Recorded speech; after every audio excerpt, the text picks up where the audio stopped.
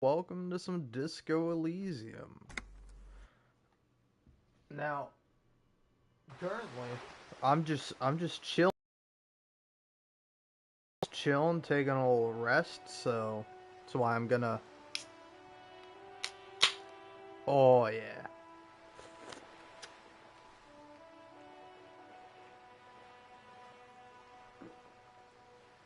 Ah. All right. Now, what should I get to doing? Wow, I have 4 skill points. This is crazy. I should maybe do a thought. Ooh, ace is high. Ooh, I kind of want that one. Hmm. Yeah. Yeah, fuck it. Let's get my caustic echo going. Power move.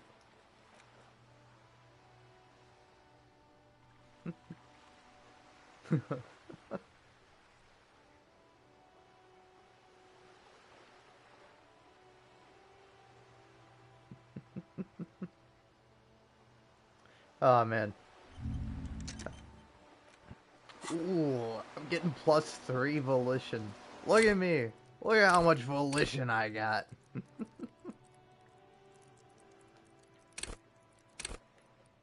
And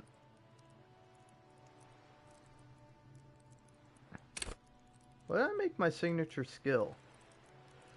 I made this, right? No. What is my... Oh, my signature skill is volition. Hmm.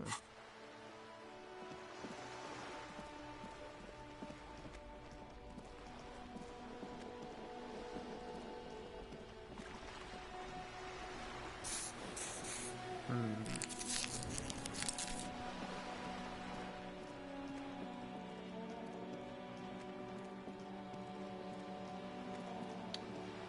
Hmm.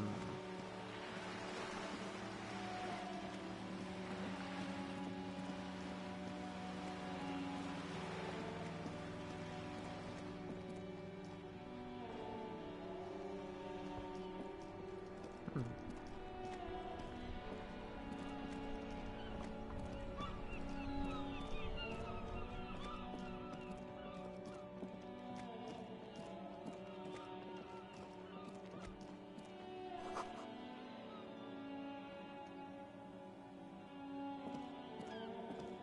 A crumpled billboard reading, Samaran butter soaks in the canal. 2 ugly lines mar the bright countenance of the blonde boy depicted. Whatever it is, the boy on the billboard seems very happy about it. Goat milk butter. The Samaran terrain makes it easier to raise goats than cows, and the local goat farmers produce high-quality meat and dairy staples that add variety to other nations' diets. Well, that's cool. It's an acquired taste. Hmm. Alright. Hmm. Sure, I'll reconstruct what Just happened some here. tasteless advertising at the bottom of a canal. No use rubbernecking now. Alright. See, okay, so kind of the main things I still need to do are, yeah, get into the harbor.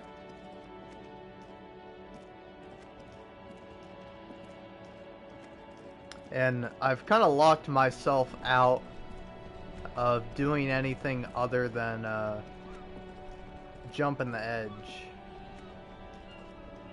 Oh wait, oh, I know what I want to do. I know what I need to do. Looking for something? Alright, let's see. No, it's an endurance. Half-light. Yeah. Alright. Let's try a little bit of half-light. Looking for something?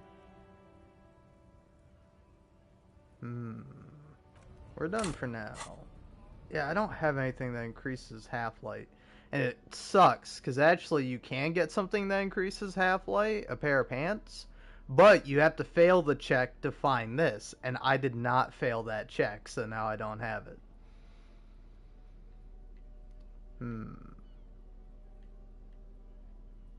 Well then. Yeah, that give me -1 half-life.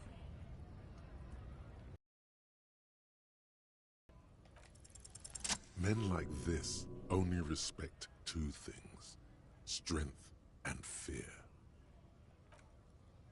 Fuck you, I told you. I'm not gonna... There. His voice grows smaller as yours.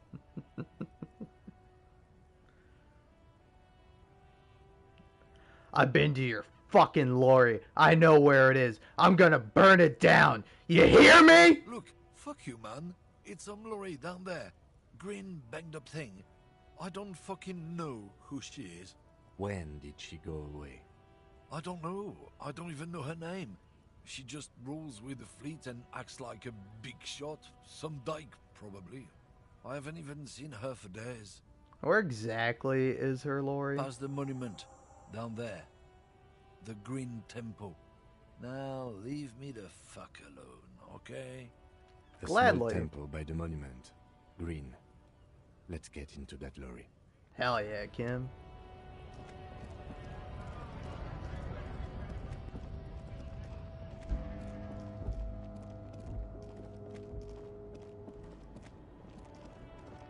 Alright. Let's go ahead. Physical instrument.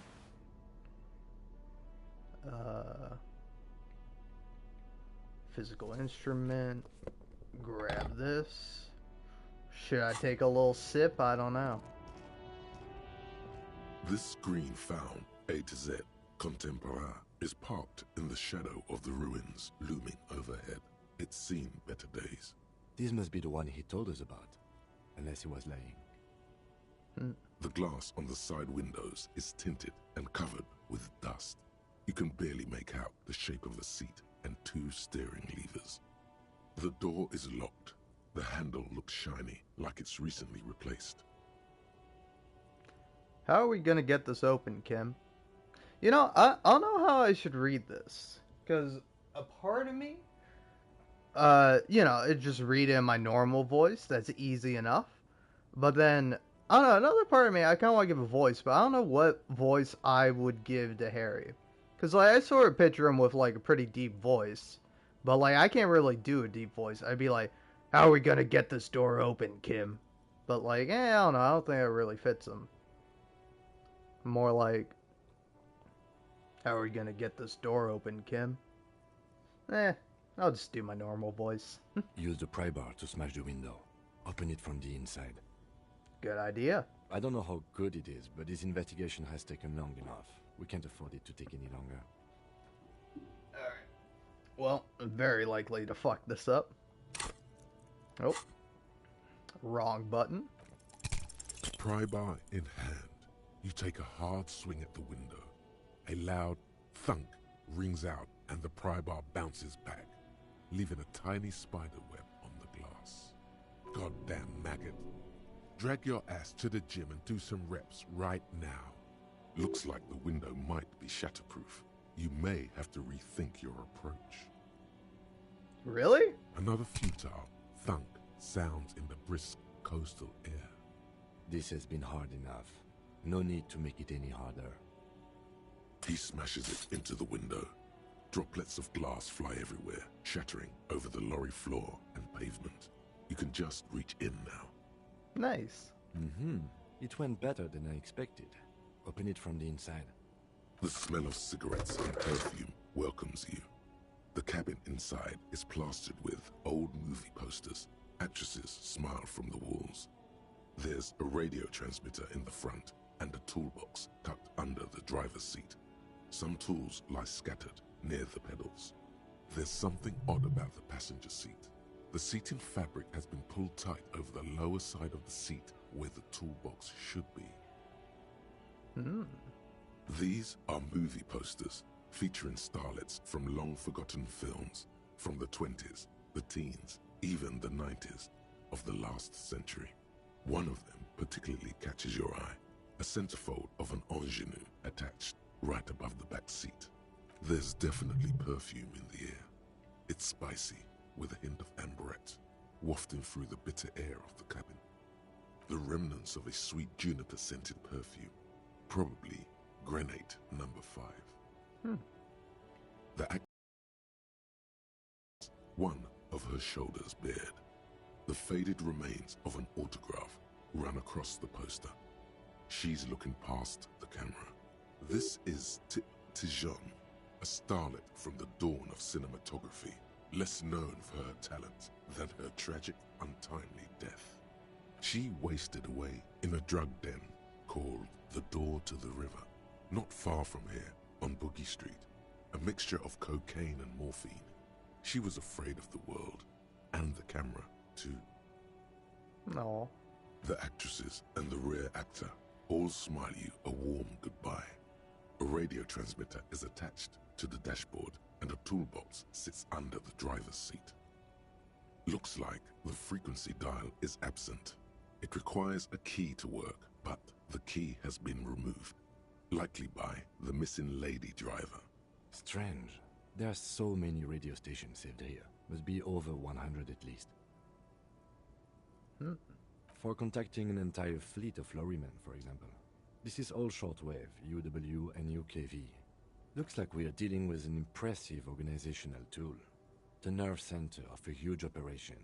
With quite a range, too. Doesn't look like it. It's completely inoperable without a dial key.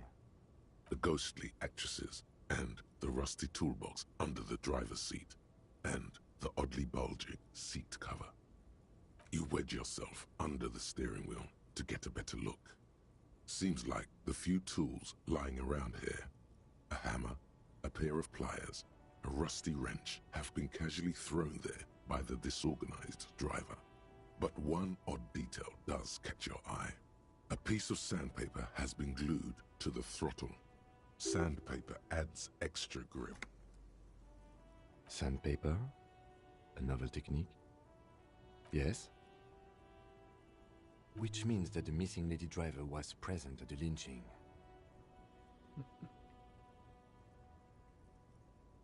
We've identified one of the footprints, but there are still 7 to go. The movie stars are still smiling from the walls. But there's something strange about the passenger seat. The radio transmitter sits on the center console, and the pull-out toolbox lies hidden under the driver's seat. Some tools lie scattered near the pedals. Man, I really like how, like, as you go through this, more and more detail begins to fill out. Voila! A stack of neatly folded papers has been stashed behind the seating fabric. You see 3 maps depicting a large metropolitan area. It's Revachol. Some of its routes and highways have been outlined with a pen. Bonne prise. This large map displays the elevated motorway called 881. The intake leading to Martinez is marked with a blue X. There's another X on the off-ramp at a place called the Old South. Toll booths at the intakes are marked with a circle. It looks like onto the elevated motorway that runs over Jamrock. And this person knows them all. Best not to disturb the scene. I'll have forensics go over the lorry and pick this up later. The stack of maps looks just like before, barely noticeable. The movie stars look silently by, and the pull-out toolbox has a rubber handle, worn from years of use. A metallic drawer slides out from the seat. It's empty, except for a folded newspaper. It's an issue of Périphérique from last Wednesday. A piece of paper falls out from its pages. It looks like an article ripped out from a radio enthusiast magazine. Complex mathematical equations explain the basics of something called the Ulan frequency system. The Ulan frequency system? I've never heard of that before. I know of FM, AM, UKV, but... The pull-out toolbox slides back into its nest. The rest is as it was. Posters, a radio, dust on the windows. You close the rusty old lorry door. Great. I think we got everything. A word, detective? Before we return to Joyce? Sure, Kim, of course. Alright, we've finished here. Let's quickly debrief and go over what we found, so we don't do it in front of the company rep. Honestly, I'm quite worried by what we've seen so far. The evidence seems to point to a rather extensive and well-organized operation. I'm especially intrigued by that radio transmitter, particularly the sheer number of stations it can connect. Looks like this alleged drug trade casts a wide net. This means it's well funded. Technology like that, a major player must be financing it. I'm not sure what the Ulan frequencies are all about, but they may hold some significance.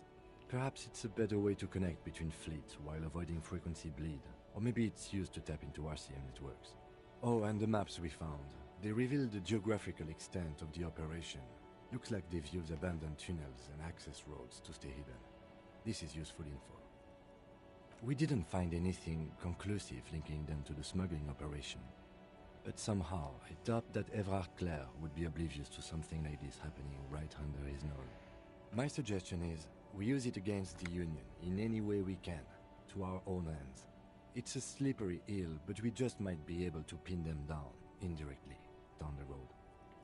As elegant as they are, I don't think they are relevant to the drug trade. Yes, well...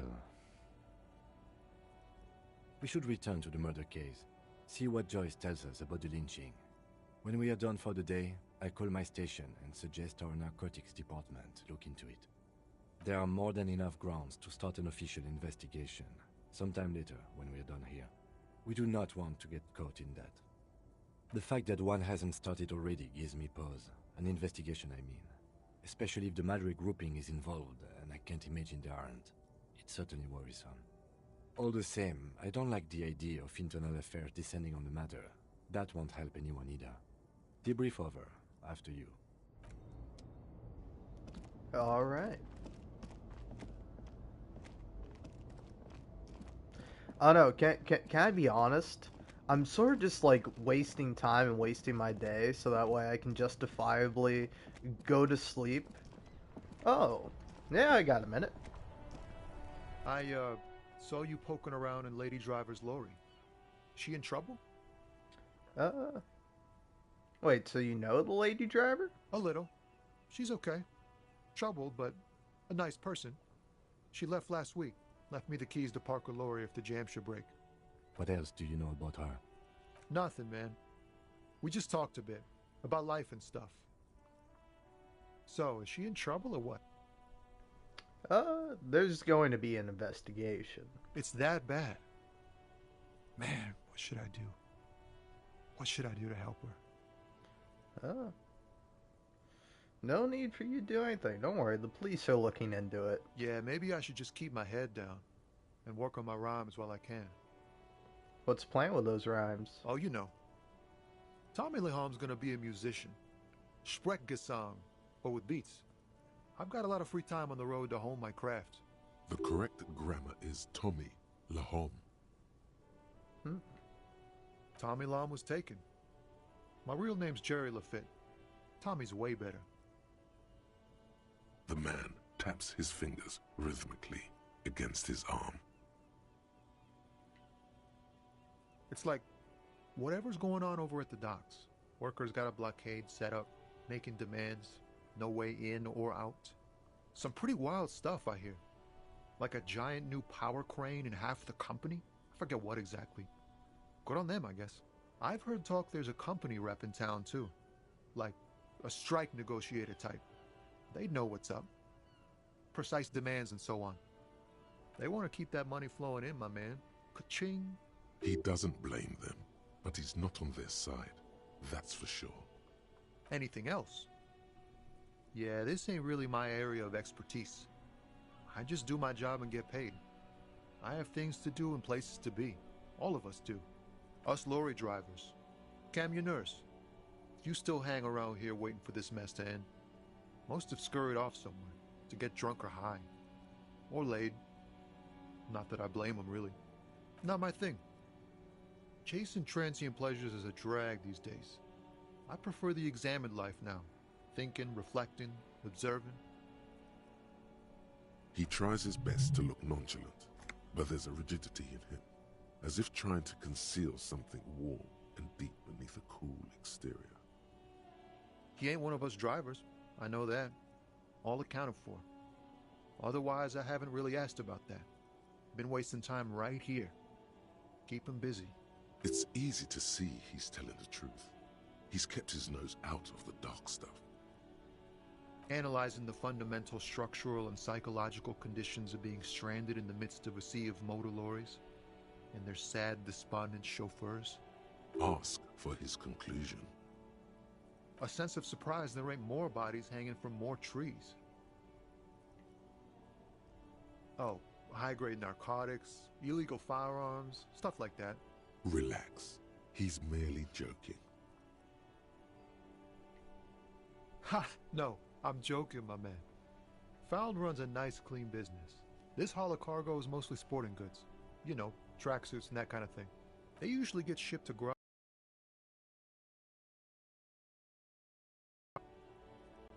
Not unless they've illegalized sports equipment while I was on the road.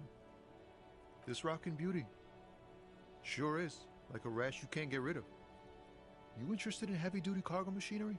A motor lorry, also called a camion, on Caillou and neighboring islands. This one looks roughed up enough to be some sort of found rust bucket. Maybe the A6? Good eye, my man. Yup, she's an old one, but reliable. Me and her spent a long time together. We're pals and all, but I can't just freely hand out the merchandise. The bosses won't be happy. The man taps his fingers rhythmically against his arm.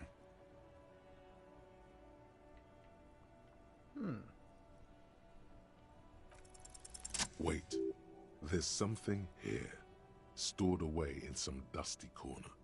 It starts like... Amir's temperature is always 0. It is ice in the veins. Its camera is an X-ray. Whoa. What else? Is a chalice held out to you in silent communion, Silent communion. That's good. where grasping you partake of a shifting identity, never your own. Dang. That's some great shit. You came up with that yourself. Or did you learn it in school? More importantly, who can prove if you did? Go with it. You deserve some acclaim.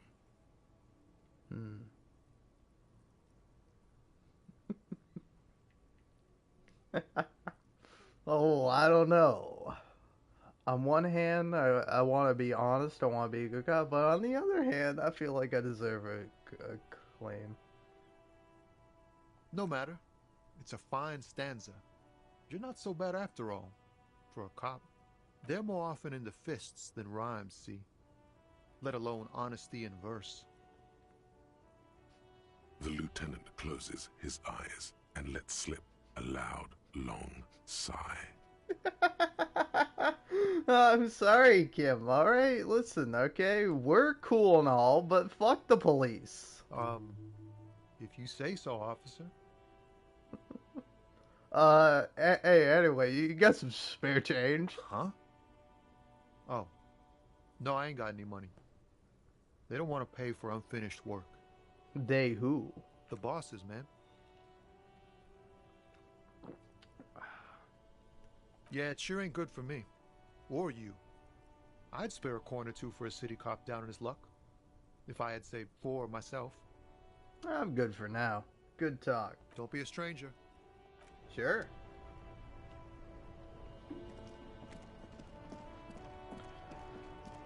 Alright. Think it's about time. Went down, talked to Joyce. Then I don't know. I think maybe the rest of my day might be filled with exploring that building, the one I just passed, the Doomed Commercial District.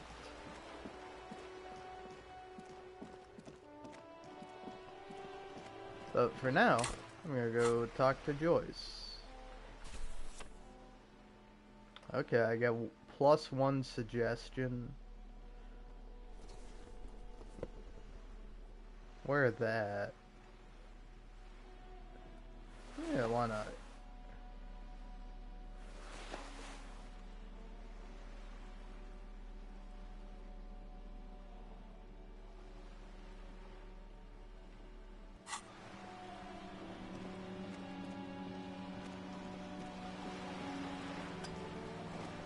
You're back.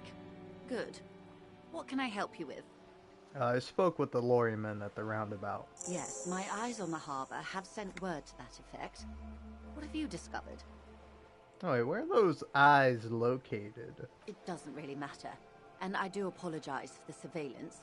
Wild Pines can't afford to be blind at a time like this. One of the tall buildings overlooking the roundabout, most likely.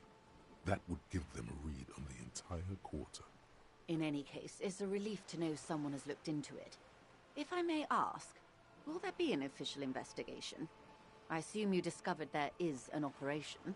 If there is an investigation, it will be part of an ongoing operation, subject to confidentiality. I'm sure you understand. Of course, detectives. In any case, you've held up your end of our arrangement. I trust you with the rest. Now it's my turn. I wouldn't normally break protocol like this, but the situation demands it. If you don't solve this murder, I'm afraid we may have a bloodbath on our hands. Yes. I'm afraid this strike may descend into a small-scale civil war, with possible consequences for all of Rivershoal West. Since you are sharing, ma'am, this is also the RCM's worst-case scenario. Then we're on the same page, as grim as it may be. I have an indirect role to play, I'm sad to say. My employer experienced a momentary lapse of faith in me. In that moment, they elected to deploy a private military contractor as an insurance measure. They called it my security detail. They were dispatched after I relayed the union's initial offer. Every worker... A member of the board. I tried to convince my employer it was simply an opening gambit, like you suggested, or a joke even. They did not appreciate the humor. Absolutely not. These mercenaries are muscle, pure and simple. They are meant to intimidate the Union into surrendering. Who are they, exactly? Crenell, an Oranese military company. As far as I know, 3 arrived in Martinez. They report to me sporadically, but they do not answer to me. To be frank, our relationship is deteriorating. They wear ceramic armor, have semi-automatic weapons, and years of combat experience. They also have trauma and stressor disorder, and no idea how to conduct themselves in an urban civilian environment. So, what happened? The story is, one of them, the Colonel, I don't know his real name, sexually assaulted a local woman while he was drunk and separated from his unit. This allowed some of the more militant Union members to subdue him. He was taken out behind the whirling in rags and lynched last Sunday night. Nothing. Mr. Clare refuses to let me into the harbor. I have not been able to discuss this matter with anyone there. The remaining 2 Crenell contractors carry out their orders, for now. It's a smokescreen. In secret, they are conducting an independent military tribunal into the lynching. Once this investigation is concluded, executions will follow. What is the nature of this so-called investigation? Whether to execute one, some, or all of the Union militants.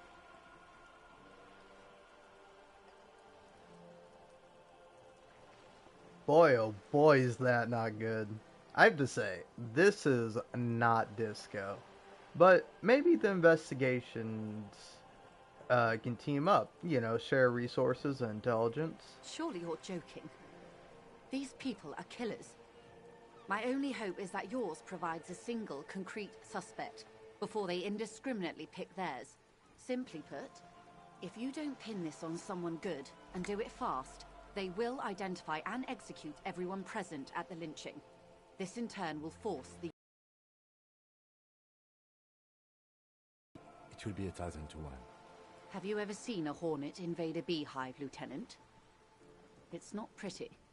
The Seraï's giant hornet, the world's second largest insect, can kill 40 honeybees a minute, while a group of 30 can decimate an entire hive of 20,000 bees in less than 4 hours. These men work in tandem using semi- and fully automatic firearms. Their armor is virtually impenetrable to muzzle-loaded weapons, even yours. Most Union workers don't have guns at all. As I said, a bloodbath.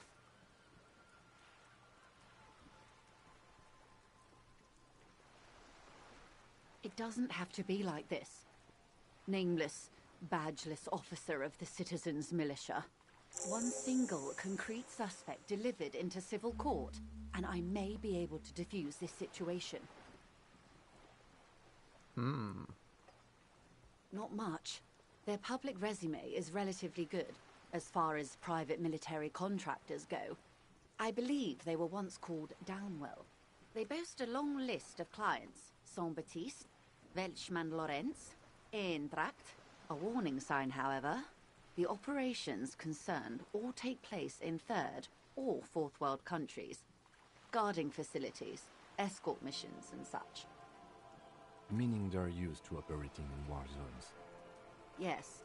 All the good conflict corridors, Supramundi, Yesut, the Seminese Islands, countries that don't have a good record reporting atrocious military conduct on their soil. Sadly, no. Before this happened, I had little interest in them. Now that I do, I don't have the resources. If you still have access to the ICP's database, you could run a better background check than I ever could. It may take some time, though. Do you know a lot about the inner workings of the RCM and the ICP, ma'am? In my line of work, it pays to do your research. I was prepared to deal with the RCM. I did not think I'd be dealing with a group like Crenel. I have. And they will. However, these orders take time to reach what is basically a rogue unit out in the field here. Until they do, it's all on us. She's being truthful. She is pressing them as hard as she can. Or he didn't. This is information passed on to me from some teenagers loitering around the canal. I cannot testify by it. The remaining contractors, their tribunal, it's what they believe. That the man was killed because he assaulted a local woman. I've asked around a bit. This seems to be the accepted story around Martinez. The lieutenant consults his notebook, his eyebrows knitted in concentration. Odd. We haven't heard any reports about an assault in connection with the lynching. Where did it take place? And when? Last Sunday night, at the Whirling in Rags, the hostel by the gates. Supposedly, the colonel was drunk, maybe on narcotics too. Either way, he's alleged to have sexually assaulted a woman. Sometime later, a group of dock workers got their hands on him. That's a good question, officer. I don't have the slightest idea. As I said, it's a rumor about a rumor. In any case, it's what the colonel's remaining colleagues believe. If you mean did I see him alive, yes. But I did not know him. Lely, his service name, a nom de guerre, most likely. He wouldn't divulge his full name. Only one of them did. A bad sign if there ever was one. One is a man, Corty, they call him, a nickname as well. The other a woman, Phyllis DePaul. Corty is the gunner, I believe. DePaul is a radio operator. What would you say was his eye color, the deceased's? She closes her eyes, trying to picture the man's face, then shakes her head. I can't remember. The lieutenant was testing her, asking a small detail first to see if she knew him better than she let on. She passed. That's all right, then. Anything else? Nationality? What would you say was his age? He was 40. Or 50. It's hard to say which. He had a combat injury on his lower jaw. It made it difficult to estimate his age, or gauge his facial expressions. Indeed. This matches the dental reconstruction we saw on the body. What else? Nationality? Accent? He was, Occidental, I think. Light brown hair, a mixed accent, Oranese, or Messinian, maybe. His injury gave him an accent all his own. In a way, it was humanizing. He had to learn to speak through it. Through the injury. That's all I know, I guess. I only met him once. They've gone to ground, as it were. I don't recommend seeking them out. For one, they're almost certainly armed to the teeth. They don't have the same respect for the Revachol citizens' militia as I do. To put it bluntly, they think you're vigilantes. Ghetto savages. It will not be a fruitful meeting. You're likely to run into them eventually. When that happens, I'll be in a better position to mediate if I don't appear involved. One is obviously the scab leader at the harbor gates. The one chanting the idiotic slogans. He's barely maintaining his disguise. The other has a vantage point in a building south of the roundabout. They were keeping tabs on you while you were canvassing the lorry drivers. That would afford a good vantage point. In any case, it's practically inaccessible. Where is your radio for contacting them, if I may ask? Do you have an earpiece? Heavens no. I'm not an undercover agent. There's a short wave at the ship's wheel. That may be so. I still hope you heed my advice. There's no need to kick the hornet's nest. For all your talk of averting this catastrophe, the situation at the gate is a powder keg. Does this not bother you? Of course it bothers me, Lieutenant. But my hands are tied. How would my employer react if it appeared I were intervening on behalf of the Union? Your concern may be appearances. Ours is keeping the peace. I hope I can answer it better. Until the executions start? Truthfully, I don't know. It depends on their progress identifying the members of the lynch mob, and their impatience. They don't report their progress to you? Not on this matter. I'm afraid they consider this a personal initiative. It's a matter of days, not weeks. I am sorry to have been the bearer of bad news. If there is anything else I can help you with, please ask. Of course. Excuse my hesitation before. For about half a minute, in silence. It was taken with a trigette not long ago. This is the man's upper body. There were no more markings on his hands or legs. Her mouth is relaxed. The accordion lines near her mouth vanish. The pearls of her eyes move slowly on the photo's surface. Sorry. I was trying to see if I can read the web of interdependencies between these points. The stars. I can't. But that's how you read this story. The points themselves don't have letters, numbers, anything. Their size, location on the body, and distance from each other tells you what they represent. Close. Port cities. This is an Oronese map of the waterways, a sailor's tattoo worn by wayfarers of the Dolorian century. Over 300 years ago, the sailors would mark their bodies to map their travels. The sailor's soul would use it to fly back home if they should die abroad. This is a sort of contraption to be reeled back in by. The silver cord, they would call it. Quite a few. Vredefort, the Oronese capital, traditionally stands on the right shoulder. He started somewhere near here, I think. What next? Then he made his way to the Pretto Grande, through what I think must be the Stutz Canal, an artificial channel through the Occident. From the Pretto, he sailed to the Insulindic Ocean, first the Semines Islands, then this, Revachol. Those are the two constants, Vredefort on the shoulder, and Revachol in the heart. They started the tradition of these maps right after the discovery of Insulinde, at the dawn of the Inter-Islary Age. The old world passing by, and the new world already here.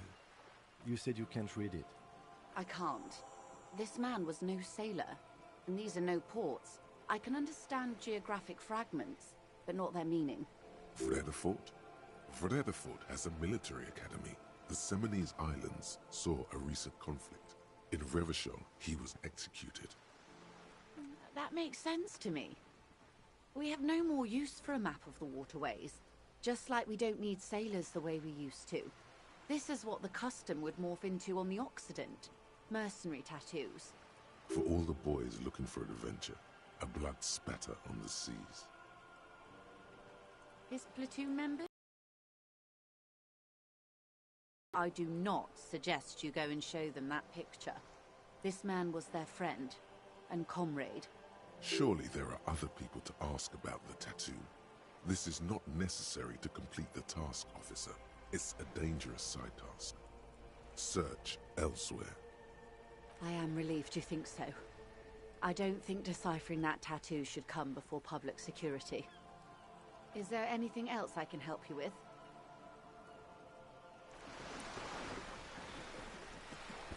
Man, I always love talking to Joyce.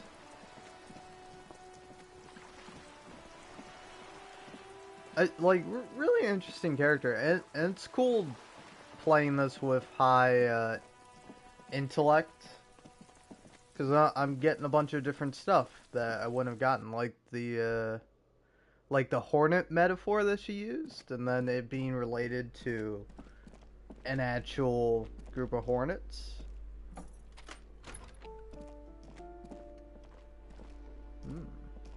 Something here. That's in the other room. I'm not supposed to be seeing that. The aging alcoholic is still there, breathing. The air in the room is stale. Is this Kuno's father? Well, judging by the color of his hair, I would say yes, it is. The lieutenant's right. The man's unwashed hair bears a familiar ginger tone. Even the hair on his chest is coppery. The light from the window falls into his half-open eyes. I think he's still quite bad. I mean, what he has come to. This man won't be feeding his family anytime soon. Not that he was, but at least he won't be beating his son. A pair of half-open bug eyes is staring back at you from the dark, empty, and frozen. It's clear that the person behind them is not awake. Can't you tell? It happens to exceptionally committed substance abusers. They fall asleep with their eyelids still open. Not a pretty sight.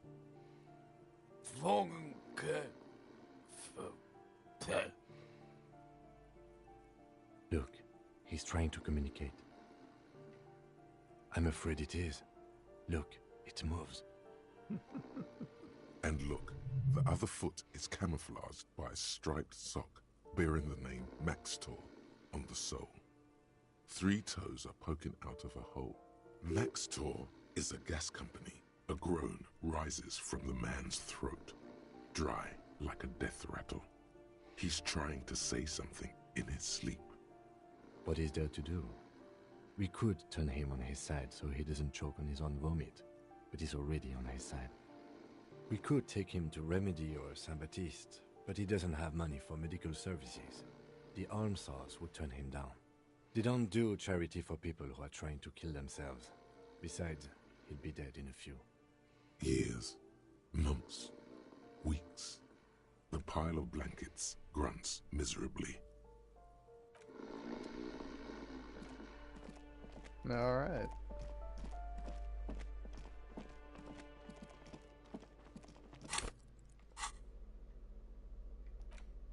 Now, for this next task, I'm gonna need this.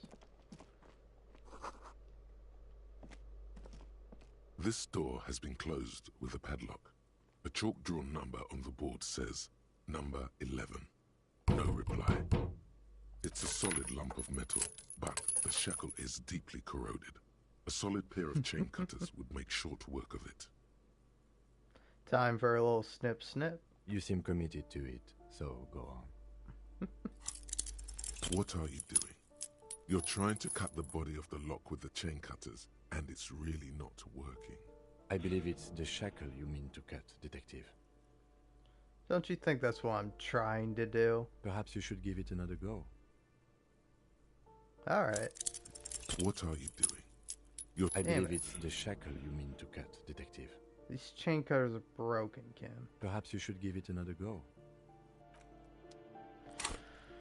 Alright, you know what? Good excuse to level up my interfacing. I'm gonna need that.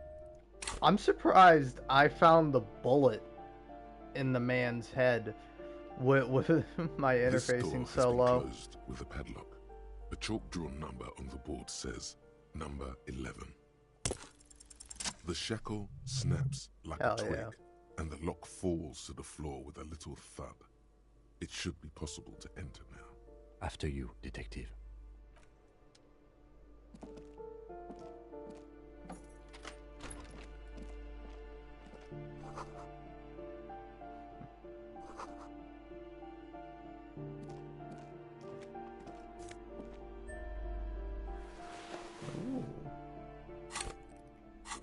What did I just pick up? Hey, one more conceptualization. And then... Oh.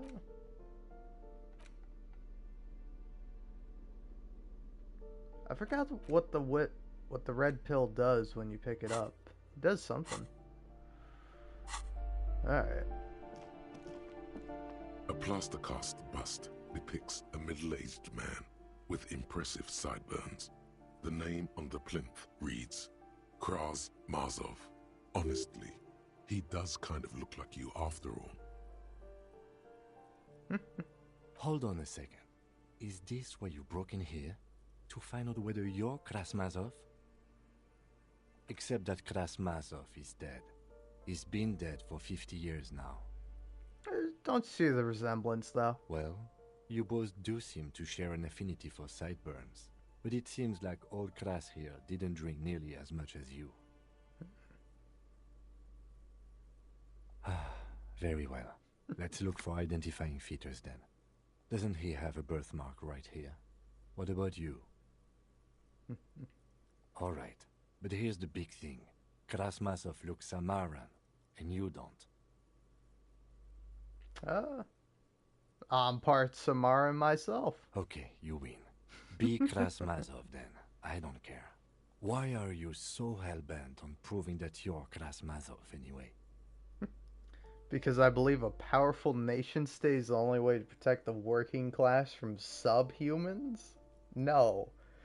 Because actually, he wanted stability and incremental progress, and so do I. Because he was he was totally a gangster and a bank robber who went for all the cash in the world. That's me. Because I'm a communard. Alright, Kras.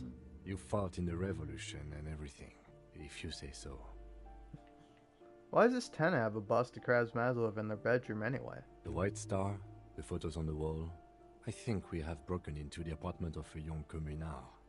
How fitting. Whoever lives here definitely shares your enthusiasm. There aren't many communists around, not after the revolution. Some youth still keep the ideology going, it seems. Alright. Ooh. Oh, come on. Killing me here.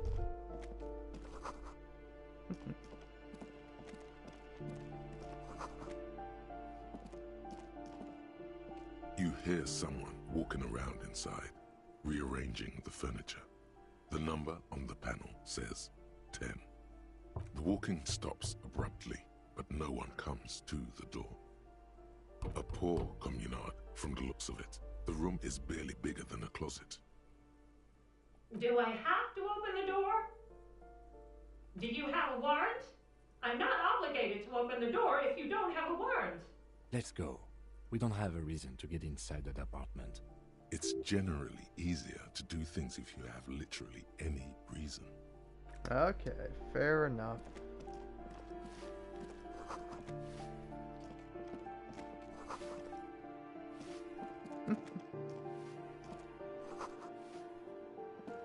Don't take me laughing at that as any kind of endorsement, okay? It's just funny seeing rich people getting firing squads. It's funny.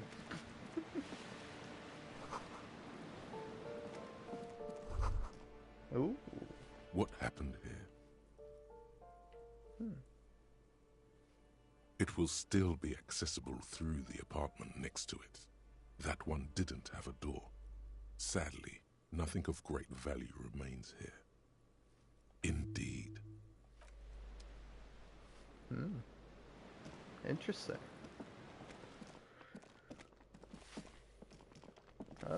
Let's talk to you again. Give me a moment. Ask away, policeman. The hell am I supposed to know? Another nut job, I assume. Some lunatic lost his mind. All kinds of morons pass through these halls. People come and go. I don't keep an eye on everyone. They probably just moved or died. Hopefully somewhere else. No one lives there. It's been empty for months. Impossible. I would know if someone had moved in there. Maybe it's those countercultural people again, breaking into a house like it's a public space. You're a policeman. Be good and take a look, will you? Oh, hell yeah. Great. Young people. They're worse than rats. You know, always littering the hallways with trinkets and empty beer cans. Oh, that one is a scientist, a future scholar. I think he studies astrology at the community college. Education's good. I always tell them to study. Something to do with all those stars around his door. He asked me to leave his drawings up on the wall.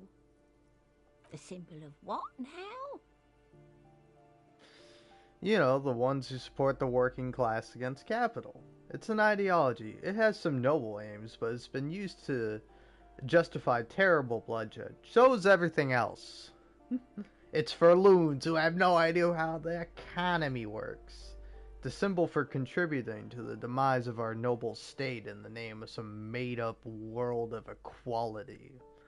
Communism. It's a political ideology. You know, the ones who support the working class against capital. Huh. I thought Revachol was the capital. I don't want to talk about Deweeters.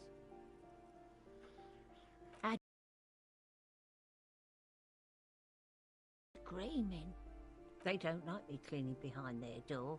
Think I'm listening in on their fights. It was dirtier there, after the janitor's closet. She avoids the end of the hallway. We saw unpaid utility bills. Aren't they going to be evicted? No one likes them in this building. It's only because of the kids they haven't been thrown out. I don't like talking about those people. The artiste? Nothing I can do about her, I'm afraid. She ruins the walls faster than I can clean them. Still, she leaves an old lady to her business. More than I can say for others. She mumbles some kind of a response, then hacks something into her handkerchief. Well, I'm off. Gonna go talk to you now. You hear someone walking around inside, rearranging the furniture. The number on the panel says 10. Excuse me? Of course not. You have plenty of reason to enter. Oh, come on. Well, that was easy. That was smart.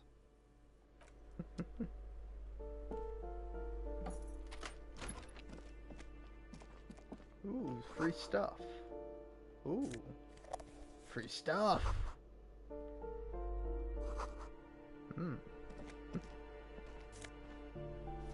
Nice shoes. Satisfied? My name is Marielle Charpentier, and I'm an agent with Martinez Realty Associates. I am not breaking in, as I have every right to be here. The keys, see? Boy, there are a lot of different keys there. More than 20 at least. Do you want to see my ID as well? You can't legally ask for it, but why not? Want to see my residence permit too? I don't need your idea. I just need to ask you some questions. Very well, but please make it quick. I need to be back in La Delta in an hour. What are you doing here? I need to get it ready for the next lease, but as you can see, the previous tenant completely trashed the place. I fucked shit up too. Reprehensible. Who lived here? It was some kind of a moribund old man who used to be a business owner. You'd think they'd make rent. A sudden serious look crosses her face. This story didn't have a happy ending. But that was months ago. Anyway, was there anything you wanted, or is that it? I'm in a hurry. Who lived in the foreclosed apartment down the hallway? Oh, that's another huge mess. The former tenant owes us 3 months of rent. 3. We closed the apartment and planned on auctioning off the valuables, but... And again, I have no idea how stupid mistakes like this can even happen. But Ron, when he came to close the door, didn't close the neighboring door. And there's a hole in the wall. A hole in the wall. Can you believe it? And then the tenant ran off with his stuff. He's gone. The money's gone. Just like that. The sum must have been puny. These apartments are perfectly fine. They have gorgeous architecture, a million-real view of the bay, good ventilation, neighbors, life, spark, and they are affordable. I'll tell you, Martinez has a future. In a few years, it's going to blossom with artists and creatives and those radio computer wizards. The radio computer wizards are invested with magical economic powers. Well, it does not disappear from my hands. No, I don't let it. Don't ask me what happened with the wall. I have no idea how we're going to find the time or resources to fix it. Both apartments are now unrentable. Both. Of course.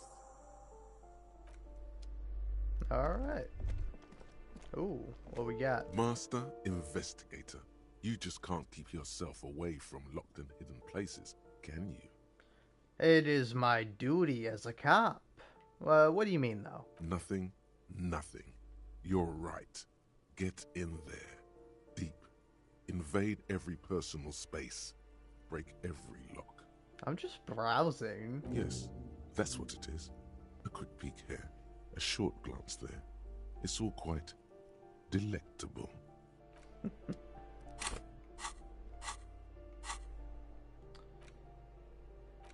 Now let's see. What else do I have? Aces High, Rigorous Self-Critique, the Jamrock Shuffle. By now it's clear you like to look inside containers. You like to open doors and see what's behind them. Maybe secrets, maybe more juicy containers.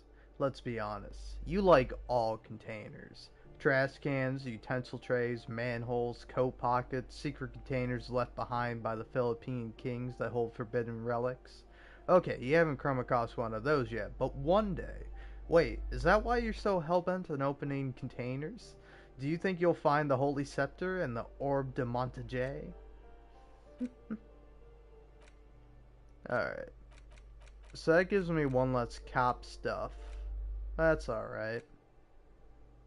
The suicide of Maz Krasov. There's something you can't get out of your head. Krasmazov, the father of scientific communism, the premier of the Communist Party, of Shest and Grad during the anti-Sentinel Revolution, head of the 11-day government, sideburn-toting, bearded figure of the movement, shot himself in the mouth and died? One day in his cabinet, as things were collapsing around him, just gave up? That's not good propaganda, is it? Be a communist. Shoot yourself in the mouth. Something about this irks you. Alright. Yeah, unlock that. But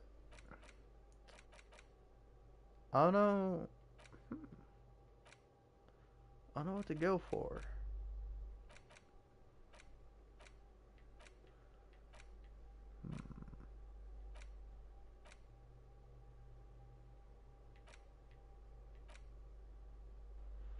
I think I should do this one for now. Alright, I'm communist, baby. Can't stop me. There's no change in me.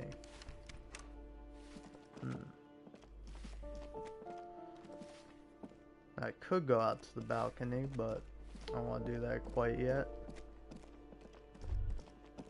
Oh, what's up? That isn't just a five-pointed star. It's an inverted white pentagram cradled in a wreath of antlers, the iconography of communism, in other words.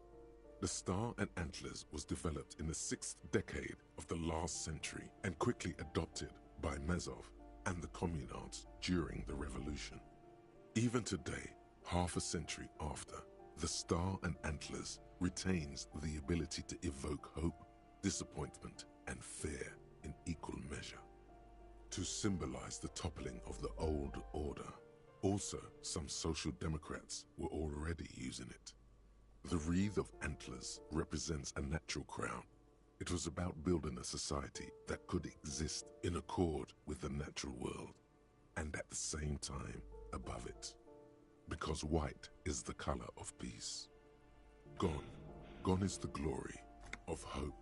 Only the scribblings of impoverished students remain in dirty hallways. You are the big communism builder now. It's you or no one. All right.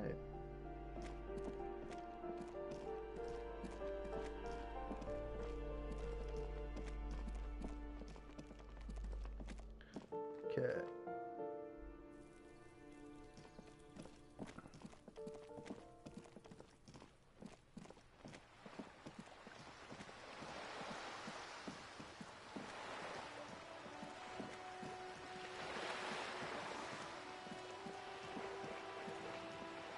Alright, I've got a plan.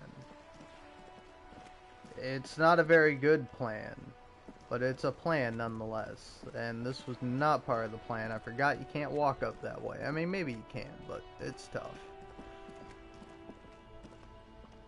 Oop.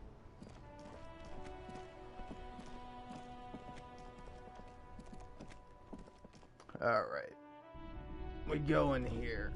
We, open this up. Go ahead, equip that.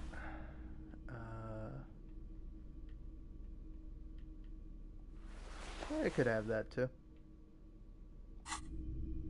Alright. Now, holy shit, that's loud. Where is electrochemistry?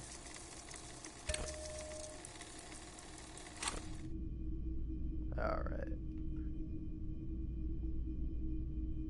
Hello again. How can I help you?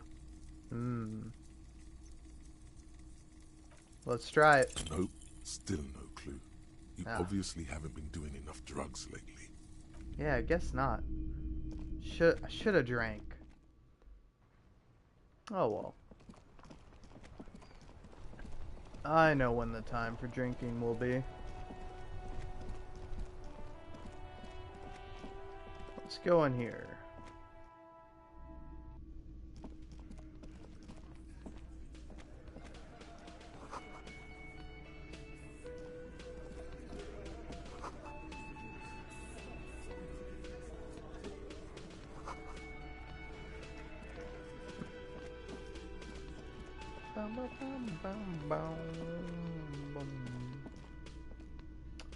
Let's see here.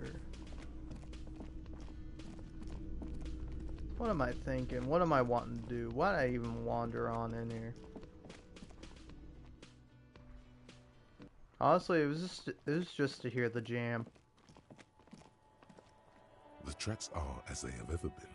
A bit more worn, perhaps. Fortunately, the street sweeper still hasn't noticed their presence. Okay.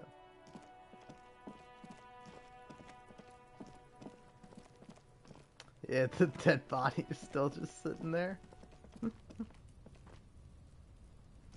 Listen, I want the boots. I need them. They'll protect me.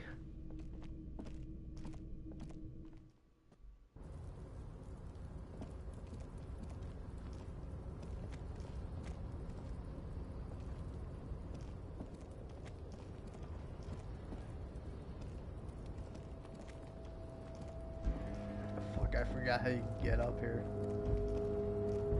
Oh, there we go.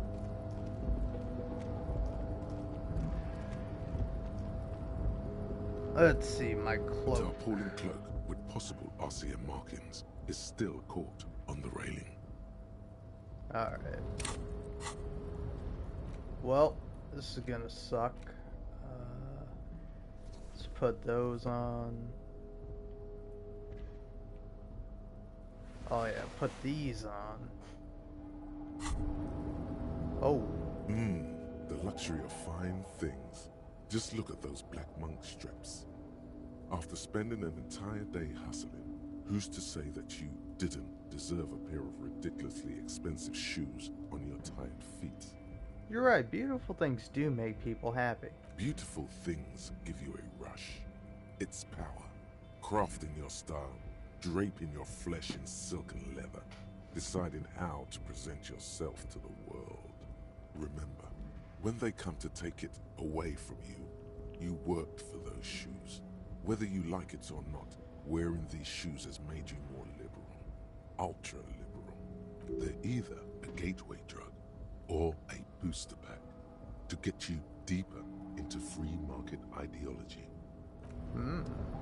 I see. A tarpaulin cloak with possible RCM markings is still caught on the railing. Damn.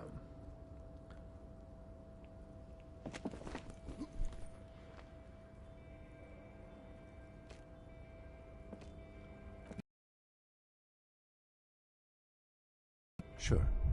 Just be careful, okay? Looks like... Yeah, I got it. Okay. Alright. Drastic times, they call for drastic measures.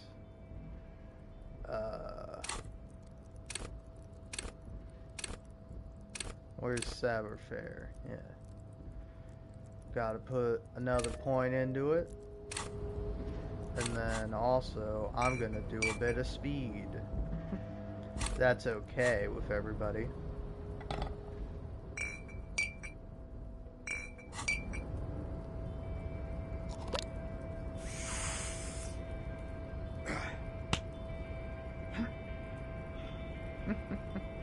Kim is face palming me over there. It's fine, we're fine. Tarpaulin cloak with possible RCM markings is still caught on the railing. Okay, I got it this time. As you leap in the air, a chilly breeze engulfs you, sharpening your senses. Ankles tingling from the tension, blood roaring in your ears. You are ready for your rendezvous with the concrete pavement below. As the concrete floor welcomes you, you realize it's been a while since you felt so alive. Alert, capable. Must be the adrenaline. And the speed I just took. Hell yeah. My climbing might not have been as disco as your jump, but can we still get an ace's high? With your feet firmly planted on the concrete, the noise of the harbor rushes back in. Nice. Yes? Alright. Let's grab my cloak. Alright, let's put this baby back on. Oh yeah. Okay, I'm here to investigate. Oh, and also, while I'm here, get some bottles, so that way I can get a little bit of money.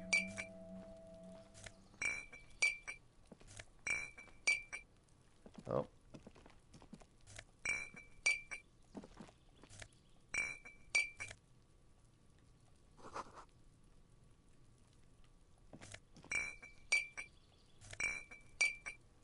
Kimmy, you're kind of in my way. I'm trying to collect all the bottles.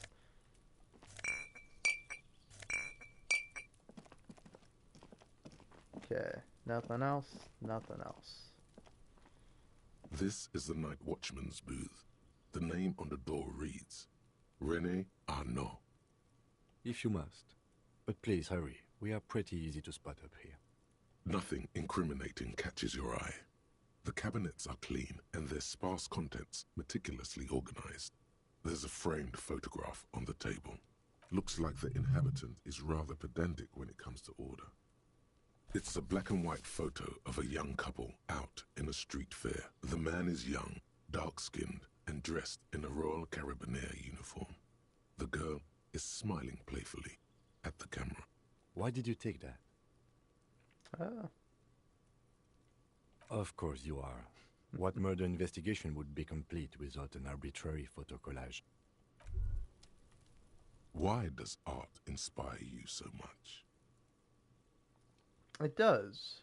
It does, yes. But what is art? Excellent question. Art is a diverse range of visual, literary, auditory, and performative creativity.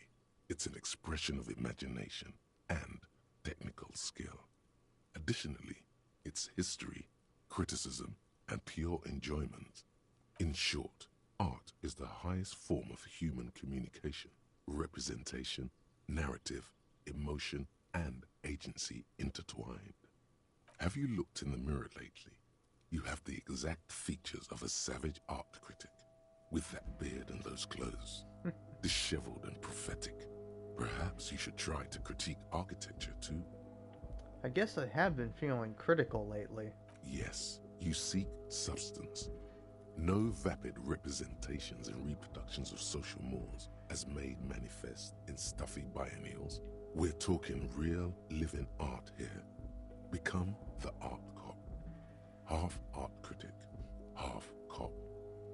Wait, but if I don't have 100% cop to get all the case finished and all that... Quit being so indecisive. What are you going for here? Some kind of indecisive and camp aesthetic now? Strike a bold shape here. Go art or go home. Alright. Exactly. It's not only your duty to only catch the criminals off the street. You must also apprehend criminals of the printing press and the gallery, the trite and derivative artists and writers of the world. Go ahead and provide savage criticisms, art cop. The world is yours to rip to pieces and reassemble. Alright.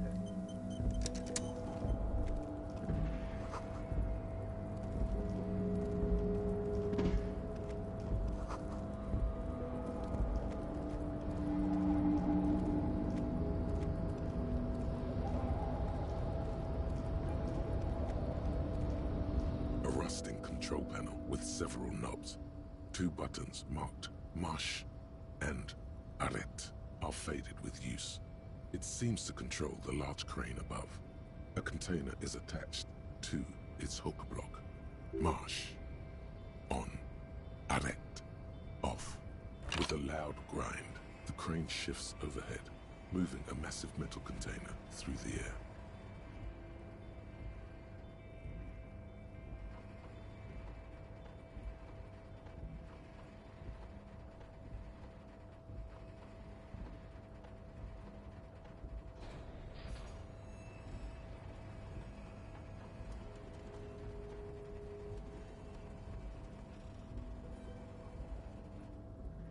Cool. And, with a surprisingly quiet thunk, the crane places the container down. The harbor sleeps as the strike rages in the distance. The crane can rest again, now that its purpose has been fulfilled. Moving this container, of course. For this purpose it was built. For this purpose it has acted. And now it will rest. I can't see how that was worth the wreckers. Except for seeing the crane in action, which I admit was satisfying. The crane does not return to its original position. It does not move at all. Alright.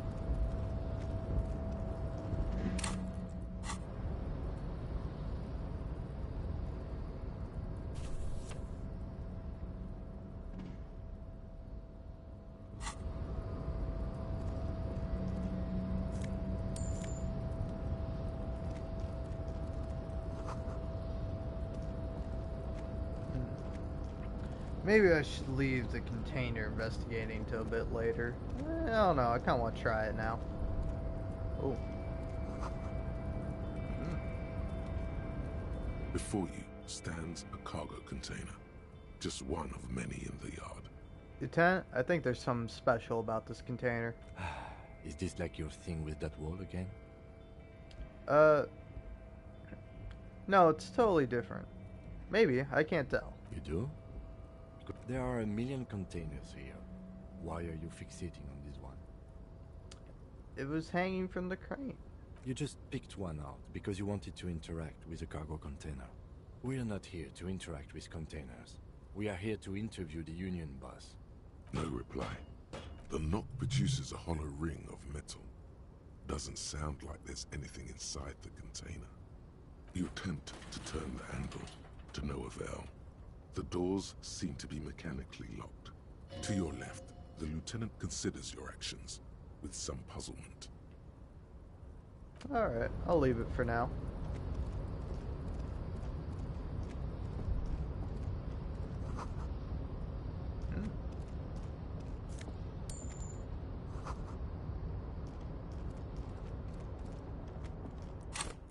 Oh, gotta open up the container.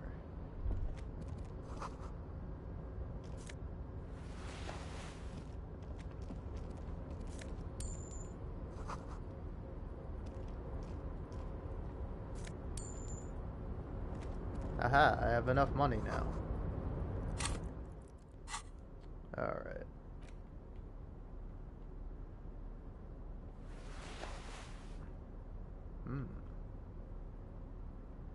Yeah, let's go with that. Go with that.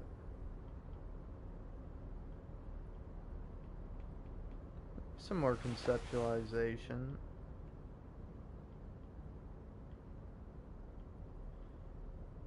And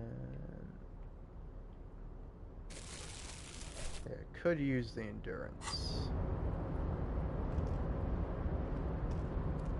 Container, container, I'll turn you nice and red. Container, container, put the logos on. The lyrics to this container song are being made up as he goes along.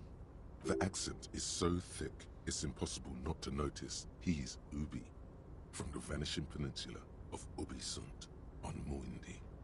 Container, container, used to be Wild Pines. Container, container, now belongs to Everard. Everard, Everard, Everard, he looks after everyone. Huh? Well, hey there. How can I help you, mister? The look in his deep blue eyes is as sincere as you've ever seen. Kind of makes you feel like an arsehole for no apparent reason. I see you are not a union man, mister. Did you get lost?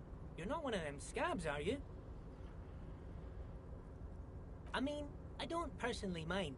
Folks is just folks, you know, and folks gotta eat. Just some of the other guys don't look too kindly on the scabbing kind, if you know what I mean, mister. Oh, that one. That should be empty as far as I know. Lots of containers here have nothing in them. They're just waiting to be loaded up. Told you. Yes, yes. Everybody needs a job, and this is mine. I'm Leonard, by the way. Leonard Bellick.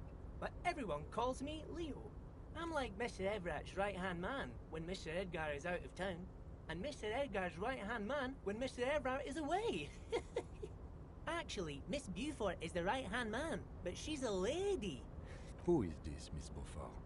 A real pretty lady with a skin like those douce sucre candy bars my missus likes so much. Them are real nice to suckle on once the dinner is done and me and the missus sit down besides the radio. That's great, Leo. I wasn't hoping to hear what you like to suckle on, but I'm glad you told me. But I can't listen to the radio all the time. There's so much to do around here, and I'm always busy keeping things running here. Yes, I am. Yes, I am. Stay on this Miss Beaufort topic. Oh, Lizzie, she is a real sharp tool. Mr. Everett put her through some fancy school and everything, east of the river. 4 years she was gone, and when she came back, she was all fancy and lawyerly. He respects that word. That's obvious. But she's a real nice girl. Grew up in this here neighborhood. Knows everybody and gets along with everyone. Real pillar of the community one day, I'm sure. For a fraction of a second, there's sadness in his eyes. If me missus and me was to have a child, I'd be real happy if she turned out like her. But she can't have kids. Dr. Lemaitre said so, and she knows about such things. Been a doctor for almost 50 years she has. So Everett trained a lawyer named Miss Beaufort. Interesting. Yes, this place really seems to run like clockwork. Keep it up, Leo. Well, thanks a lot. Coming from you, it means a lot, really. Sometimes I feel some of the guys don't really get how much I bust my ass for them here. But you guys are alright. The white rectangle on your clothes might not mean an awful lot in Martinez, but the recognition from an authority figure made Leo's day. No. What are you doing with the containers? Oh, I'm just making some covers for them containers here. Yes, I am. Yes, I am. So it's easier for the crane operators to spot them. What's going on here? The containers in the yard are green in Wild Pine's livery, and the mountains rising behind Leo is all red in Union colors. It's like some red infection was spreading outwards from the container yard's core. There appear to be cisterns underneath the Union container covers. Yes, they are hiding it from the inside. All the red containers have the Debarders Union logo on them. No, not really. Mr. Everett doesn't tell me all the big things. Says I go and tell them to everyone. Oh, I don't know, mister. They say it's some chemicals. Most of them have labels on them, I think. Oh, no trouble at all, mister. No trouble at all. Oh, most of the guys are down at the gates, keeping the scabs from coming in. We're on a strike. The whole union is. You don't have to work when you're on strike. Ha! We haven't worked for 2 months now. So no one is working? Not everyone is down there, of course. Mr. Everard is in his office, where he always is. And Jean-Luc is guarding the gate.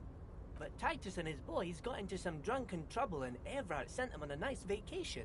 For a week or so. Oh, I'm not really supposed to talk about that. That's union business. Him and his boys stirred up something in town. Probably drank too much and got into a fight or something. I heard Mr. Everett telling them to take some time off. I guess the boys got a bit too rowdy and had to let out some steam. I don't really know the details. That's just how boys are, you know. I haven't been in a fight since I was in middle school. Easy, Leo. Let's keep this on the hearties. Look at him. It's not going to be anything useful anyway. Don't fight it. Better to go with the flow. I remember I was the runt of the class. The bigger boys always used to pick on me. You see, I had a bit of a temper back in the day. Flew off the handle like nobody's business. But Mr. Everett and his brother always came to help. Once they beat old Noel Becker so bad he needed stitches on his head. Noel never started another fight with anyone after this. Mr. Everett and Mr. Edgar are real nice guys, mister. You should go talk to Mr. Everett. I'm sure you'll be good friends. He's friends with everyone around here. You're never getting anything useful out of him. It's good enough you found out Everard has a brother called Edgar, and he helped Leo. Okay. Oh, you want Mr. Everett then? He's an awfully nice fellow, he is. Him and his brother are both nice fellows. They've lived their entire lives in this here neighborhood.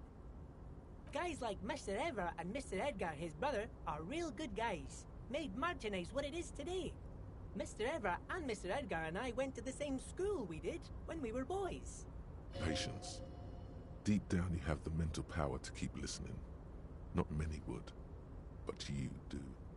Had an arithmetics teacher, Miss Bellows.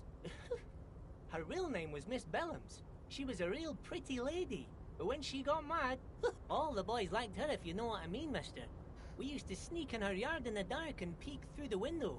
One time we saw Miss Bellows with a fellow. Yes, we did.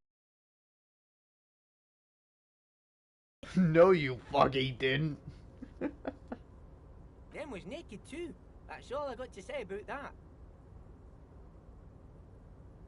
Thank you. Almost forgot. Mr. Everett is in that container over there. I got distracted telling the story, but he's in there. Bye-bye now. Wow.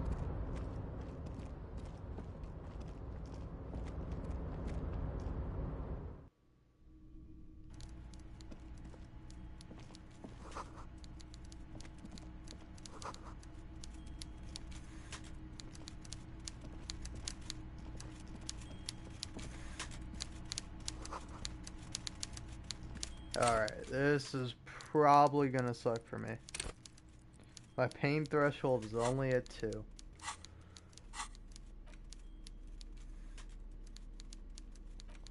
Alright, let's go ahead.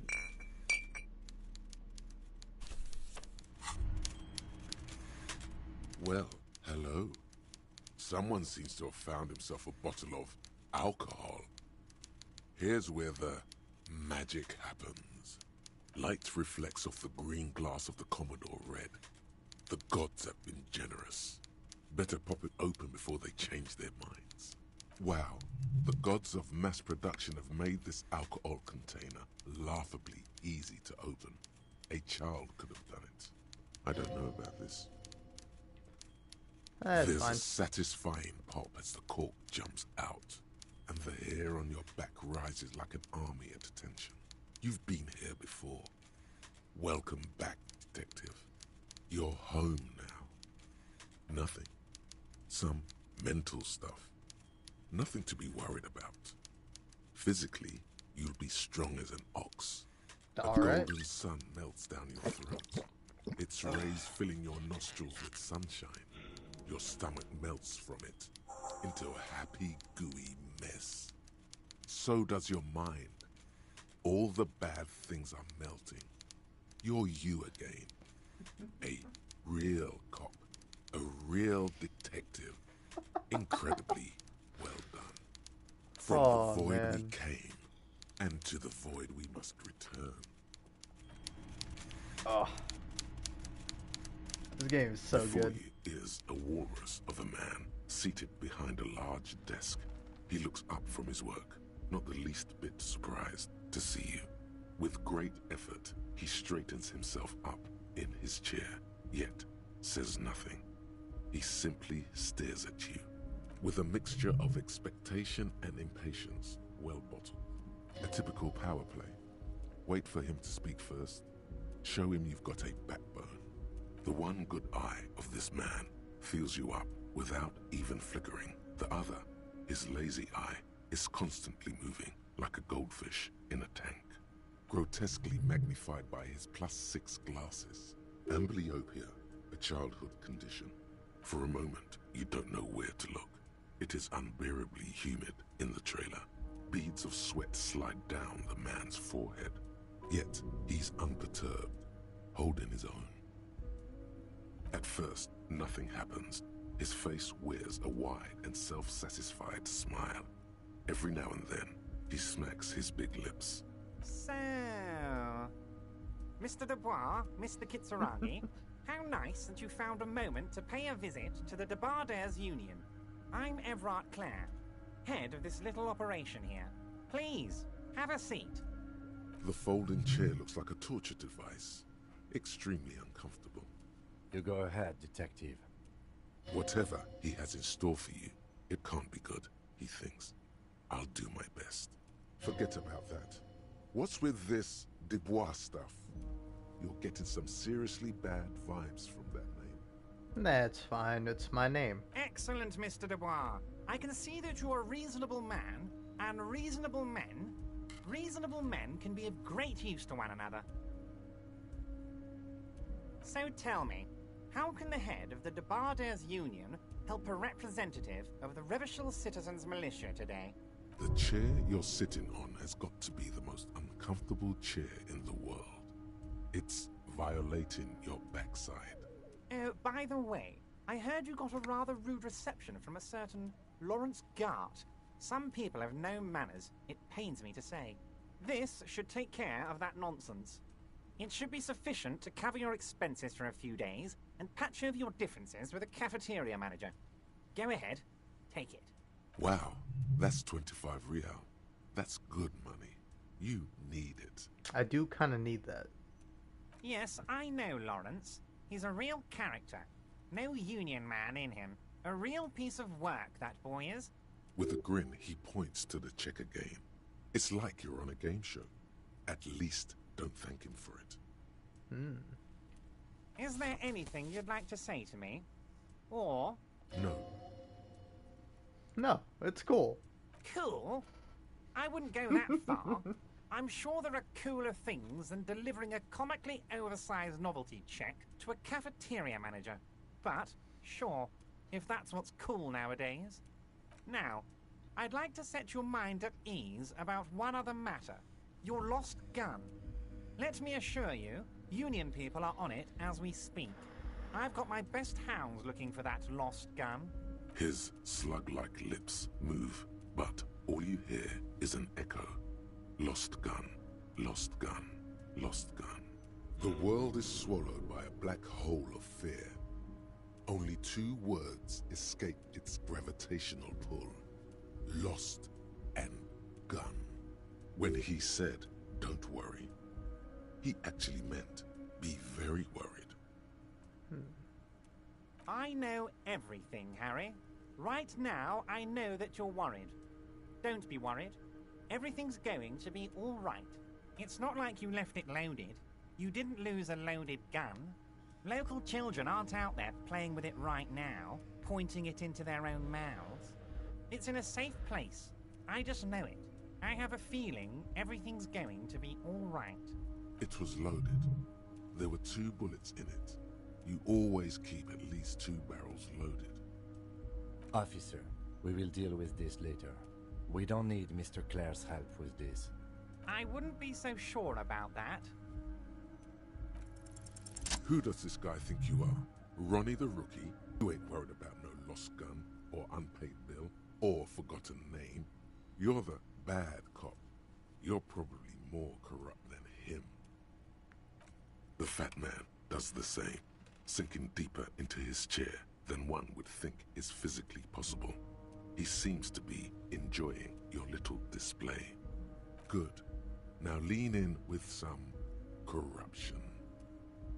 That we do, Harry. Let them say what they will about you and me. We're both born fighters.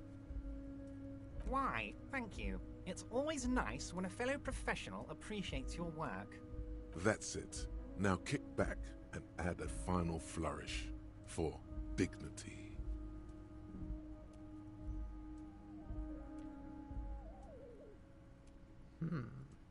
You strike me as a reasonable man, Harry. I like that in a law man.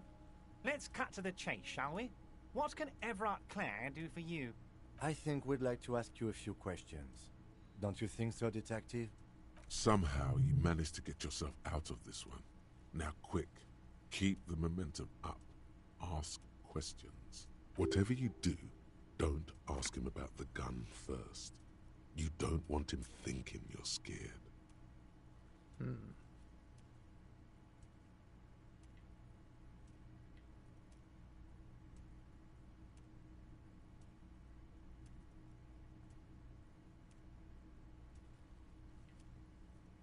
Oh, of course.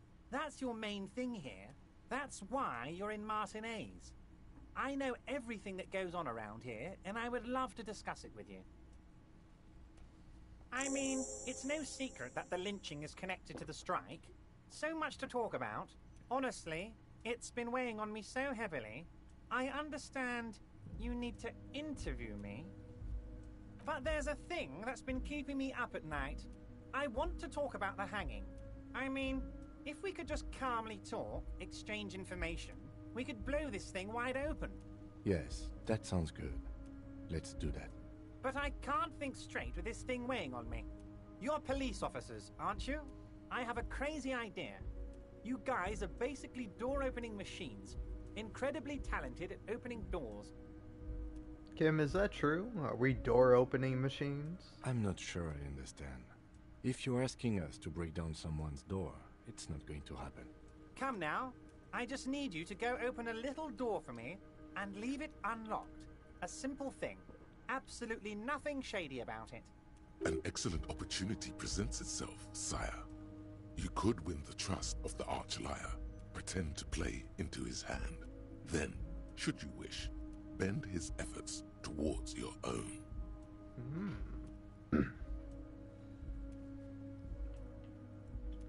I'll just open it yourself. Harry, I'm a very busy man, and more importantly, I don't have that extraordinary physique you do. You look like you could run around all day. You want to send someone a message that the police are working for you. I repeat, I'm a very, very busy man, Mr. Kitsuragi, and therefore I must occasionally enlist outside help. So, oh, no one's. It's just a weasel. A weasel lives there. Nothing for you to worry about. A loud blabbering weasel. When weasels feel no one is watching, they start acting foolishly. Just go there, unlock the door, and leave it open. It's been such a burden on me, Harry. I just want this to be over so I can discuss business with you. Harry, my dear friend, I am what people call a local bigwig. I know everything that goes on in Martinez. Damn it, fine. Fantastic, my friend. Just let me know when it's done and we can take our friendship to the next level. You can get the key from Manana. He's down by the gates. Manana's like a free agent in the Union. Special operations. Hardened socialist. A real free thinker, too. He'll tell you precisely where the door is. One last thing, Harry. Just open the door. You don't need to go in or anything. I just want that weasel to come home and see the unlocked door.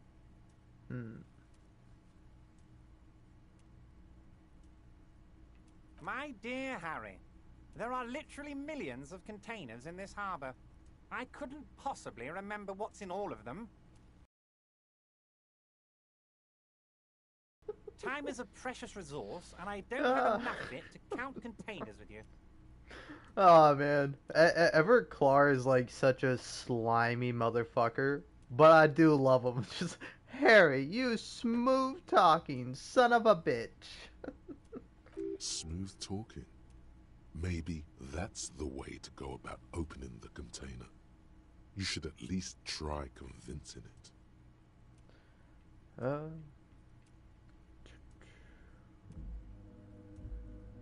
Aren't you gonna ask me how I got in? Harry, honestly, I'm just relieved you didn't get a hernia.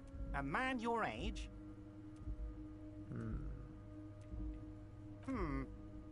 You did look like you were gonna collapse and die when I told you about your lost gam. Anyway, I assure you, I am a very well-informed man. Information reaches me before I even get the chance to request it.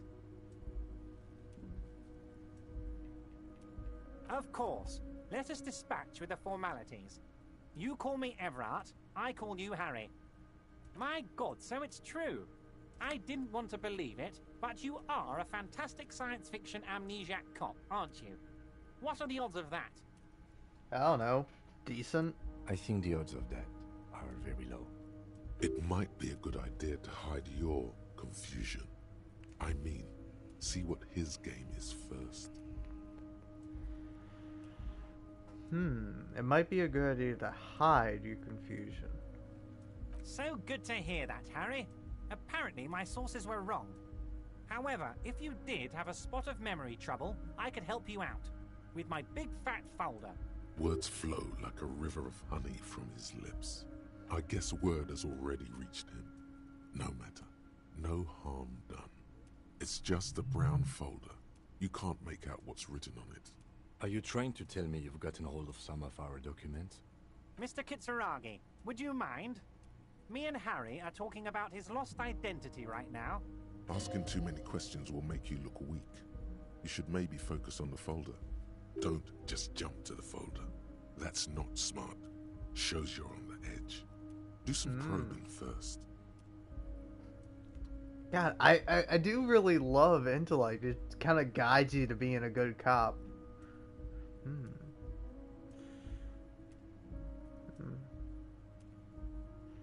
Where'd you get that folder? Ah, this? My friends in your organization gave it to me, Harry.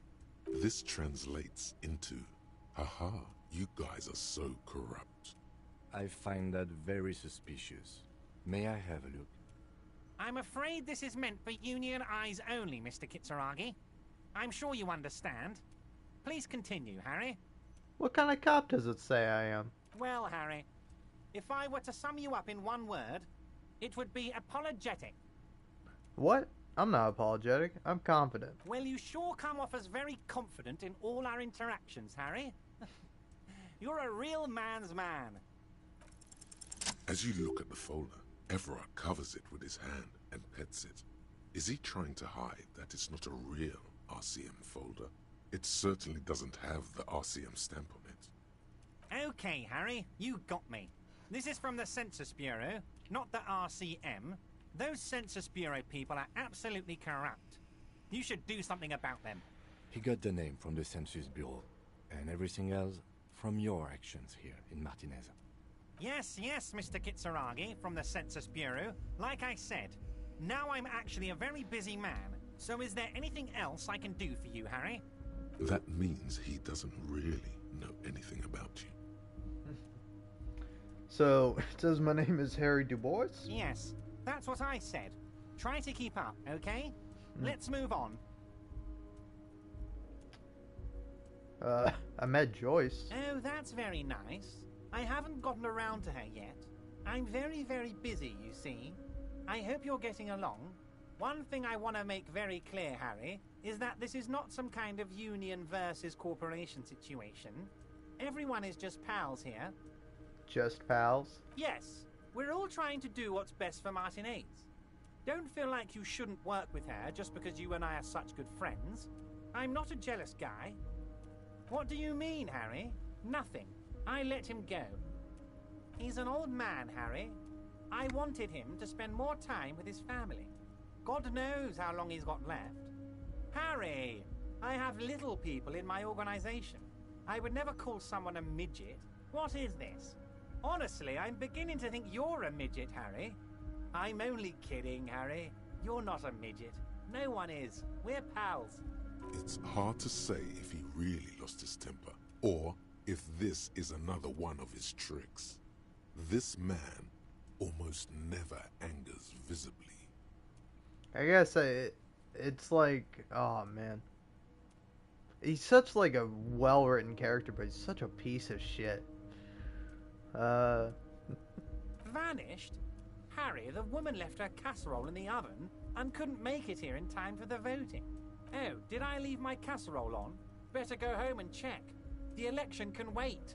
When she got back, the whole thing was over.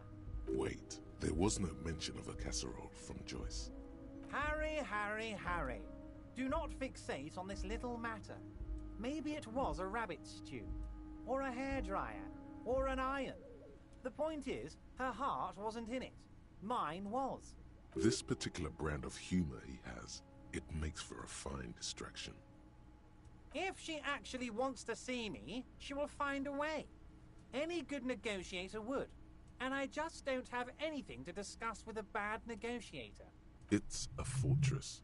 He knows she can't get in here. He doesn't want to see her. It's as simple as that. Of course, Harry. Let me just assure you one more time. It's perfectly okay to share anything we discuss here with this Joyce. This is a completely transparent organization. I have no interest in what she is doing, but I myself have nothing to hide.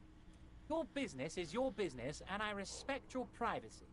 Just remember, none of this is secret. Tell her about all of it. My brother's picture, my singing swordfish clock. Tell her how overweight I am and how I'm helping you find your lost gun. Tell her about everything. Everett doesn't mind. It is rather interesting to tell people things about each other, isn't it? It was nice telling him about her right now. This is weird. Not nice weird, but okay. Alright. Ever, I'm going to leave now, but we might talk again later. Wait. You need this to get in and out through the gate. Great. Wouldn't want to get stuck in there. Here. You're one of us now. A real red and white union man. Take care, Harry.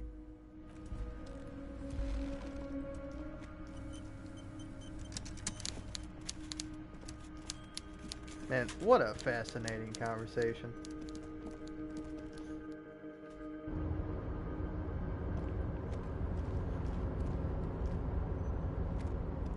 Oh, hey, mister. I knew you'd be back to talk with old Leo here. Yes, I did. Yes, I did. It's like Lady Larice said when she opened a bathhouse in the basement of my apartment building. They can only get so far before they're aching to get back. And lots of folk really did keep coming back. No trouble at all, mister. No trouble at all. It's like that old saying goes, wisdom withers if not shared. And old Leo is always up for sharing.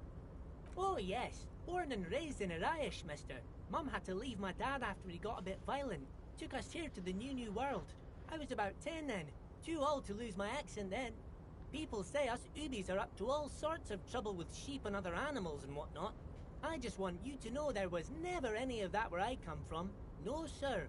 Those are just nasty rumors. Thank you for Well, that's clarifying good to that, sir.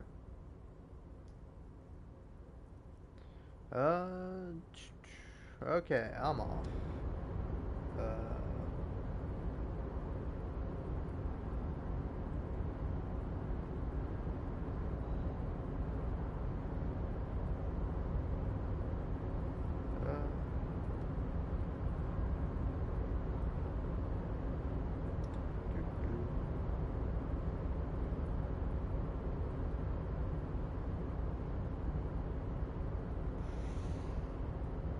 Alright, sorry about that. Had to take care of a little something. Alright, and here we are. Oh, I didn't mean to come back in here. Whoops-a-doodle. Just gonna head on out. Oh yeah, I got a lot of thoughts now. Actual art degree. Can't even look at shit. Yeah, it's another capo type. The worst one. The most savage and brutal. The art cop. Nothing is good enough for him. Everything is shit. You have to employ an armada of adjectives to depict and demean the mediocrity of the works and visual institutions around you.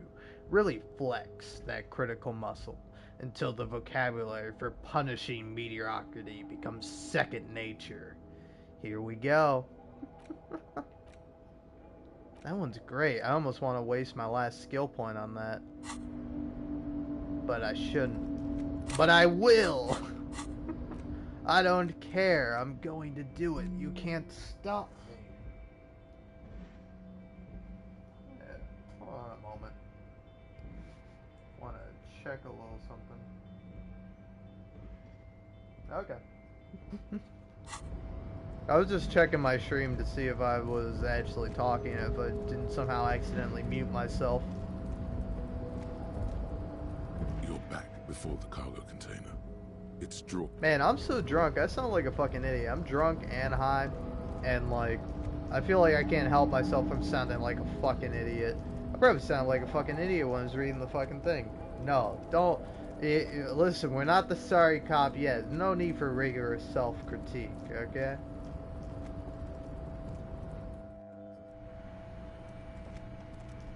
Let's see what we got in here. Ooh.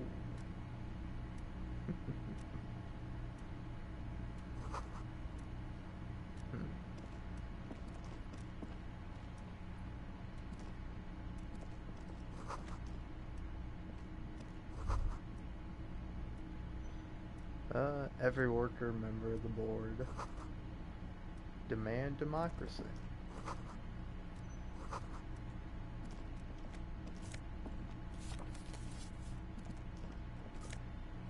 Haha, need some of that. Hey, there we go. Oh wait, let's grab that literature. On second glance, someone has forgotten to properly close one of the drawers. It's unfortunate for the Union to just leave their paperwork lying around like this. Yeah, that is unfortunate. The drawer opens smoothly. Inside is a well-organized selection of brown folders. Hundreds of documents containing logistical data. Two kinds of transactions stand out. Materials coming into Revachol from the outside world, from Muindi, Grad, and even Ilmara. And the same materials being handed over to companies inside Revachol. Kuron, Coal City, La Delta, and Jamrock are listed among the many districts where the imports are being sold. It's hard to make sense of this thicket of company names, dates, quantities, and percentages. You try to focus, but the lines are getting blurry.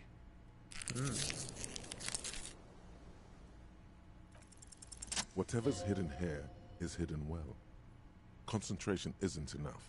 Only a trained accountant with a background in logistics would be able to really make sense of it. However, there is a little handwritten note stuck on the side of the drawer. It appears to be a to-do list written in large, uneven capital letters.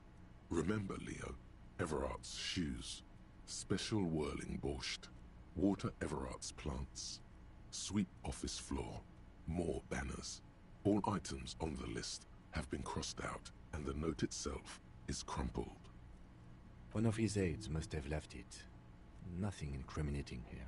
The special borscht seems a bit odd in the list. Remember, Leo, all items on the list. The drawer slides shut smoothly. Maybe we should go ask Leo about that. An imposing combination of a punch clock and a payphone is looking down at you. No, I can't. I can't waste money on something like that. Not now.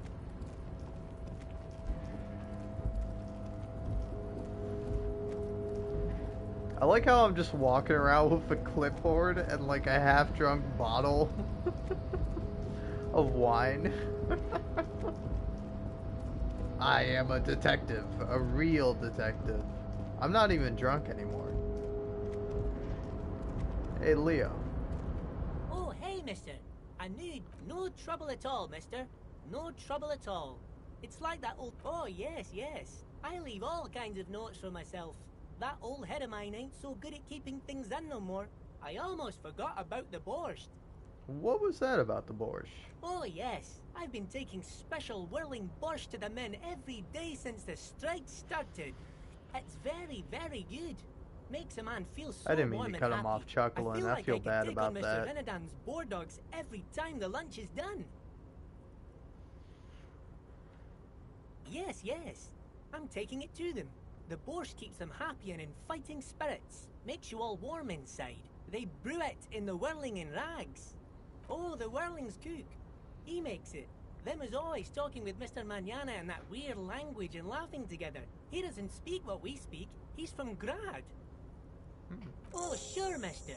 Sure. You do that. Yes, sir. He didn't actually understand what you meant, and now he's just nodding along. Alright.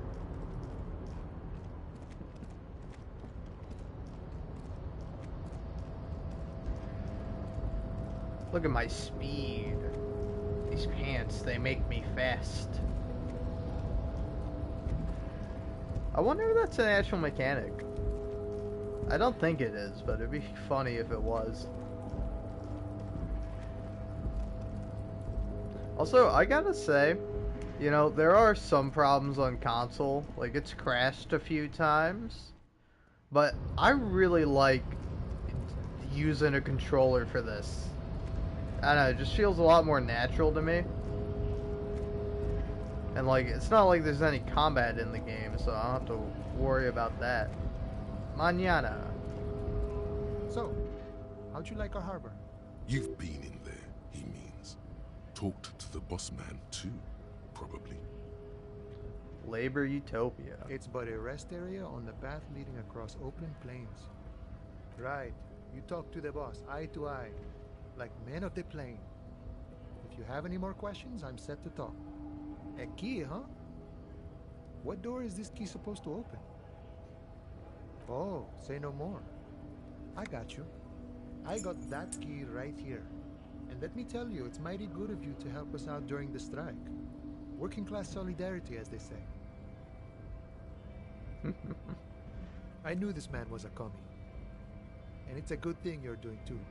Thanks. What you're looking for is a basement door behind the greenhouse. That's behind the whirling in rags. That's all I know. Our organization is what you call compartmentalized. Means we keep out of each other's business. Okay, but where did you get the key from? The janitor gave it to me. Nice fella. We talked about life and things that really, truly matter. None of this mess we're in. This jiving and juggling. What's it for? To feed our children, I guess. I'm more of a philosophical dock worker. I like to talk about the big picture stuff. Who I am, who you are, what we are fighting for. He means he's not going to tell you, cause he doesn't know. But he will shoot his mouth off with you now that you're working for Everard. Did I do killed the hangman? The mercenary, eh? Who could have killed him? That's indeed the question. Why even do such a thing? What a thought! Why would noble workers resort to such a thing? Unless they were pushed, of course. Your dead guy was an enemy combatant. He was an agent of the opposition, attempting to undermine our honorable efforts. I ain't the murdering type, but that's just me. Large organizations like our union have all sorts of men, with all sorts of skills. He's not lying about not doing it himself. He means a more violent faction could easily take care of such a thing. Understood. This has been of limited use. Still, thank you. No problem. I wish the best to you in your search. Sure, I'm glad it's not my search. We're negotiating our share. Aye.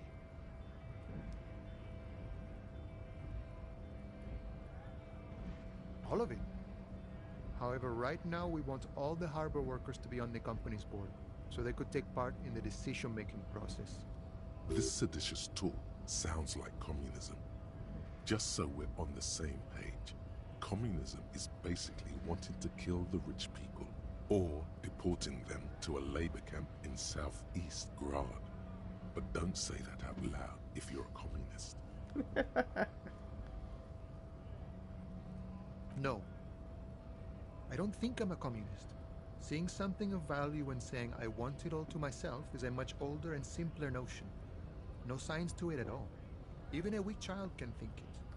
The only things holding someone back are I can't and I shouldn't.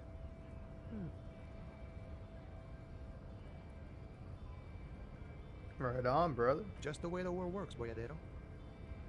I think it's best you make up your own mind now that you've made it. In my eyes, he is a capable organizer and a decent businessman. I guess you kind of get to be the village chief. He oversees the harbor, makes deals with the owners or other relevant parties, watches out for his own. By that, you mean corruption? By heavens, why would he not be corrupt? We live in a harsh and disordered world, see? And in this world, the old man is corrupt for our benefit, and we know it. Appreciate it even. He is, personally, not too lavish. Okay, he's reasonably lavish, sure. That's his prerogative. It's not like you want a saintly demeanor on a corrupt motherfucker. That would be a manipulative illusion. Besides, there are no non-corrupt systems in the world anyway, and moralism is the most corrupt of them all. This man has political theory, and it has not failed him today. Sure, I've had the necessary free time. Fortunately, there's always time. The look in his brown eyes conjures up an understanding. For him, having command of his time is the most important thing. It all comes together now. The way he speaks about scabs, his general attitude. He's a follower of a 500-year-old Franco-Nigerian Boyadero code, itself an appropriation of Vespertine cool. That of a noble peasant or a traveling herdsman. True to yourself, independent in your actions, loyal to your friends. No.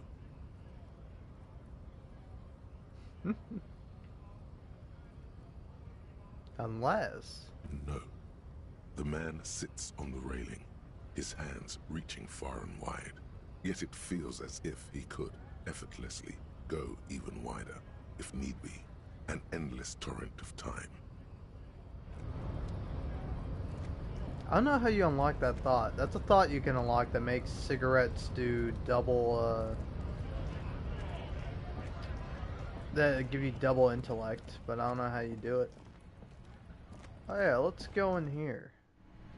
Now I've got some money. Ooh. Welcome to Frit. Feel free to look around or something. Everything is out on the shelves. What's that magazine she's reading?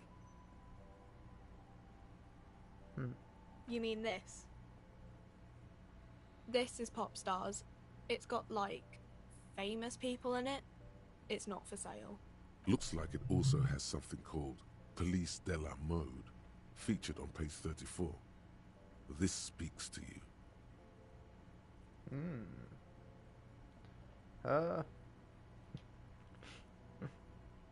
Forget about all that. What is this fashion police feature?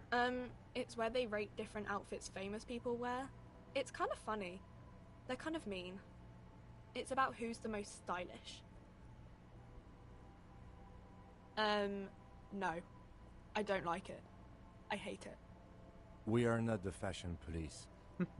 We're the real police. I don't know. Frit? A 7 to 11 grocery store? I think they think that the extra T makes it funkier. It doesn't.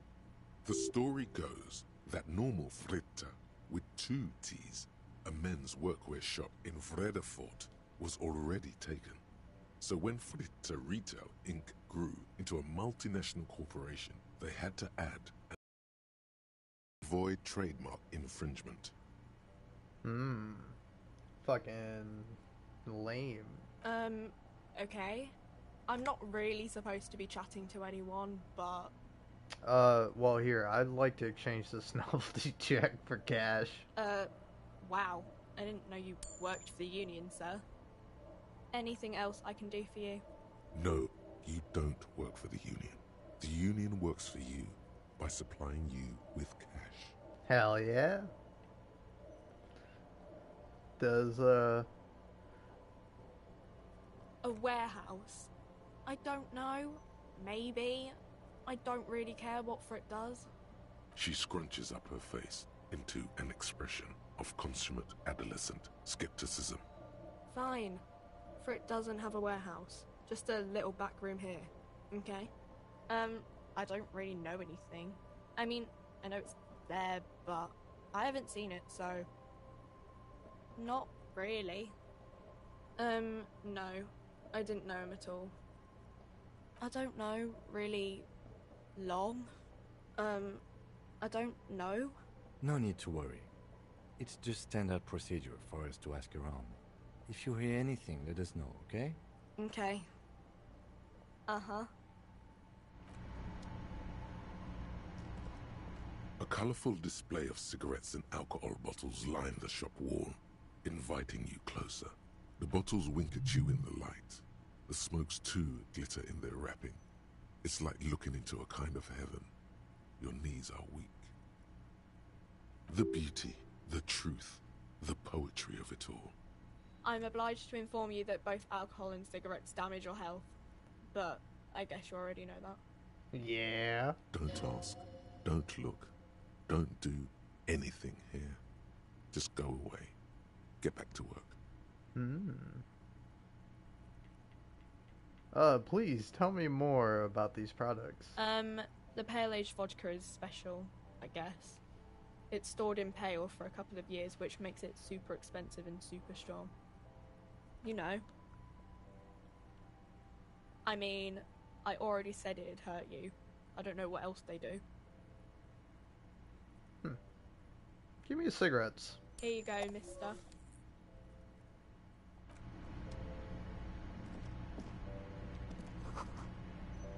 Oh yeah, and I'm gonna deposit all my stuff here. The tear machine stands in the corner. A sign says, 1 bottle equals 10 cents. Your bottles clunk into the machine, and the money appears with a satisfying jingle. You're a richer man now. Oh yeah. Alright, you know what? Yeah, let's get these cigarettes in my hand. There it is, a brave little army in your pocket. The 1st Smokes Platoon. 20 brave souls standing in salute, ready to step into fire for you, sir. You picked the best one. This soldier is fat and succulent. What are you waiting for? Light up. Re-become yourself. Get a load of this rock and roll cop here, people. Johnny Thundercop fishes a cheap lighter out of his pants. With a flick of the thumb, there's fire. A primal satisfaction. Here we go. The lighter's dark green disposable plastic. Safety's off. In your case, the safety is always off. Thick, warm smoke gets sucked down into your lungs. Immediately, you feel a warm nostalgia fill your head, body, and soul. A nostalgia for yourself. The man you were in your youth. Johnny Thundercop is back, and he's chill as balls. Alright.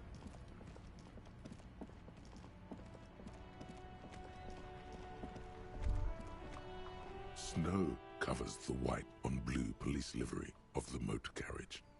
The white colors nearly meld together. Do something important? Something murder-related? There's always something important. Doesn't mean you can't take a moment to admire this piece of machinery. This is a Caprice Kanema, the Caprice Motor Corps follow-up to their highly successful workhorse, Caprice 40, and the answer to the Lum's racing breed, Ferv series. With its air-cooled, rear-mounted 12-cylinder compression ignition engine, Driving the rear wheels through a 4-speed manual gearbox, the Kanema is able to reach 100 kilometers per hour in 13.5 seconds and go on to a top speed of 180 kilometers an hour. The high center of balance is offset by a large battery bank mounted at the bottom of the cabin, feeding all the auxiliary systems and making the Kanema effectively a mobile power plant. Due to a quite steep price tag, it is very unusual to see one in police livery. Mm-hmm. You want to take a closer look? Yes, an extraordinary machine. Helium headlights would improve the range and quality of the visual field a lot. Actually, I have a pair at home. Just haven't gotten around to fitting them yet. I need to lay some wiring for the ballast first. Maybe. Yes, definitely maybe. And means no. 130. I reckon that's a 7-liter V12 there. Man, that's got to be a major advancement over the KR-18GU engine on the old Caprice 40. Yeah, you know it? Yes, that's right. I'm very impressed that you know these things. Alright.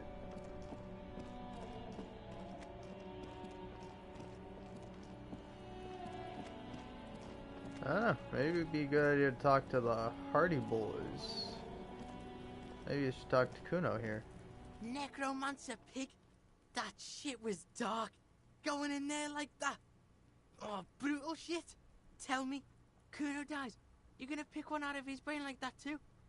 Kuno's gonna go out in a hail of bullets. Gonna look like a fucking porcupine. Kuno doesn't fucking care. Alright, Kim. Maybe we should talk.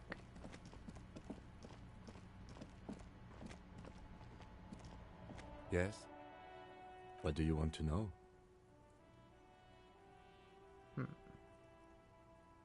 You mean like a brief? Do you want me to brief you again? 3 days ago, the RCM Emergencies Desk received a report about a security guard who was found hanged in Martinez. An anonymous caller said there was a dead body behind the Whirling in Rags hostel cafeteria. The cadaver had been there for 4 days. No one had come to investigate. During that time, the victim had been stripped of his belongings. The caller did not identify him, but used the word lynching. There is an ongoing labor dispute between the local dock workers and the logistics company Wild Pines. I was told we should approach the death as part of this dispute. They didn't identify themselves in any way. The tone was muffled using a device of some sort. The desk could identify neither the caller's age nor sex. There's a strong prejudice against involving the RCM in what's seen as union matters. The dock workers' union is the de facto police in Martinez. Now it appears they've started executing too. We cannot allow that.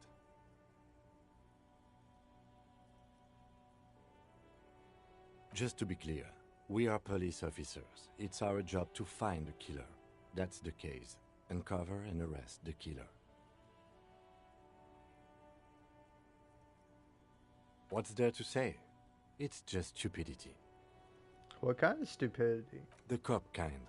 Our precincts can't decide if Martinez is part of Jamrock or the Industrial Harbor. Yours or mine, as if we somehow own parts of the city. Typical street gang mentality. So we've let the Union make a mockery of law enforcement here, and now it's come to its natural conclusion. Well, sort of. It's less a matter of who gets to police Martinez than who has to. It's an orphan district, in other words. I think the dispatch desk just told both our stations about the hanging. There was quite the brouhaha at the 57th, I can tell you that. Time to settle it, they said. Cop off. But I assure you, I am not their finest or toughest, with 102 cases solved. What I am is least interested in a pissing competition. So he volunteered to represent the 57th, but not out of competitiveness. On the contrary, somewhere in your mind hangs a dark green blackboard. There are 2 columns. One says, cases solved. The other, confirmed kills. The rows are endless. Jean Vicmer, Judith Minot, a special consultant. What was his name? Then the rows degrade into green nothingness.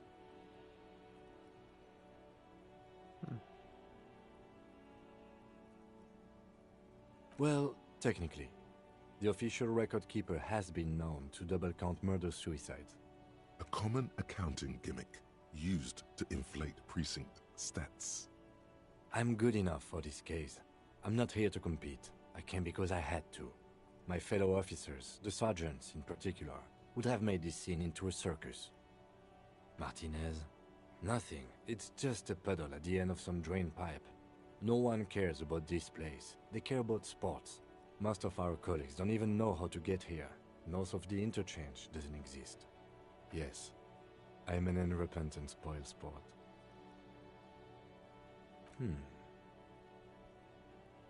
It's all part of the master plan, you see.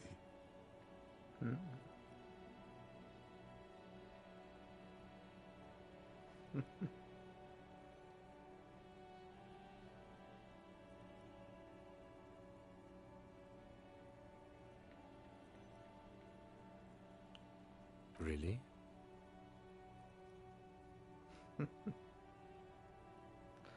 I arrive at the scene 3 days early, drink myself to oblivion, fully re-immerse myself in this reality, and then work the case from an angle so crescent for us to produce never before seen results, not only for criminology, but for the human mind? It can't be that.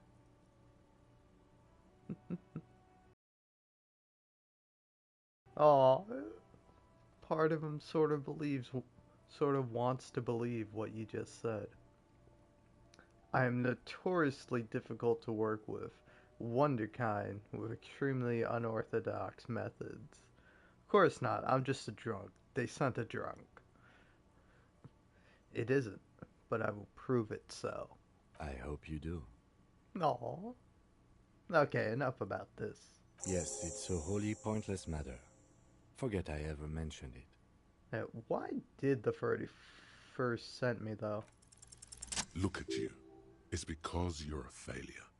They sent you to slight Precinct 57. What? No, that can't be right. Just think about it for a second. You're a raging alcoholic who showed up 3 days late wearing piss-stained disco garb. You weren't sent here to win. Kim, what if my precinct sent me on this case because I'm a fuck-up? Like, as a joke? I've considered it. So it's true? It would be immensely ugly of them, not to mention unprofessional. But I also think it's somewhat unlikely. Why is that? I checked the records. This jurisdiction dispute, who polices Martinez, reaches back to the 30s. It's as old as my station. And all this time we can't decide who gets Martinez?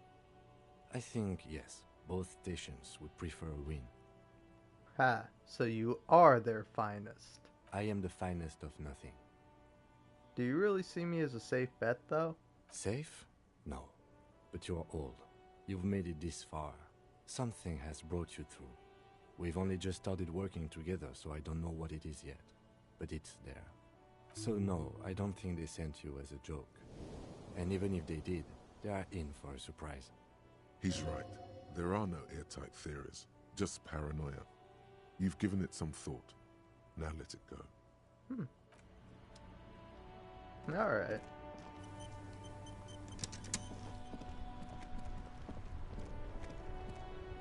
Inside, you see a set of steering levers, a radio microphone, a pull-out toolbox, and the soft glow of the fuel preheater gauge.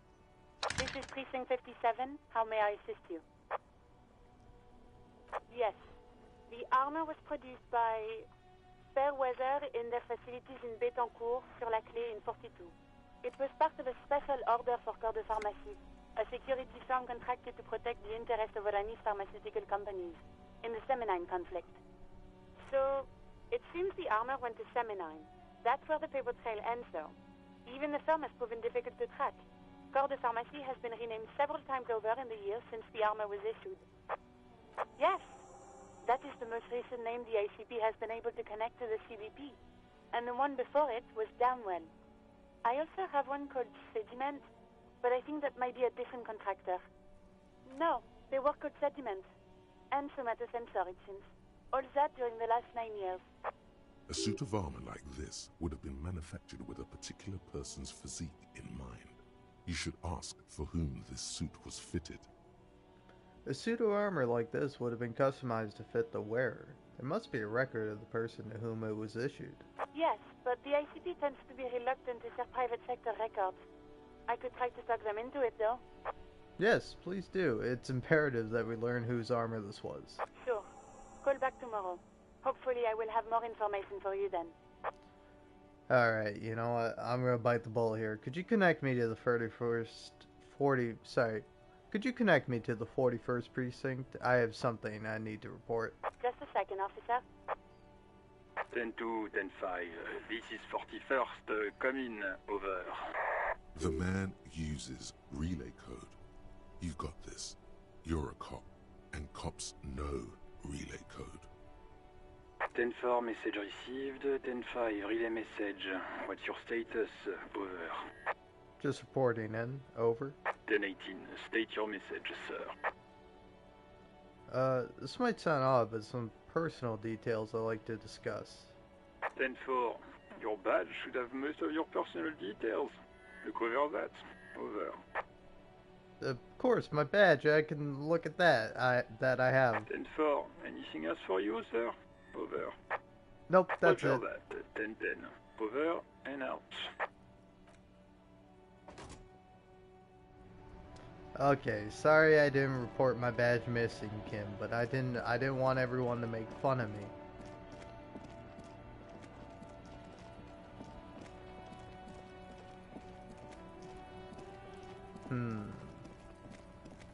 What now? I guess, yeah, I got kind of two options. If I want to keep putting off the case, I would go and talk to, and go in here and investigate the doomed commercial district. But maybe it's a good idea to try to investigate the case. Oh, you know what? I can do this. The man ponders his cooking utensils and gives you a little nod, acknowledging your presence. Leo said you're friends with Mañana. Is that true? The mention of Mañana gets his attention. He smiles and delivers a whole slew of unfamiliar words and lively gestures. Then he falls silent again. What's in that borscht you're making there? The man says a couple of sentences in that strange language of his, and then seems to wait for you to speak. I'm pretty sure he asked you a question. He doesn't know your language. You can just say something cool in return. Mercury rising. Borscht need more vodka? Okay, so it's vodka that keeps the men happy and in good spirits. Clever move by the Union. Of course, vodka. Now that makes a very, very special borscht indeed. Turn it up and then ask for some yourself. Turning it up seems like a dangerous idea, honestly. The place is a powder keg. Yeah, fucking turn it up, bro. Alright, I might be a good cop, but again, you know, I'm a piece of shit. Alright, I'm trying my best, but I mean, I can't turn down some fucking extra boozed up borscht. He smiles, nodding vigorously, then pours half a bottle of vodka into the pot. With a whistle, he stirs the brew. Can I have some of that? He smiles and nods enthusiastically, and, chattering away in his language, ladles some brew into a small thermal cup, then hands it to you. Alright, thanks, man.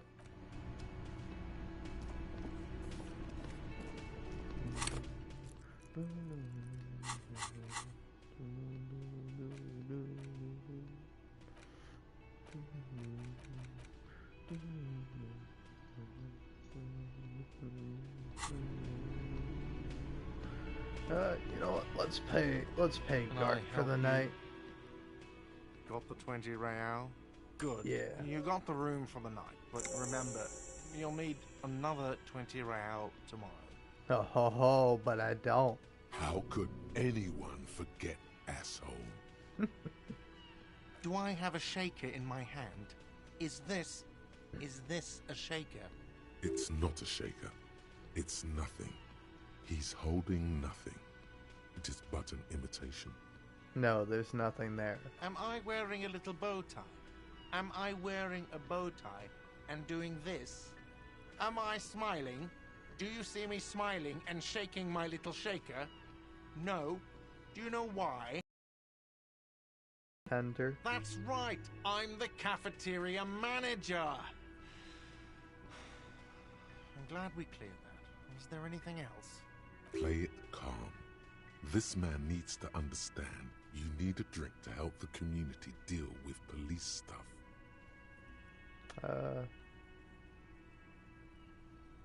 Oh, well, in that case, let me pour you a nice, big, refreshing marinella.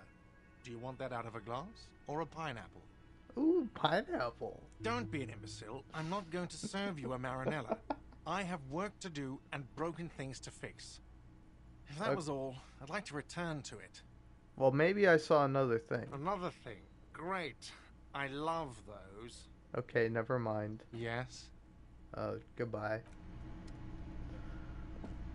Okay. Hardy boys. Hardy boys. Let me handle this.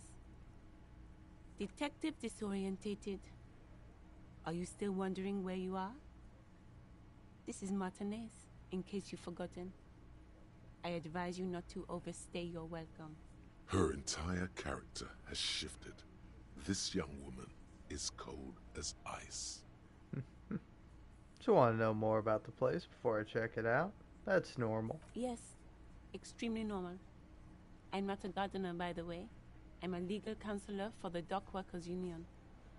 So let's get to it. You're looking for Titus Hardy? You think he has information that will help you? Maybe he does. That's Titus. Talk to him. But know this. I'll be keeping an eye on you. No strong arming. Nothing official. The District of Martinez does not recognize your authority to make arrests. It doesn't matter if you recognize our authority. We will make an arrest if we have to. She says nothing. Her glare speaks for her. Could this be the Miss Beaufort that Easy Leo mentioned? The one Mr. Everard sent to law school? I suggest not wasting time on trivial pleasantries and focusing on why you are actually here. Titus Hardy. Even though she has excellent control over herself, something moved behind her eyes. In the way she stands. In her face. You are not here to chat up the legal counsel. You are here to question these men. What you want is of no significance, officer. Don't test your authority. In Martinez, you are no one. What are we going to do to you? The union isn't going to do anything to you. It is not a crime syndicate. It is a labor organization. Also, I'm sorry about that again. I keep cutting off people's laughs because I don't expect them to actually laugh, and I just see like, oh, end of dialogue. You go to the next dialogue. Keep the flow going, but yeah, unfortunately I cut stuff off accidentally by trying to do that, so my apologies for that. Fuck, I am the sorry cop. No. Goddamn right it is. If anything, it is the RCM who do things to people. But we digress. What's your role in all this? Like I already told you, I'm a legal counselor. Do you have hearing problems? Why are you so aggressive? Aggressive? You make your living enforcing violence. These people are just dock workers. So you were spying on us, and now you represent murder suspects. Just dock workers. Listen, you moral intern lackeys. You're a mob, enforcing the unlawful privatization of Revachol. 20 fat men in the Occident are stealing it all. And you're their bodyguard. Fuck yeah. So ask what you came to ask, or get back to your commanders. This privatization is not unlawful. It's cool and funny. Maybe you're just not historic individuals. I like that. Good start. Let's take a step further. Armed uprising. What are the union's plans? Look, a comedian. Do your job, ask your questions, then get out of Martinez. Strange. It's as if people don't believe a cop could be a socialist revolutionary. That is strange. Should talk to Titus. This is where you say your bit. Oh, I got plenty of bits. What kind of bit you want, big man? Detective. Ooh. We need to talk about the man hanged out back. Oh, this is about him. A real looker, that won't. You sure took your time, huh? Waited for him to get real ripe and pretty for you. Oh, he was a real pretty boy. Hanging up there, letting out that pretty boy smell. I can't for the life of me understand why you did it. I mean, I would have just left him up there.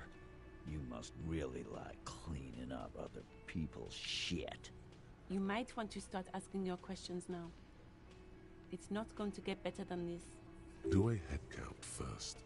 Connect these men to the tracks you saw in the yard. Starting from the right. Boot size 44. Blonde man. In his 30s. Overbearingly masculine. Sitting on his right. Standard working boots. Size 45 or 46. Eldest in the room.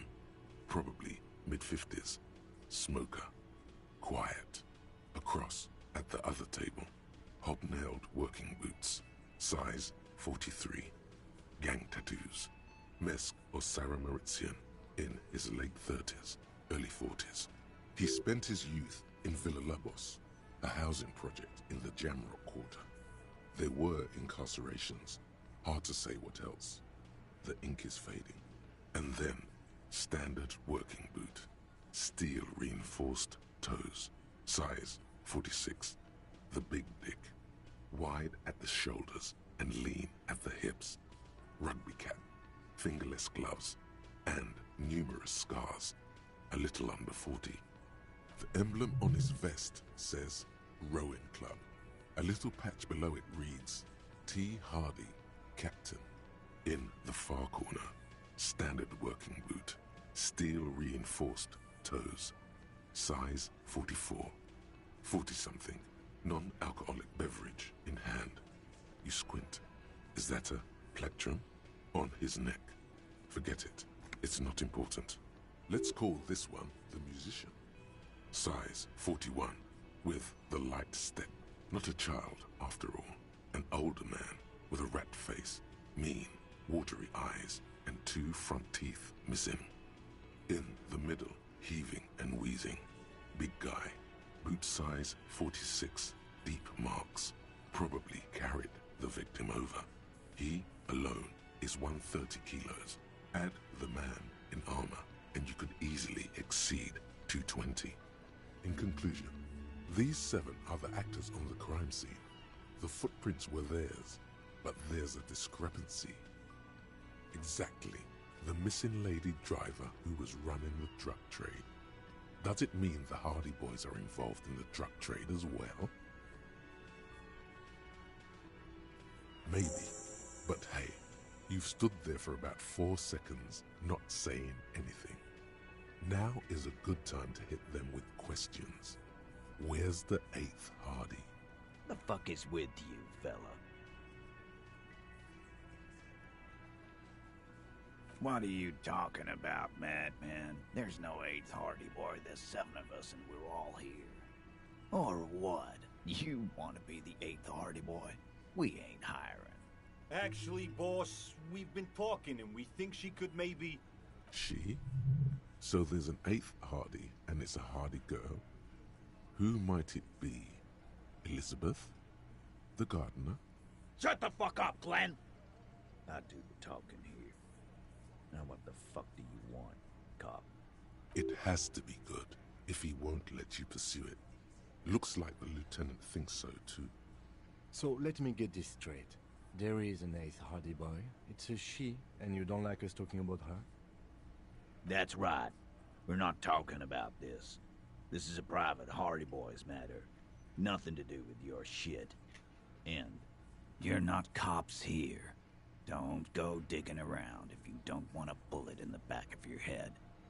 I'm watching you. Good. We are all watching each other. Officer, your question. Also, hold on, I don't mean to leave it like this, necessarily, but unfortunately, I just realized I have something I need to do. So, I shall be right back, but, until then, I guess, The pretty boy. You guys really love talking about that pretty boy. Funny. But my partner and I have a serious matter to discuss with you. Dang, alright, well, I'll be right back. Just real quick. Want to make sure.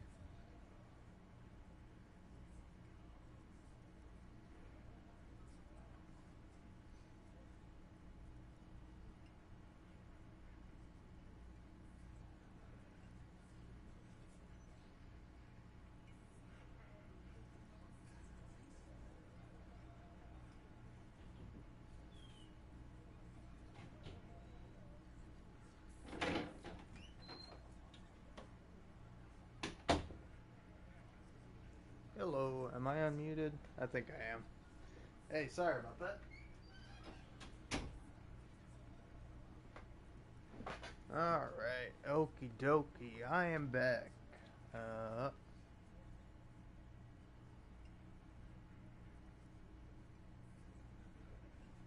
My apologies for that. Container belt? Because we took it from the harbor where we work. Then we went out back and used it to hang him.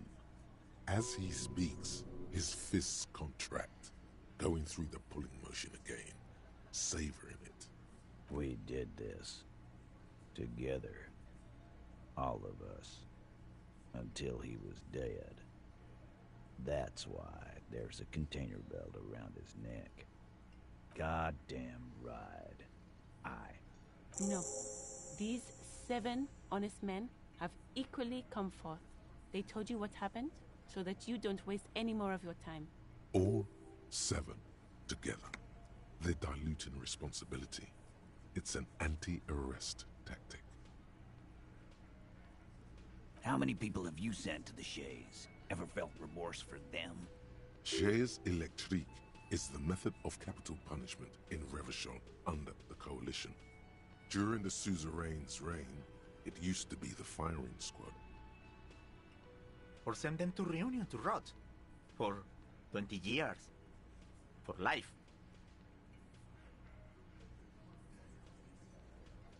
The River Esperance Correctional Facility, a military prison run by the Coalition, dubbed Reunion by the inmates. The origin of the name is unknown.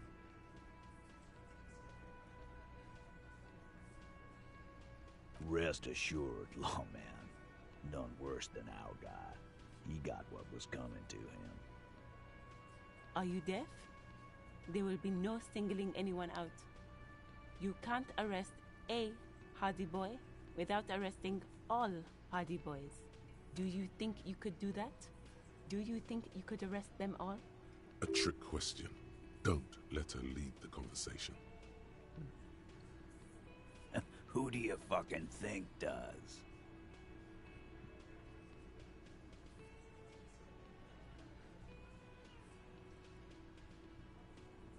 You keep him the fuck out of this. We have autonomy. It's all on us. Evrard runs the union. I run the Hardy Boys. When the shit starts spinning, it will not land on Mr. Clare. That's the deal here. The Fixer will ignore the notion completely, focusing on Titus's culpability. When Titus Hardy says he runs the Hardy Boys, he means that in an administrative capacity. On that night, everyone acted as one man. You don't have to keep answering his questions. I know, Lizzie. Relax. We killed him last Sunday night. Seemed like a good way to end the week. Known him? We don't associate with scum like that, asshole. Yeah! Who do you think we are? Quiet. He came around about 3 weeks ago when that Pines cow first sailed into town. Happy? By the Pines cow, you mean Joyce Messier? The representative for White Pines? The same company you are striking against? No. I mean the Pines cow. The stupid-ass cow they sent in to fuck us over. But you know what? Why don't you ask her about the pretty boy? I'm sure she has interesting things to say when you ask her hard enough. That's enough insinuation for today, Titus. Officer, your interview is drawing to an end. Don't waste your last questions. Why? 'Cause he was worthless mercenary scum. And he stepped out alive in my town. And he stepped out alive. What kind of mercenary? The kind that shows up when you start a strike. The experienced kind, too. Had Cohoy and Seminine written all over it. Ex-Oranese Special Forces. A live grenade. Right here in our bar. I can't prove it, but I know he was sent by the Wild Pines. They hired merc shit like that. Story of every strike from here to Samara. 'Cause one night, he walked straight up to the mic and said, I'm Oranese goddamn Special Forces, and I'm gonna fuck you all! Really? Yeah, really. Had a gin and tonic up there, sang some Oranese paratrooper song, and said he's gonna fuck everyone. We couldn't believe it either, but he fucking did, right there. Like some kind of animal. Sire, the tale is true. This is a serious violation of the karaoke code. Wrong. He harassed women, raped one, harassed workers, threatened to kill some as a warning. From rape to harassment to threats of violence. Why the strange de-escalation? He regrets mentioning it. Hopes you didn't notice. To kill us all, if we don't open the gates, if we don't let the scabs in, if we don't bend over. And that was before he started coming here. Yeah, he said it was his favorite joint now. Started coming here every night. Drinking, grabbing girls. Grab one of ours mid-karaoke, right there on the stage. He grabbed someone? Yeah. This girl's on the mic. A beautiful girl. Young. Gets into the second verse of Lover Lake. The fucker grabs her legs, starts screaming. Show me your cunt! Why don't you show me your cunt? Then, he gets knocked on the head with a wine bottle. Doesn't even fall down. Aren't you fucking listening? My man is talking to you. He took care of it. They got the girl out before anything else could happen. Yeah, me and Eugene got her out. Aren't you fucking listening? There's something odd here. Seems like they don't want to talk about that rape Titus mentioned. Why not? This is a serious allegation. Make them talk about it. Alright, if my brain's telling me to do it, then I gotta do it. No. You're not getting the name. That's a Martinez matter. And I'm not discussing it with you clowns. Despite the stonewalling, you can slip one more question in. Titus, do not answer. You have been forthcoming enough. Fuck off, Carl. She's gone through enough without you harassing her too. She doesn't need more embarrassment. What are you talking about? Embarrassment. If someone has been sexually assaulted, we need to... What you need is to get the fuck out of my face. I've had enough of explaining myself to you fucks. He's dead. It's done. As you can see, these men can only take so much baseless scrutiny. I'm doing my best to keep the situation civil, but... It won't be for long, she means. How did I kill you? Or, sorry, what? Damn, fuck. Sorry, I'm still drunk somehow. How did you kill him? We hanged him up by his neck until he got real still. Wasn't that obvious, Copper? Didn't they teach you anything at the cop school, idiot? The autopsy showed there were no ligature marks. His hands were not tied. Can you explain that? Look, I'm not gonna play 20 questions with you, Capo. I'll say it again. We killed him. Yeah, I knocked him out. Came up behind him and clubbed him in the back of the head. He went down like a sack of sand. That's right, lawman. And then we hanged the fuck. Make them a bit more uncomfortable first, then see if it all adds up.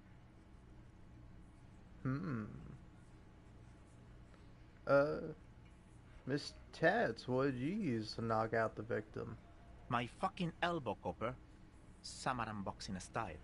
Samaran boxing, or Sambo, is an eloquently violent set of one-on-one fighting moves, originating from the Samaran Isola. Sambo style implies stealth, cleverness, and cool. He may be lying, but he's good at it. No twitching, no rushing, no uncalled for details. Right fucking here. Eugene already told you that the fuck had started coming to our bar. Yeah, man. Weren't you listening? Titus is solid as a rock, and so are a few others. But Elaine, who looks like he might be Titus's right-hand man, the least antsy of the bunch, definitely not his first time being questioned by the police. This little rat-faced fellow is solid, too. Always fidgety, yes, but no change there. Him neither. Mostly keeps to his tomato juice, or whatever he's got there.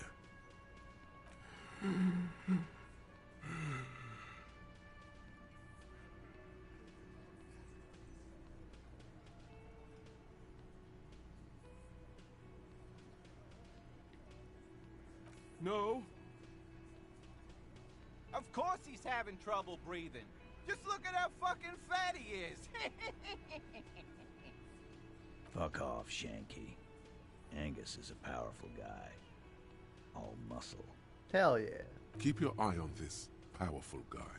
Sooner or later, he's going to break like a piece of twig. And fuck you, too, Copper. Picking on Angus like this. We're done with this schoolyard shit. And just so you know, he doesn't have trouble breathing. This one is a stone wall. You won't get more out of them about the night of the murder. Not yet. Like what, Copper? Huh? There was a bullet in the dead man's brain. Why was it there if you hanged him? How the fuck do I know? Anyone could have shot him. Target practice, maybe. Interesting, sire. It's as if he's lying to protect someone. He's not very good at it. This line of questioning is over. You got the cause of death already? Hanging. If there's any post-mortem trauma, it's your problem. This will not turn into a cross-examination. Nothing. Your investigation here is done. Leave Martinez Go back to your stations where you belong. I think we're going to stick around, thanks. Some things don't add up here, Titus. I've done this job for long enough to know that people don't just confess to first-degree murder. Even if it is a group responsibility, we're going to look into this. Good luck with that. You've heard everything a rent-a-cop is gonna hear from us, real law officials. You're lucky you didn't get 'em beaten. You still on about that bullet? A bullet in a hangman's head. You're right, Copper. That is mighty curious. Indeed, mighty. How did it get there? Well, there are so many bullets in the world, and so many heads. I guess it's only logical. At some point, one of them bullets had to end up in one of them heads. It's bound to happen again, you know? Just statistically speaking, of course. Sire, it would be an event most dramatic if you were to produce the bullet and dangle it before their very eyes. Oh, hell yeah. Wow! He's got it in a real evidence bag and all! Why don't you go home and log it into evidence? These men have told you what happened. You know what I think?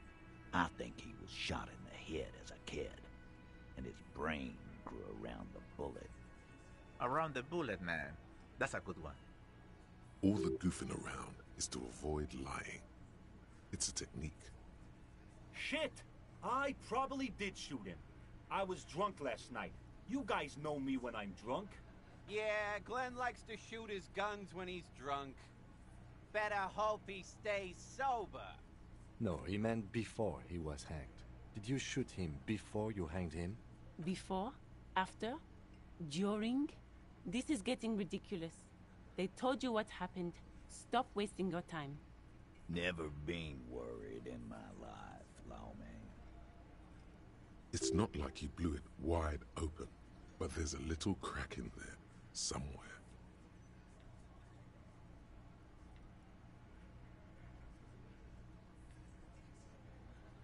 Yeah. By friends, you mean his squad mates from Crenell. Wouldn't want to beat up his grandma. Nervous, snickering. There's a rush of adrenaline present. This is what happens if you take the law into your own hands. Other people start doing it too. Let them come. The Hardy Boys are right fucking here. You heard the man. Right here. We're armed. We got the whole district behind us, and Glenn. Glenn is fucking crazy. Yeah. A well-oiled murder machine. Man, that's fucked up to say. The fuck is that supposed to mean? We're not bees. We're men. We're socialists. Easy, E. He's trying to phase you. What are you trying to do? Scare my men? So are the local gangs. The fucking Barmy Army and the Madre scum. You've been out there. Seen any around? Yeah. Where are they now, huh? Sent back to Madre in an airtight cargo crate. These people are trained military professionals, special forces, as you said. They're not a gang or a barmy army. No, they're not. They're uncoordinated and drunk. We know more about them than you think. We got weapons of our own. We got Ister 50s, Zilagars. Glenn's got a knock cannon at home. I guess we're gonna see. Sure phrasing. Yeah, like you've been up against ceramic armor. You haven't even seen the whole suit, right? I've seen the whole fucking thing, and it didn't make him immortal. Big fucking surprise. They hire psycho scum, arm them to the teeth, and let them loose in the city. What do you think is gonna happen?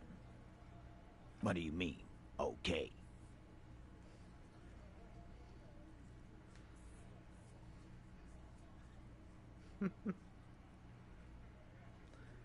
God damn, that's a fucked up line, but the line I went with initially was, I mean, okay, they're going to wipe you the fuck out, Titus. Yeah, just try not to get in the way when the whoop-ass flies open. I think he meant a can of whoop-ass.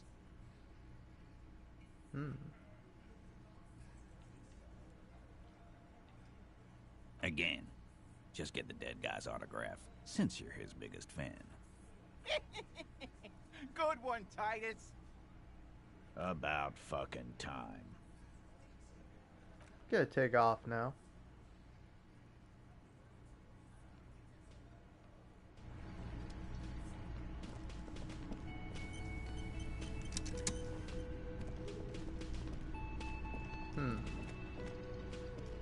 Okay, I've got an idea. Behind the dockworkers, a ceiling height window. The hawthorn branches scrape the glass like bony fingers. Alright, it's not time yet. Looks like the circus left town, but the clowns are still here.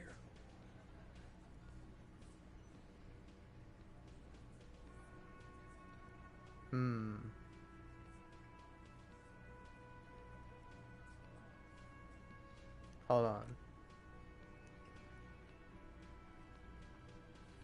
Okay, there's very little I can really do about my authority. But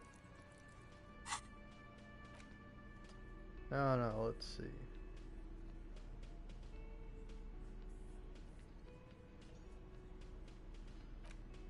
Yeah, it turns out there's really nothing I can do.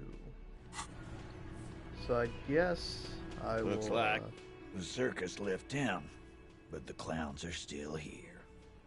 Yeah. I'm gonna fail this check.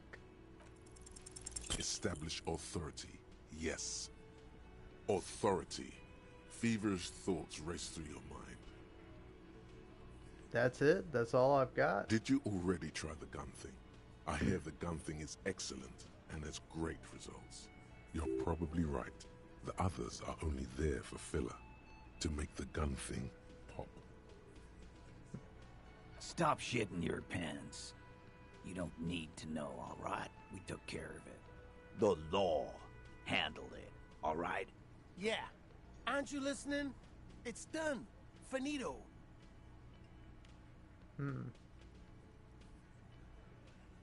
I guess we're both the law around here. You start to think about it. No, asshole. You're nobody. I'm the law. Stop yelling about the goddamn law in my establishment! We get it! You're all the law! Let's just all cool off. We had some questions, that's all.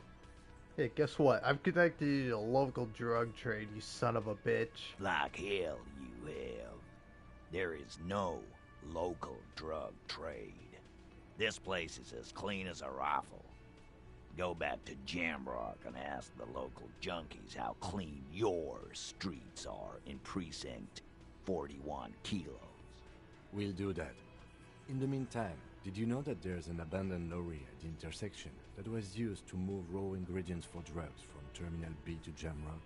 The person driving it was present at the hanging. It was one of you. We've connected the footprints. Detective, do you want to deliver the coup de grâce? No, do the honor. You've earned it. Thank you. You're right, Titus. There is no local drug trade because it's all controlled by you. You're the drug trade. That's a mighty interesting theory. I guess that's what you would need to do, theoretically. A big, strong, state-run monopoly would outcompete the runts on the street. Yeah, man. Theoretically, that's what you would do. To get rid of the gangs, the dealers, even some of the junkies. You would need good, trustworthy people to take their place, of course. Hardy men to run such a monopoly. For the good of the community, of course. Thank you. Theoretically, of course. Titus, I'm amazed. Where is the same professionalism when it comes to other topics? You're doing great. I hardly have to interfere at all. I don't know, Lizzie. I guess theoretical things don't make me emotional. Now, was there anything else? I was sorta gonna get my brewski on. Not quite yet, Mr. Hardy. There were 8 sets of prints on the crime scene. There are only 7 Hardy boys here. My answer is... fuck off. Mind your own business. There is no 8th Hardy. I run this goddamn scene. And here we go. Back to the usual. I know! Fatty walked on all 4s. He's so fucking fat he left 2 sets of footprints. Go fuck your mom, Dennis. That's more like it, boys. You heard him. It was Angus on all 4s. Anything else you need to know? Nah, I'm gonna take off.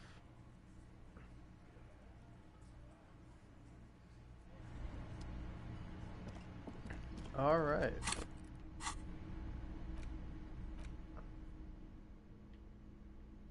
Oh wait, oh, I do have -1 authority. Damn it. Why doesn't that show up? There we go. Oh, it's because something else is giving me authority. Oh, it's my notepad. Oh. My ledger of oblivion.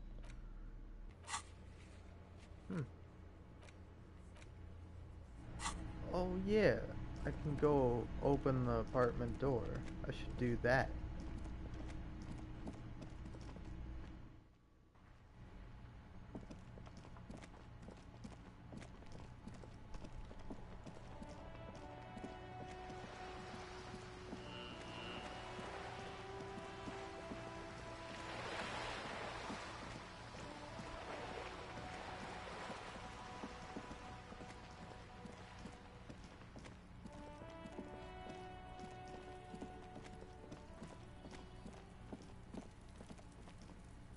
This must be it.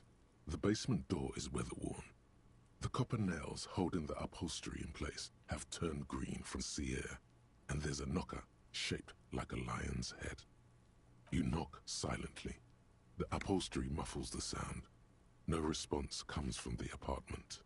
I guess no one is in? You're pretty sure the owner of the apartment isn't here. It's safe-ish.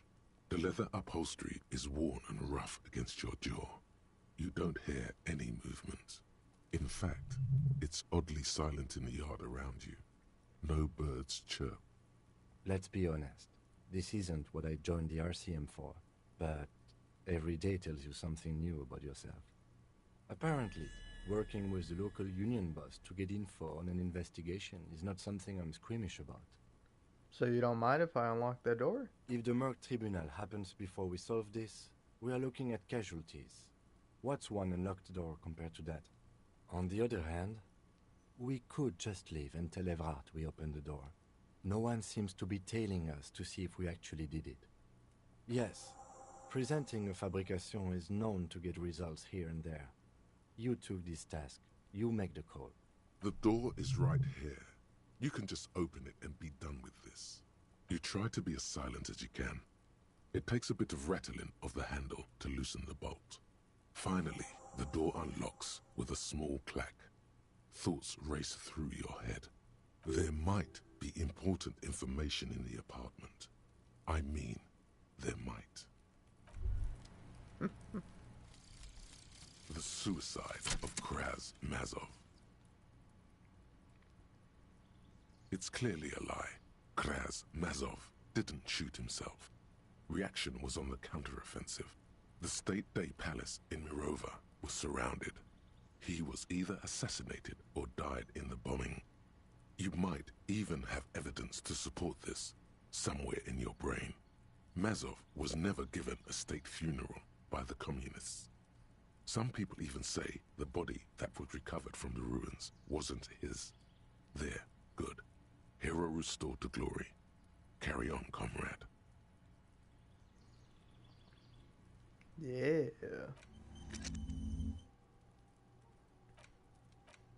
Alright. I got -1 logic, -1 visual calculus, +3 volition, +1 empathy, -1 authority, and -1 electrochemistry. What's it giving me -1 authority?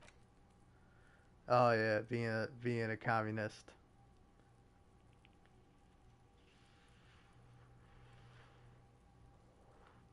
Oh, you know what? That's fine.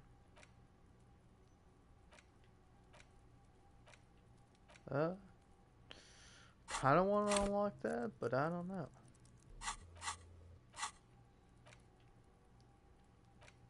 Yeah, why not? Let's do it.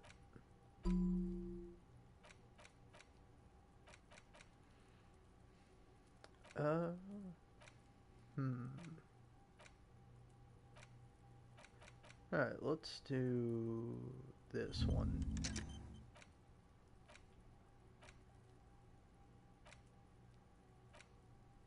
Oh, wait, oh, I just realized I had, oh, okay, well, let's see. Let's do the Jamrock Shuffle, why don't we? And how long is the Jamrock Shuffle going to be? 1 hour and 5 minutes, okay. I can swing that. Let's go talk to Joyce. Alright, and if I'm talking to Joyce... Oh yeah. Let's see. Might do to have the extra perception. I don't know, I think I'm kind of chilling with this. Maybe do that.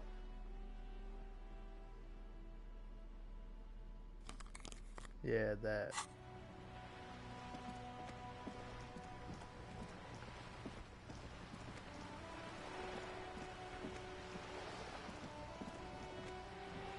You're back. Good. What can I help you with? You have? And how did you like Mr. Clare?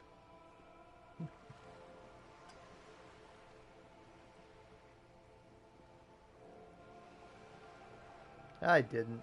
Oh, come on now. He has his uses. How else would he have stayed in power all these years? Or wait, actually, corruption. That's how he's done it. Fantastic, Verm-like corruption, reaching into the bowels of the earth. The position of my unusual colleague does not reflect official policy. I hope you understand. The RCM does not pick sides. Of course. And I don't expect you to share anything he told you with me. I'm not a corrupt Verm myself. However, if you felt like discussing something, how could I stop you? Are we not human? Are we not curious to hear another person's take? It's only natural. We would only be gossiping. Quite interesting to hear what she has to say about these things. Weird. Oh no. One of the positive things to come from the revolution is the unhindered exchange of information, you see, even when it comes to trade secrets, which isn't to suggest our talks constitute corporate espionage. Even if they did, it would be fine. But they don't, since you logged the money as a donation, and this is clearly just gossip between friends. The lieutenant might have, but I don't remember you logging anything as anything, Harry. I helped him turn up the heat on the borscht. Did you now? What sort of borscht is he making? The strike brew. That's a classic. And by turn up the heat, I presume you mean put more alcohol in it? I gotta say that's interesting, because actually, I've like told him no before, like, hey, no, turn it down to get the vodka out of there. And you can answer no, and she goes, "Oh, that's good." But I only have the option to say yes because I did, and I took some for myself because I'm an alcoholic. Why, if I may ask? Why make them more drunk? Aren't they corked enough already? Yes, Detective. What were you hoping to accomplish with this strange thing? I worship Al Ghul in many ways. Very curious. A very curious thing to do. Truly. But that's how he operates. He just does things, man. And then talks about them, even if it's inappropriate. What else? I'd rather talk about something else for now, if you don't mind. Of course, Detective. Should something come up later, down the road, don't be afraid to drop by for a chat. Until then, is there anything I can help you with? I've got some more questions about reality. More lessons in basic reality? My favorite part of the day. Go ahead, ask me anything. Good idea. Just ask him. He won't make a scene. Kim, can I talk to the ma'am alone for a second? Fine. See? What can he do? You're a grown man. Are you sure you're sure?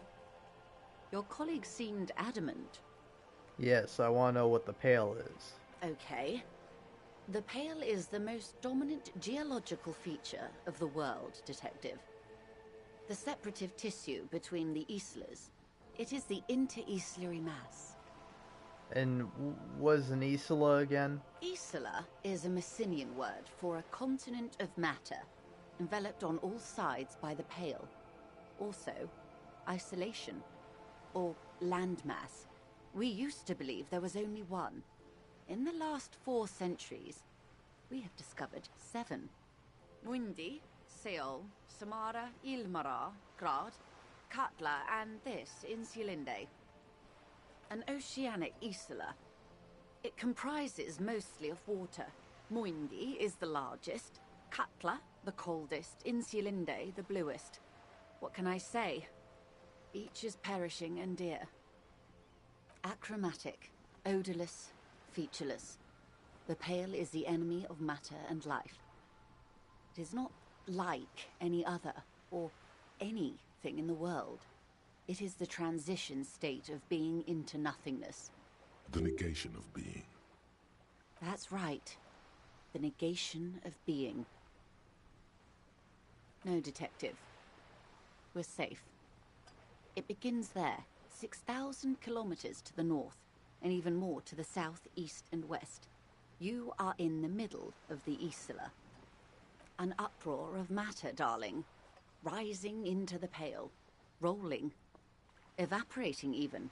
A great vision. The area of transition between the world and the Pale is called Porch Collapse. Imagine a grey coronal mist, cold vapor marked by spores of an opportunistic microorganism, a mold that's adapted to grow at the edge of the unrest.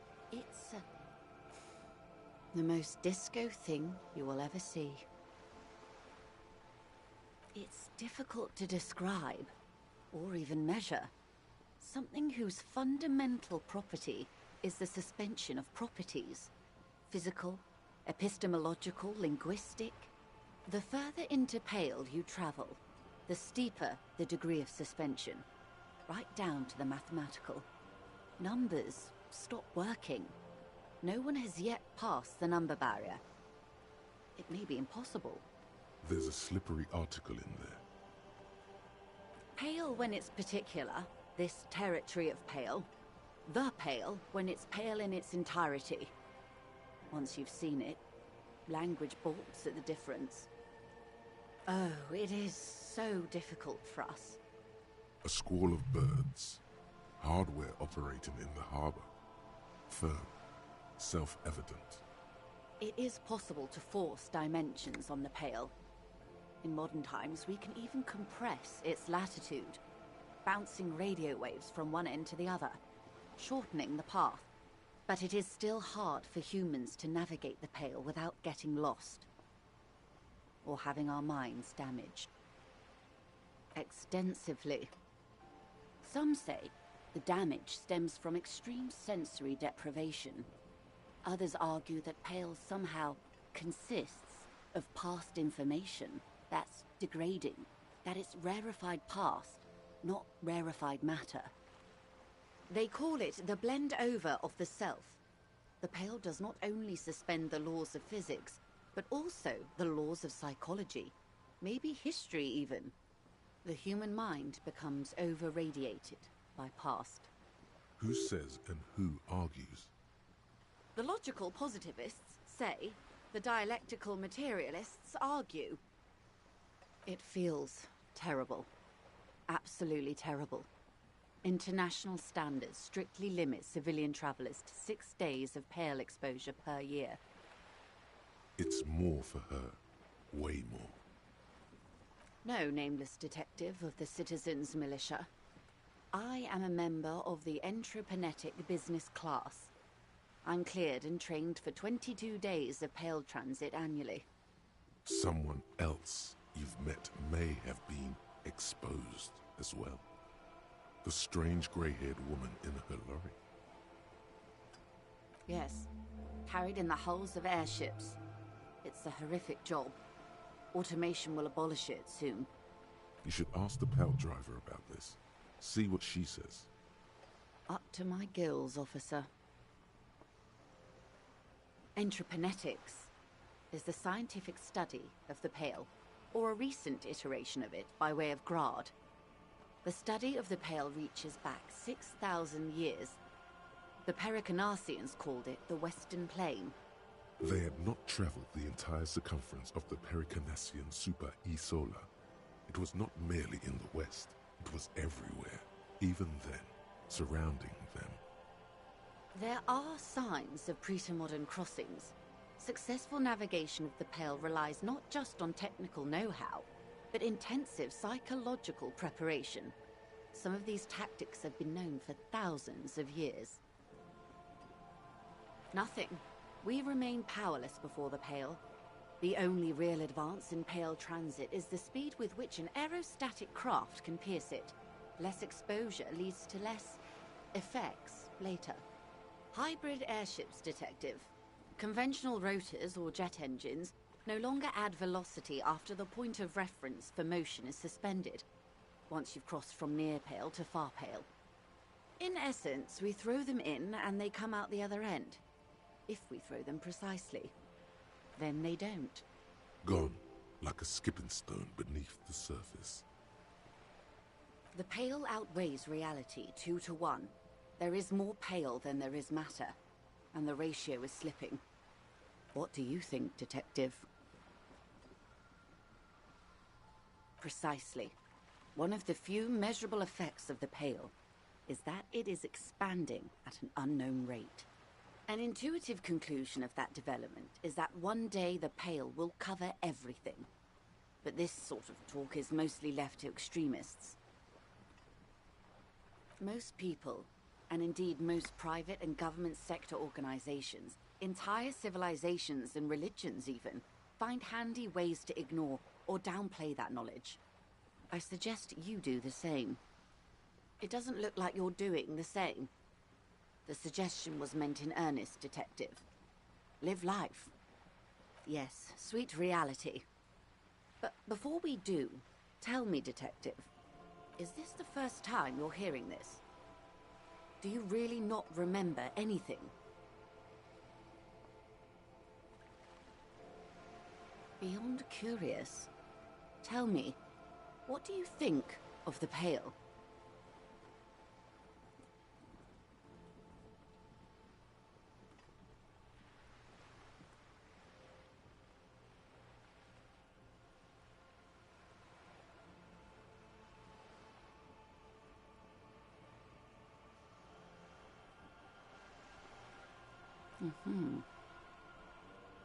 You really didn't know. This does not spell good for the investigation, Detective. If you don't know even this, then... I hope so. I truly do. If I may suggest, hold on to your colleague, Kitsuragi. I ran a check on him and he is very competent. In the meanwhile, you have me. I will assist you in any way I can, even if we have to do it one basic term at a time. Good. You have not passed out from it. Perhaps I worried for nothing. Are we still on the reality lowdown, or should we do actual police work now? That was fucking insane, Kim. Yes, well, the rest of us have dealt with it for thousands of years, so... Oh, well, alright. Let's get to work, Lieutenant. Good luck, detectives.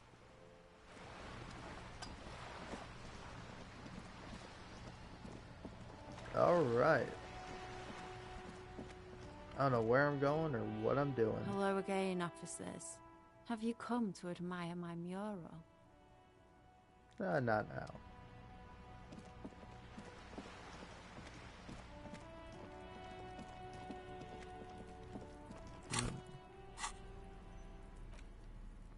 I wonder, it might be a good idea to, I don't know, do something. Oh yeah, let's go in here. Wait. How much more time I got on the Jamrock Shuffle? 36 minutes. What could I do to occupy my time for 36 minutes at this time of day?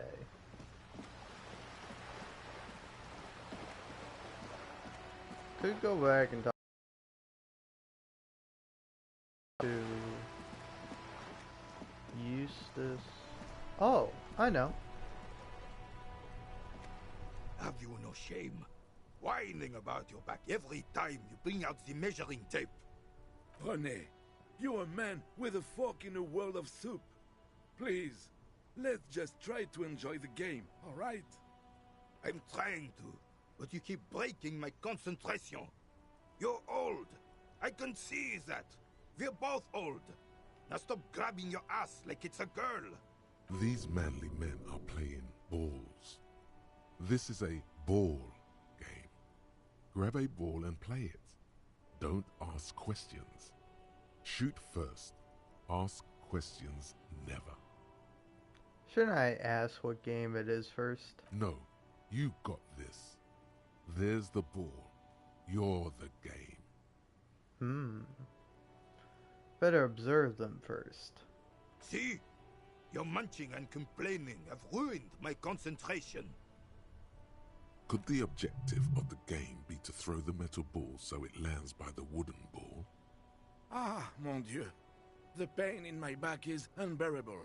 I can't even say if it's in my back or hip anymore. Feels like it's in both. I hope you pass out from it, you goddamn jellyfish. Men like you are the reason this nation is sinking. Trying to throw something as close to a predetermined point as possible.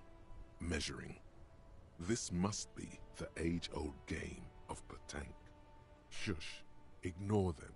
They don't know what they're doing. They're old. You are letting down yourself and the team. Get in the damn game already. Look, what team? These guys seem like they're giving me a lot of good information. Doesn't matter what team. Pick a team. Any team. The blue team. You're letting them down. Get in the game and throw the goddamn ball. Why are you so mean to me? Eyes on the ball, Dinky Winky.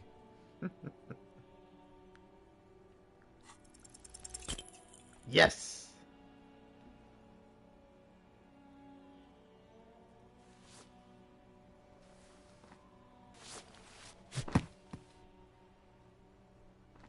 This felt wrong. Wrong like touching your sister's breast. You threw your sister's breast. Mon Dieu! Good job, officer. That was an excellent throw. There are no two more harmful words an athlete can hear than good job. And this was downright embarrassing. Oh, why did it feel so wrong, though? Your muscle memory knew what to do and went for it. But there were gaps. It felt like you were going for a thrust or a lunge. There was definitely gonna be jumping. Maybe you scored a point, but this is a fiasco. I thought something more spectacular would happen. What are you talking about? You just executed a pretty much perfect pétanque throw. How are you ever going to get the officer's shit off your nose, Gaston? Or even climb out of his ass? That's just how Johnny Ball game is. Extraordinary. Right. Was the demonstration it? Or do you still need something from us, officer? Yes, officer. What do we need from this gentleman? Uh, you know anything about the hangman in the backyard of the Whirlian Rags? Unfortunately, I don't. Unlike most of the locals, I have no qualms about assisting law enforcement. But this affair has passed me by completely. Than most of the locals? In Martinez, the union is the law. So can you really blame them? But you don't have a problem with cops. Cop is a pejorative term. I don't have a problem with policemen. On the contrary, I admire the effort to bring order to our streets. He doesn't know about the crime. Your time is better spent discussing politics. Ooh. What about policewomen? I'm confident they are indispensable in regard to all the paperwork and other administrative duties. You better not be implying that women are fit for field work. I try to avoid voicing opinions on controversial matters. Let's just drop it. Fuck no, I'm a communist. There are no duties RCM women couldn't carry out. But you must agree that nature, in her infinite wisdom, has made men more fit to perform certain, more challenging tasks. Don't you, officer? No, I don't think there's any evolutionary inequality at play here. Really, officer. Match an average woman against an average man in a dark alley and see who comes out on top. Gender equality is a very noble, very modern idea. But in real life, primal roles prevail. But I do not wish to discuss this matter further. Well, you seem to be playing a game in a crater. Yes. The terrain here provides an interesting variety to a familiar game. Yes. It was left by heavy artillery fire. Yeah, I know that, but why? Why what? Because that's what happens when communists hijack your country, execute your supreme leadership, and turn your capital into a slaughterhouse. You use heavy ordnance to clean up your home. Wait, who are the communards again? Commies, communists, socialists, anarchists, call them what you like. They just chose the name to feel special. Senseless sentimentality. Did you use artillery fire against them? Sadly, no. It was the foreigners who brought them to their knees. We fought valiantly. Too valiantly. So valiantly we got licked. Should have fought dirty, like they did with their suicide sex cult propaganda and mad anarchist women strapped to shrapnel bombs. We didn't so, and we lacked caliber. God bless him, but the suzerain's cannons simply weren't big enough. It was probably a bit more complicated than that. Why shell them here in Martinez? Because this place is a damn beachhead. Had to soften the commies up first. Yes, the military coordinated amphibious landing to take back Revachol. Martinez was used as one of the 3 footholds in Revachol during Operation Deathblow in 08. The other 2 are off in Stella Maris and the Delta. This here is Blood Ground, where coalition boots first made landfall and cleaned those rabid dogs out. Most likely, we're playing pétanque on their mangled corpses. Blood Ground. You got old René going there. Like he isn't hungry enough already.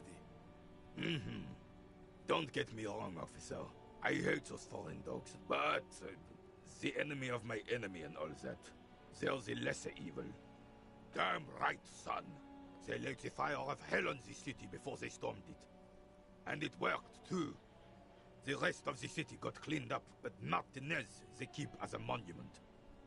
And now the Union Socialists are practically running the place. Well, it's your own damn fault. You, we, the coalition, Revachol, whoever you want to blame, never finished the job. Officially, the party never surrendered. Of course they still hold influence. You don't even begin to truly understand the players at the table, let alone the specific circumstances surrounding the... Thinking men have opinions Oh, on whoops. these things. Present one.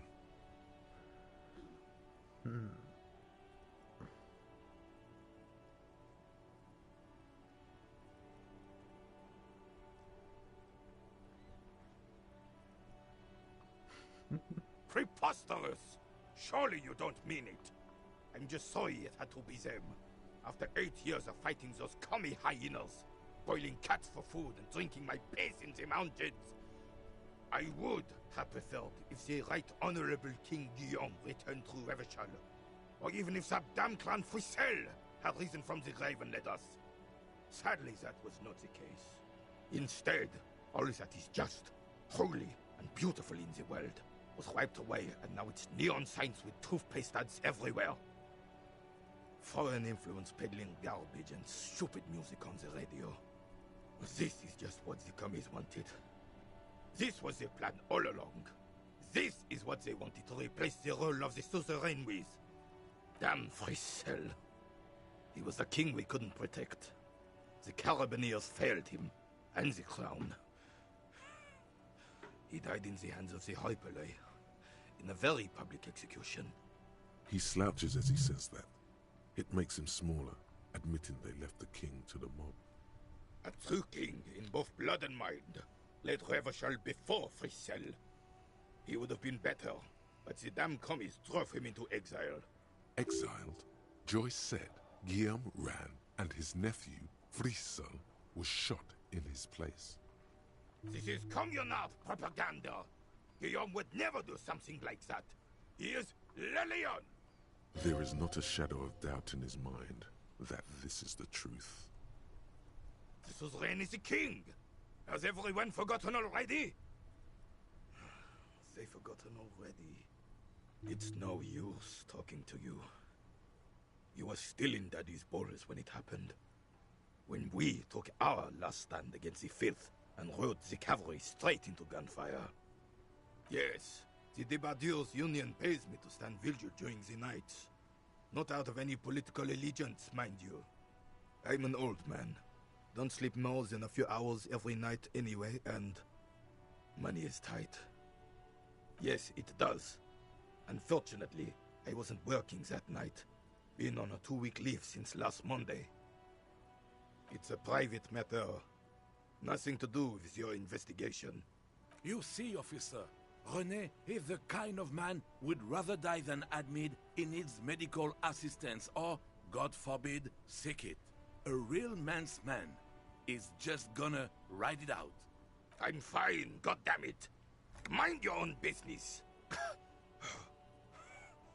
It's nothing. Just got to cut back on coffee. No one. The boss has been unmanned since last Monday. There's no other guard. It's just me. No one has been guarding the container yard since last Monday. It's not actually an issue. I mean... Look, officer. The container yard doesn't actually need a guardsman. Never had one before René. Monsieur Claire had that booth built specially for him. It's mostly decorative. The possibility of someone being in there is enough to discourage any ill-minded individuals.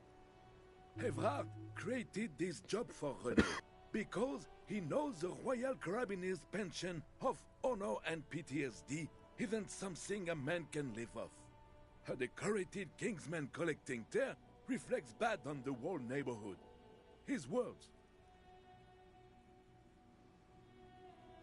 Look, officer, can we conclude the topic of my guard booth now? She is nobody. This is none of your concern, and I refuse to discuss my private affairs with the RCM. The lady is Jeanne-Marie Beaulieu, and she sure as hell wasn't a nobody. Yes, yes. Like I said, it would be up anyway, so might as well keep an eye out. It keeps my senses sharp. Well, thanks for your time. I have really outdone myself. This is divine. Yes, that's what you need, Gaston. More padding on that fat arse of yours. I hope your heart gives out. René, it's a little pleasures. Life doesn't need to be a struggle. Hello, officer. How might I be of assistance on this fine day?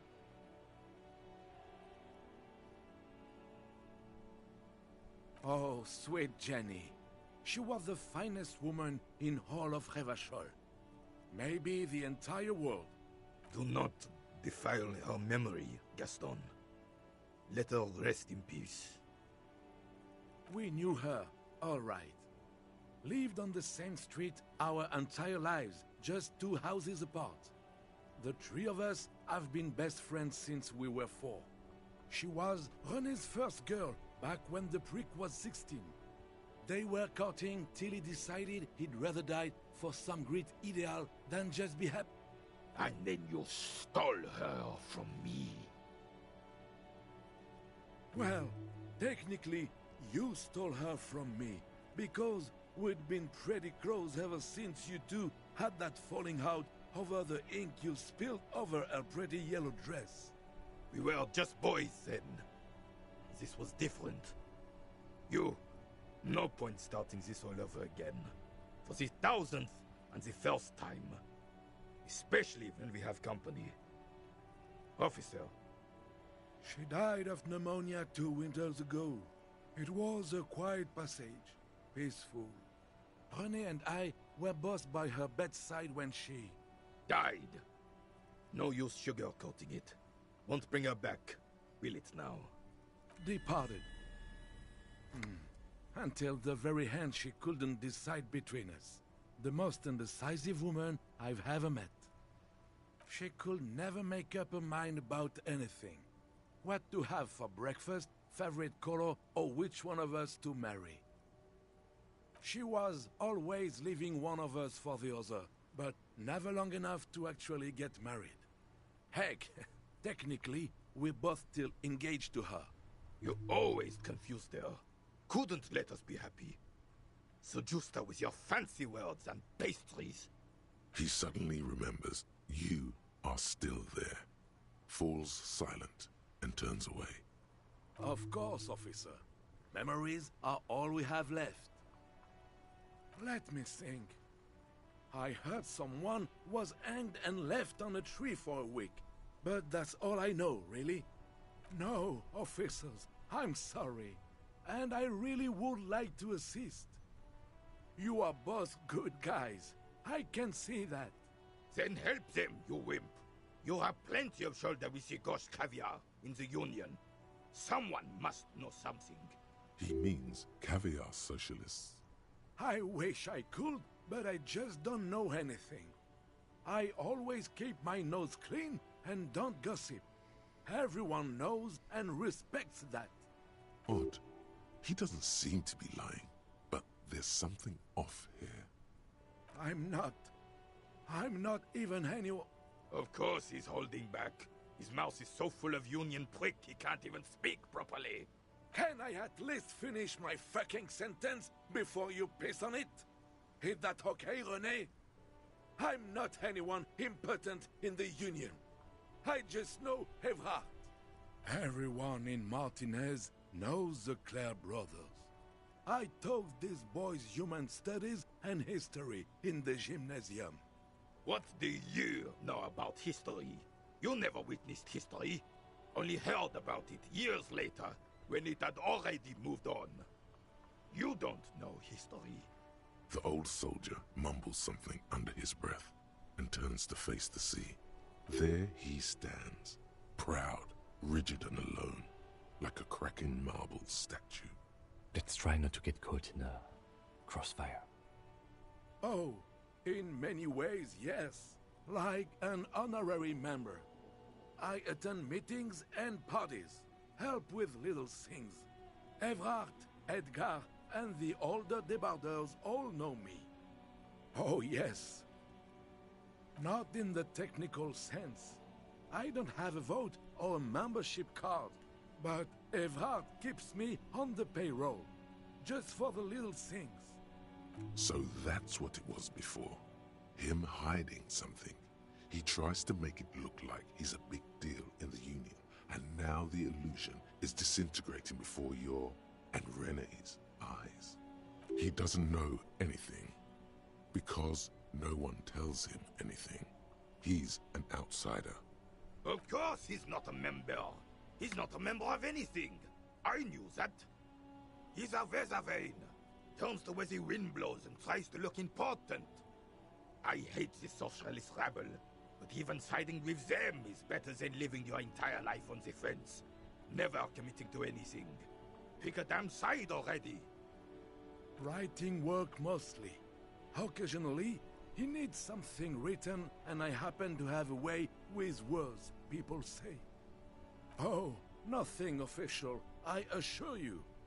Just essays for the newspapers. About Martinez and how things are and how they could be. Everhart and I have these long talks where... Well, he tells his little pen man exactly what to say.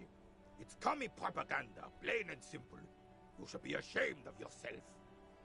I don't even consider myself a regular socialist. Politics is not really something I involve myself in, officer. Officer, I have a vivid imagination. And like I said, I have a way with words. That's enough. No need to sink into politics. He just fluffs it up. Of course. Don't sink into anything. Don't sink into any fight. Only sink into your couch. I prefer highly adaptable myself. Have a better ring to hit, don't you think? Mon Dieu.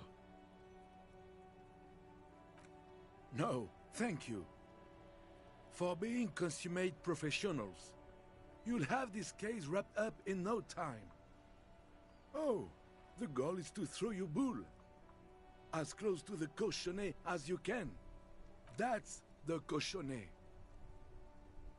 Well, first, you draw a circle about a half a meter in diameter. We made ours out of rope. Then, the order of play is determined by a coin toss. You win it. You get to throw the cochonnet. Then, the players aim to throw their bulls as close to the cochonnet as possible. They must stay in the circle and keep both feet planted. I could, but I'd rather not. I don't want to take up your time with trivial details, officer. You'll put that knowledge to good use in 50 years. I'm sure of that, officer. I don't like where this is going, officer. Don't you think we should do something else now? Hurry up, then. Yeah, I promise it won't be a Bubba talk. I'm gonna try to get a sandwich. I'm sorry, officer, but I really don't share food. Nothing personal, it's just a principle. The only one you have. The sandwich looks like a culinary wonder. Well made and abundant in components. The author sure knew their craft. In addition to the obvious slice of ham, a fat one, you notice a brim of a tomato peeking from below. And is that mayonnaise? Believe me, officer, I wish I could help you, but I need this sandwich to keep my blood sugar stable. In my age, you need to pay attention to these things. Fuck off! It's mine! Sorry, officer. I'm sorry. I didn't mean it in a bad way. But the sandwich is mine. I'm not gonna share it. When the dissidents come to rape our country, he hides. But try to get a bite of his dear sandwich and he gets claws? You're a special kind of vermin, Gaston. Oh man, I really want this sandwich though. Alright, this is how we're gonna do it. Alright, Mandy. Sorry. Well, okay. I'm drunk. Let's have another go at it. Sorry, my bad. I admire your handiwork, chef, but there are a few things I do differently. Like what, officer? This is as good as they come in Revachol, I assure you. An array of delicious recipes flashes through your mind. Salads, salmon, sandwiches, bingo. This calls for an engineering angle. Structural rigidity, exposed rafters, lattice works, that type of approach. Had you put a large slice of Alderian cheese crosswise from the ham, it would minimize the component loss via crumbling. Ooh. Yeah, structural. Mon Dieu! That is an excellent idea. That would virtually negate the component loss. I'll do you one better. The air pocket between the pre-roasted paprika. Sorry, still drunk. Ce serait délicieux.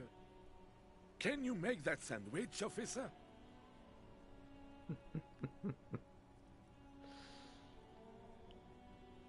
No.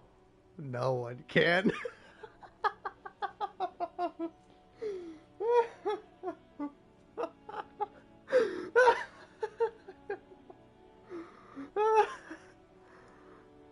Sure, but I'm gonna need yours as a prototype first. I hope you are not just tricking an old man out of the little he has left.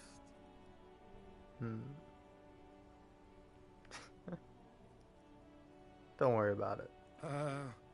Okay. Sure. I'm not worried. We're here all the time, every day. Impossible to miss us, officer. He looks worried. Is there anything I can do for you right now? Maybe to speed the whole process up a bit? No, we're all good. The Jamrock Shuffle. In a way, yes, you are treasure hunting. Most officers from Precinct 41 do what is called the Jamrock Shuffle, cracking open containers. Most of them are from Jamrock or Coal City, the poorest parts of Revachol, that also overlap with the network of royal catacombs called Le Royaume, just beneath the streets. As children, you would all go underground, hoping to find treasure, and come back with a rat's tail or a used needle. That playful curiosity must still be in you. Who knows, maybe one day the Orbe de Montagne, the Holy Scepter, and the Cocaine Skull will all be yours. Nice. All right.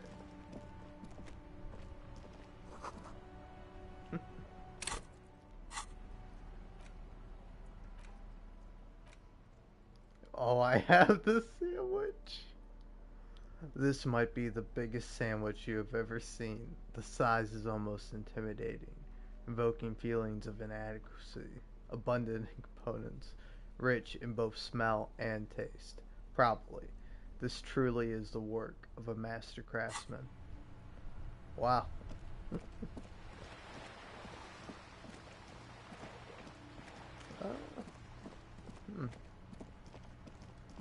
Okay.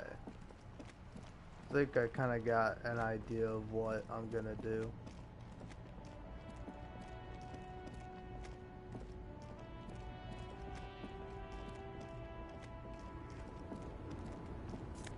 Yeah, speed! Oh, how much speed I got. Let's take a look at that. Oh, 4 uses of speed. Hell yeah. I mean, hell no. No, don't do speed in real life, folks. This is a video game. Don't forget about that, okay? Apparently people, allegedly, supposedly, according to people, alright? I'm not saying I believe any of this bullshit, alright? I'm just saying some people say. Some people forget the difference between reality and video games. And, you know, like, this is a video game. Alright? I don't do speed in real life. Never have. Probably never will. I'm not saying I never will, but I mean, I don't know. It's doubtful. The woman is still hunched over the railing, her head swaying to the music, her eyes looking at nothing in particular. Huh? What is it? What do you want? I think I know what's going on with you. And what is that? You're a pail driver. Great. He asked the Pines rep about the pail, and now he's talking to everyone about it. Fine then. Just try not to black out again, and don't contemplate. We don't have time for that. I haven't blacked out, Kim. It's death, but for the universe, oh, we're contemplating the living shit out of this. Oh, I'm contemplating, Kim. I'm drawing existential conclusions from this. Exactly what I didn't want you to do. Ma'am, my partner wanted to know if you work in Pale Transport. No offense, but your partner seems like a bit of an idiot.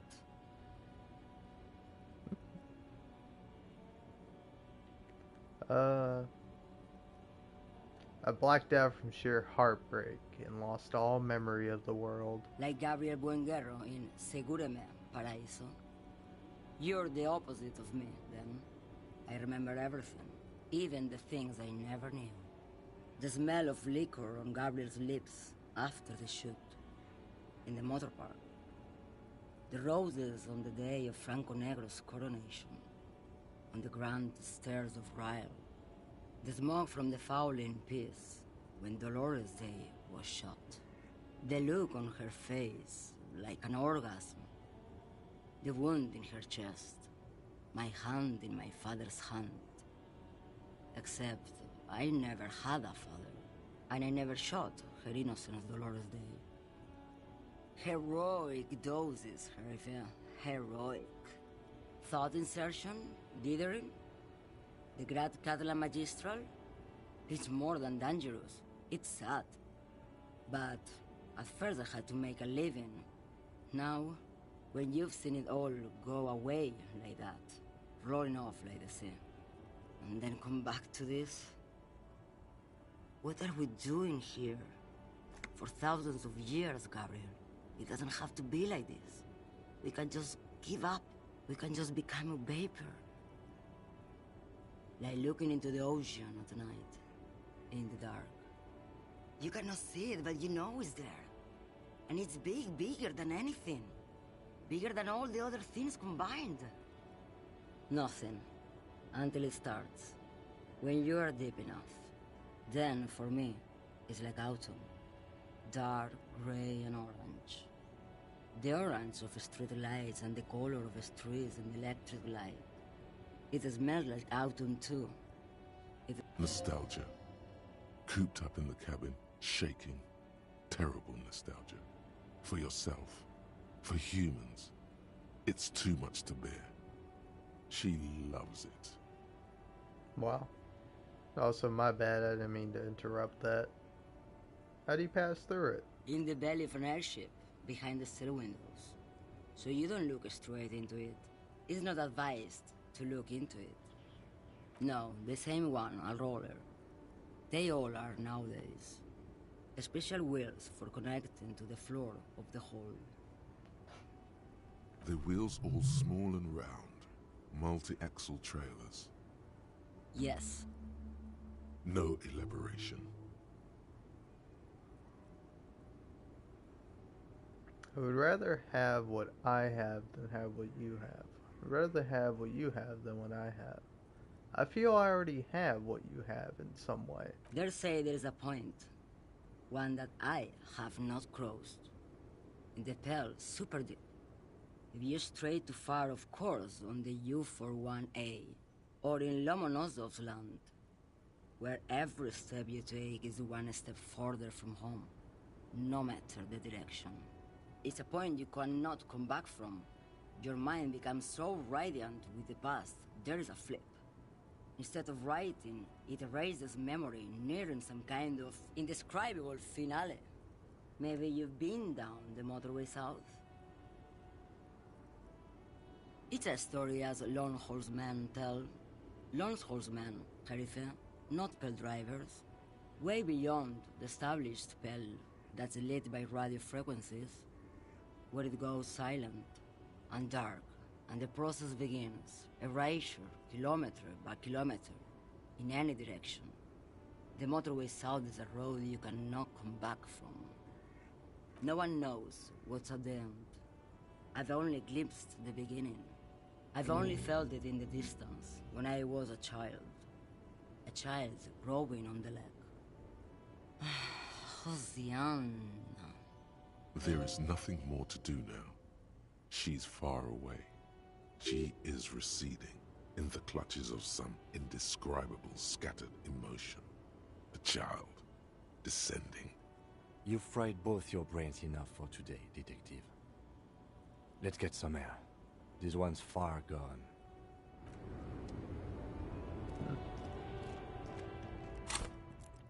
Alright. Leveled up. Locked a new thought. The motorway south.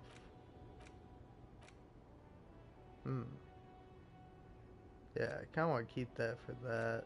Keep that. Yeah, keep that. Yeah, keep that for sure. Oh, gotta keep that. That isn't even done yet.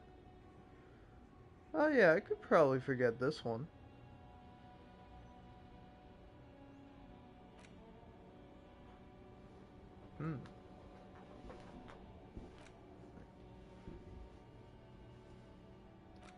Alright, yeah, I say get rid of that one.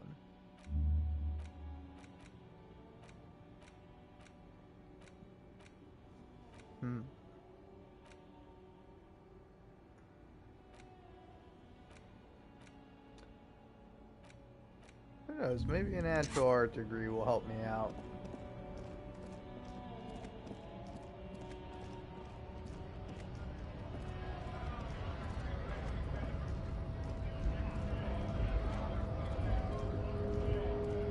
Right to work!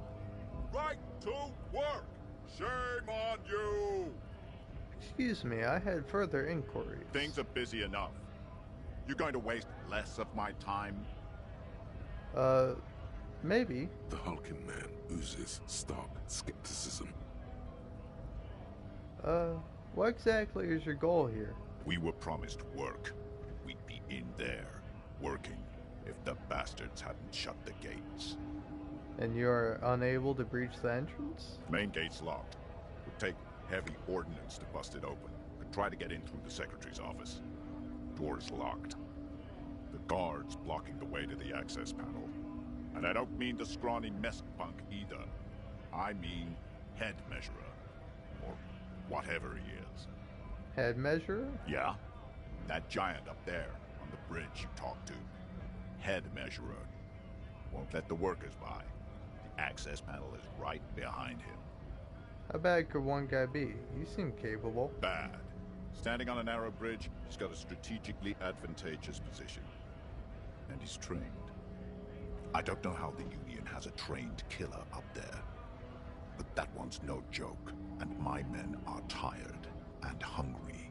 They're workers, not fighters. Why don't you just talk to them? Like civilized folk, you mean? These native fucks don't understand civilized. Odd out-of-place colonial reference there, Mr. Scab Leader. It would be better for the neighborhood if you went home, at least for now, if you can't get in anyway. No! They will give up eventually. Or get drunk. Leave the button unguarded. Then, we charge. Do not be fooled by the programming. There is a precarious balance inside him, keeping him in check. But it's shaky as hell, and he's tired of it all. I'm just gonna leave now.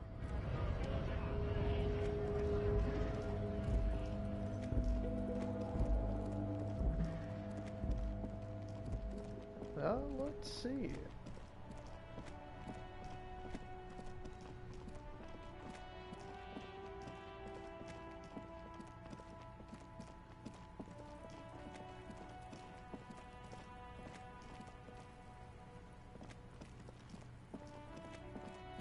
Oh yeah, I should go investigate the house. Of course.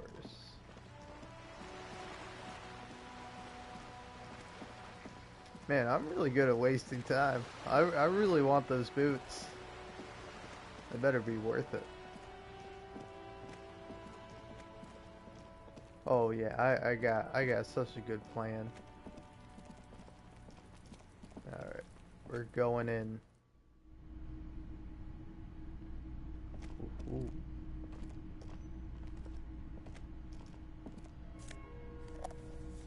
Hey, magnesium.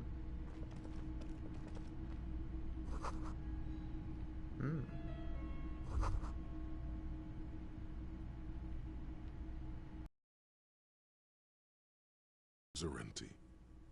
This isn't just one sun, but there are little suns dancing around the big sun.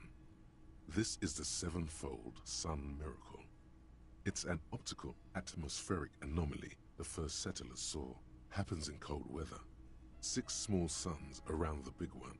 This complex halo phenomena is how old Revachol got its flag. Mm-hmm. The tenant is an old-fashioned guy. By old-fashioned, he means very right-wing. Yeah, I'm not gonna bow to the fucking flag. The flag doesn't seem to mind. It's just a colorful fabric with a sun sewn onto it. Like all feudal flags, it looks like a children's drawing.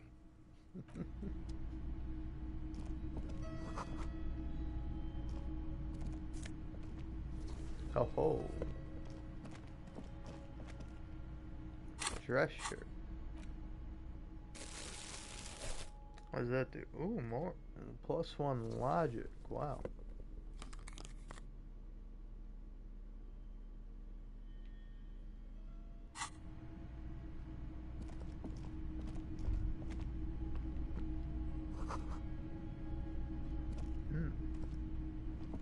A row of mugs sits on the shelf. Each one depicts a human figure. A dark-skinned woman grinning amidst mysterious symbols. A broad-shouldered man shoveling potatoes, and others. A little ring. Though cheerful, the images on the ceramic make you vaguely uncomfortable. There's something disdainful in the way the curves and lines of the bodies were drawn. It looks like the artist is celebrating diversity, but underneath, he's just making fun of these people.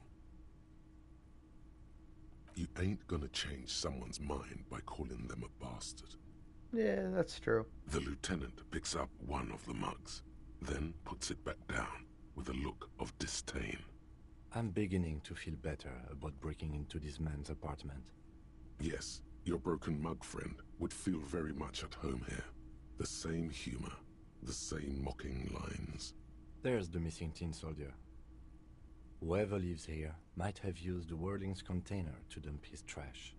And now they've drawn the ire of the Union. The plot thickens, as they say. An interesting little clue. Let's see where this goes. Clues have a way of magically connecting to other clues down the road. Who knows? I'm not expecting too much from this clothes in the trash lead either way. It might turn out to be some random local matter, but still, a nice coincidence. You could ask Everard who this person is once you're done here. Alright.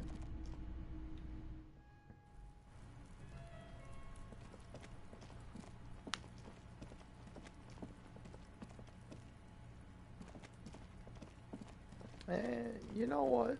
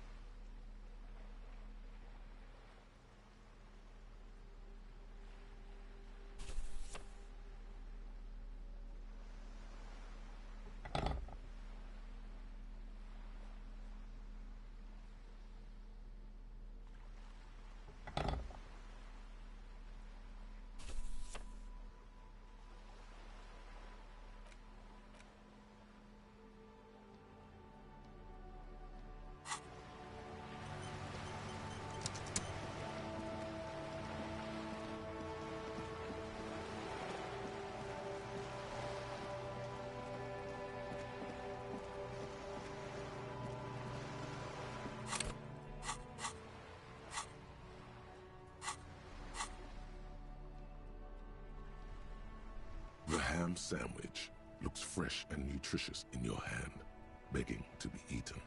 A treat of this magnitude should not be enjoyed alone.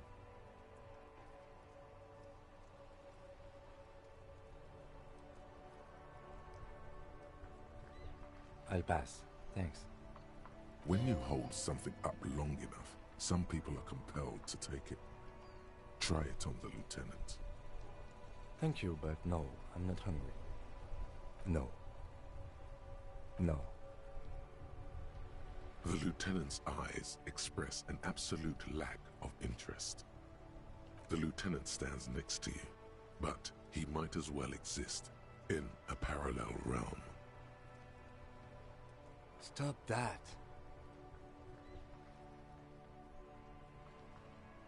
I'm just not hungry. Camaraderie? Is it really necessary? The bond between officers, partners, are paramount. That's how trust is built. Trust saves lives. Okay. They are all necessary. Let's share the sandwich if it matters that much to you.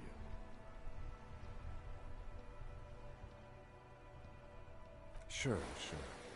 Time to go solve a murder investigation.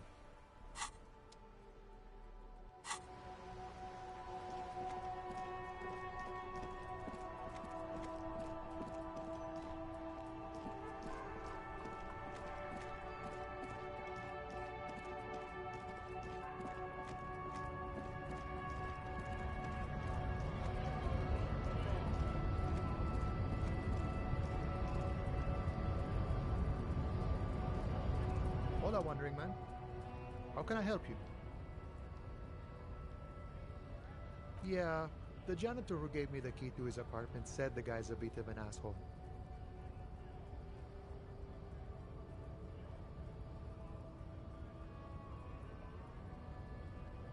Yeah, it would be really bad if we got into an argument about him. Waste of a good noon. Or afternoon. Or night. Anyway, thanks for helping out, friend. Los Ardis? They're an independent militant group. A bit too high-strung, but it comes with the responsibility. They're sort of like you. Preserve the rule of law and all that. Except it's Evrard's law. But really, they're just like you.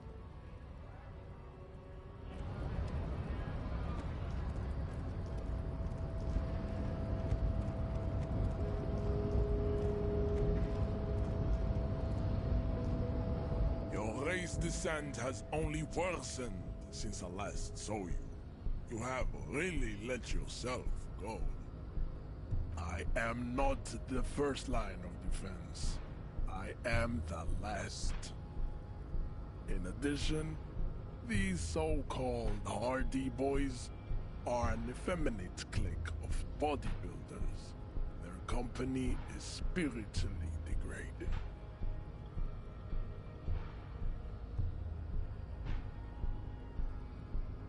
You pick up on something artificial in his tone, like he's putting on an act. This is unlike him. He is usually more himself. Fine. They have recently fallen under the influence of a possibly sexually perverted female vagrant and a narcotics peddler. It's shameful. Find out for yourself. Endomorphic blob. Interesting.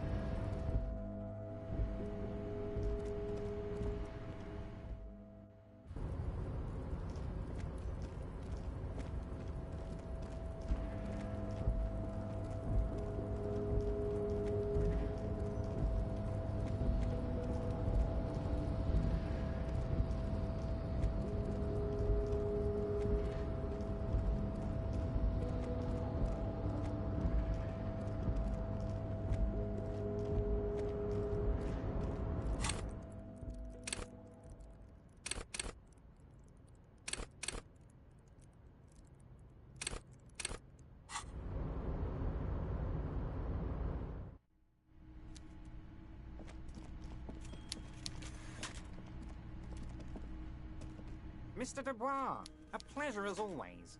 You don't have to sit down this time, since you've already sat on that chair.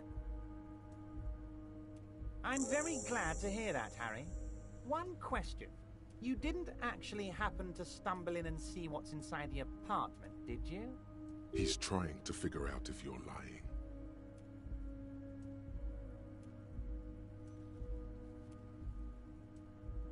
Just as I thought. Culturally antiquated mug collection. What a weasel. Pissing on Everart's Rainbow Coalition. He was testing you, and you succeeded. Now let's get down to brass tacks. It's time for men like me and you to figure out who's killed who and why. Real police work is gonna start happening now. I promise you, Harry, this is gonna be good. Racist mugs in the trash and in the apartment? You guys are just light years ahead of me. I have so much confidence in the ability of your organization. I'm relieved you're doing this and leaving me to do what I do best. Helping people. With the power of politics. Yes, yes. Do you think this weasel is somehow connected to the murder? Oh, no, no, no, no. I don't cross paths like that. All I want is for you to succeed in your investigation. I would never complicate things for you. Oddly, it seems to be true. Believe me, Harry, he's a nobody. Just your basement variety nobody. Can't imagine him being connected to a high-caliber case like this. But he does live nearby. Maybe it's a pedantic weasel. Fascists are known to be neat freaks. I feel like a real detective right now, Harry. Am I getting this right? Would he? I'm not so sure about it. Oh, you're too kind, Harry. Way too kind. I know I'm not a real police officer. You are. By now, I'm sure you've figured out who the dead man was working for. The bad guys. Wild Pines. Sent to scare us. Another violent measure of the top hats against us flatcaps.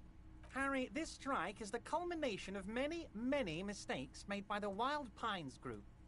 They tried to shut the strike down by sending in armed mercenaries. You mean our victim? A security contractor?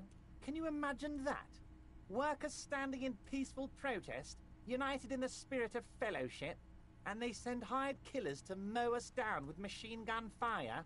He performs a motion as if spraying bullets from a machine gun. I'm talking beasts, hardened killers from proxy wars. You name it, they've done it. Raping, killing, burning villages, killing little children for the Senorita Pineapple Company, Harry. Everything they did there, they brought over here. They want to turn Revachol into a third world slum. Honestly, the only thing they didn't do is kill the village elephant. Now, I haven't personally witnessed the brutalities out there. I have the luxury of staying in my container, you see. If I need to go somewhere, they just move my container. About my fun container? It's a hoot, Harry. Who knows? Maybe you'll be in here the next time they move it. It will be very fun, I promise. But enough about me and my container. The killers the company hired, I think there were 3 of them, all hardened commando types. One of them got downright suicidal, getting drunk, violent, a little rapey. Even their own negotiator couldn't control him. That's your boy, the one who likes hanging out and trees. By negotiator, you mean Joyce? Harry, what you need to realize is, we dock workers are not pushovers. We got grit, Harry. This whole neighborhood does. Push us hard enough and we push back. And potentially, Harry, potentially, we got arm wrestling champions, rowing club people, ex-coal miners, tough guys, all ready to spring into action for their home base. There's a militant wing inside the Union, a group of people whose duties don't involve manual labor, but peacekeeping in the neighborhood, making sure everything runs smoothly. That sounds a bit like organized crime. They're like you guys. Idealistic people who want to make sure bad things don't happen. And if they already have, well, punishment must follow. Again, that sounds like organized crime. So these idealists killed our victim? One day Titus Hardy, leader of this peacekeeping faction, comes up to me and says, "Boss, socialist democratic fervor drove us to take it upon ourselves to kill this beast that was burdening the land. He probably worded it differently, but that was the idea. Sure sounded to me like they killed him. I gave them 2 weeks paid leave and told them to lay low to avoid retaliation. Aren't you worried we might arrest them for this? Oh, I'm not at all worried about that. These are not the kind of men who get arrested. They're Martinez boys, tough and gritty. I'd like to see the man who takes them in. Besides, I sent my lawyer girl to look after them. If he's just boasting, then it sure doesn't feel like that to you. He's not worried. He places a lot of faith in that lawyer girl. Perhaps this is a tactical error. Anyway. How do I know? Let me tell you about these people. That's their MO. It's what they do. Last winter, some poor workers in Terminal E went on a little strike. The company sent in Sediment, a security contractor. The strike was over the workers' right to wear protective footwear, Harry. These guys turn up and start beating people. Tell you what, Harry, I wouldn't be surprised if we got the same mercenary company after a little rebranding. And I'm sure as hell not surprised to see an army of scabs under my gates. So you believe the scabs were organized by the security contractor? You said it. Hell, one of those guys looks big enough to take down that proverbial elephant. Boys like that don't just happen to show up during strikes. Of course, you're always one step ahead of me, Harry. I'm no genius. I'm in this position because people like me. Tribunal? That sounds serious, Harry. We union men should be shitting ourselves. I wish you hadn't told me that. I'm gonna lose sleep over this. Let's change the subject. He's clearly happy about the tribunal. Oh, Harry, what do I really think about the tribunal? You're trying to climb to second base with old Everard before you've even courted him properly. He wants you to do more things for him before. So they shot him? He was shot in the head before he was hanged. How odd. I don't know what to say, Lieutenant. They told me they hanged him. A hanged man is what I saw when I took a look into that yard. It's impossible to say if he's telling the truth, sire. What I do know is, the case is in safe hands. If anyone can get to the bottom of this shot and hanged man, it's my 2 little policemen. Godspeed, policeman. Oh, Liz is a bright one. I paid for that law degree myself, thinking it'll probably turn her all fancy. But hell, Harry, she came back a firebrand socialist. Sometimes she scares me with her zeal. Tell me about Titus Hardy and his crew. Oh, they are simply fine young men, all 7 of them. Exemplary union members, always working to advance their position in the local socialist democratic movement. Core members. Old Theo used to run them, but things really kicked into gear when Titus took the reins and named the group after himself. Gotta love his initiative. Interesting. Who's second in command? They're almost all of them great guys, born leaders.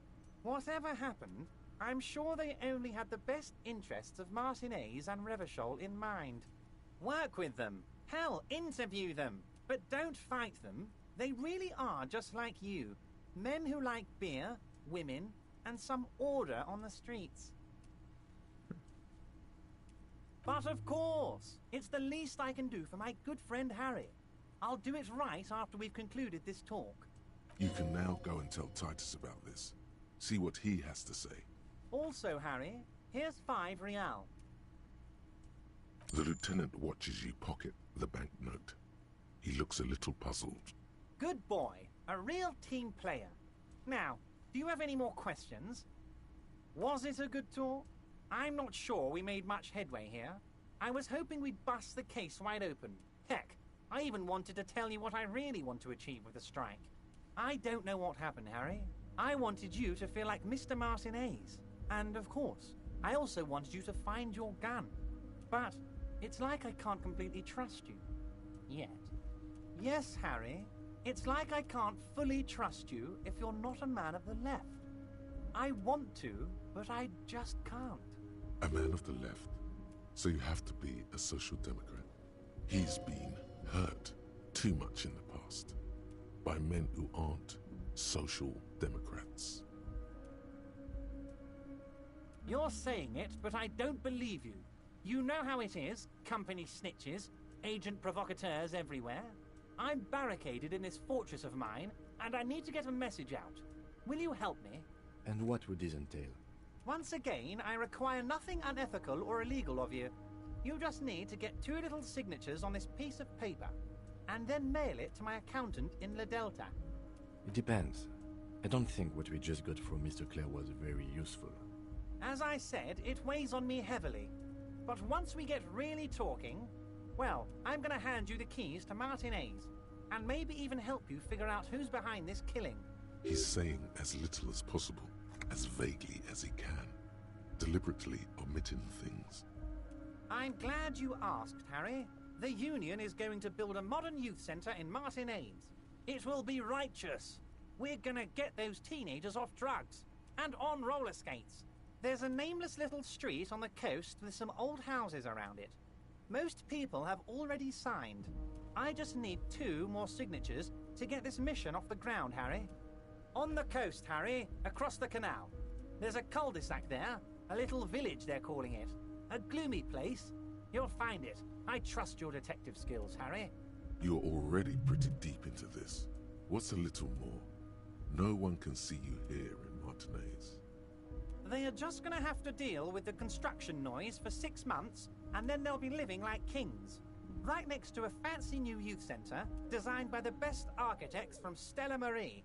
Is he absolutely sure the tenants won't be thrown out in the street? Am I? Harry, these people, Martin A's is the most important thing in my life. I would never let anything bad happen to them. We're gonna build a youth centre there. The value of their properties goes up and kids have a place to play in. I'm looking out for these people, not pulling the rug from under them, Harry. I'm looking out for all of Martin A's, not just the harbour. He means it.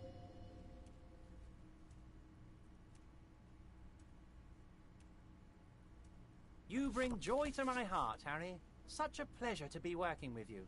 Here, you need to get signatures from Isabel Sadie and Lillian Carter. The cul-de-sac is right past the pawn shop and across the canal. I hear there is some trouble with the water lock, but they should fix it by Wednesday morning. Once you have the signatures, mail this to 13022 La Rocca in La Delta. Then I'll know you're a solid socialist. I don't know what that means, Harry, but I love it. I love your initiative. Knowing you're out there keeping things running lets me focus on the big picture stuff. Don't even tell me what was going on. Alcoholic brew, stronger, stopped it, strike. I'm just gonna let you surprise me, Harry. See you soon, Debardeur.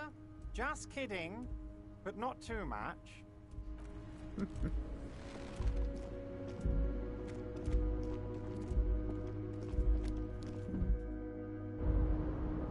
All right. Oh man, I'm having such a great time with this game. I love this game. It's really something. You're back before the cargo Let's container. see here. Its draw has not lessened since you were last here. If anything, it seems to have grown slightly. I'll try it in a bit.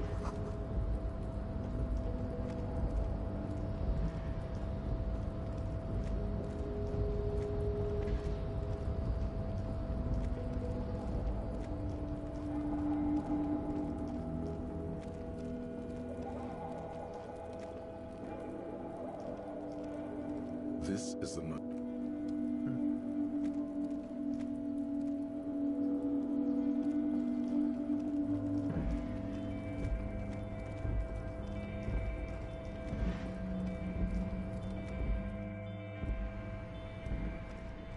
It's after 8 p.m. Can't I go talk to the smoker?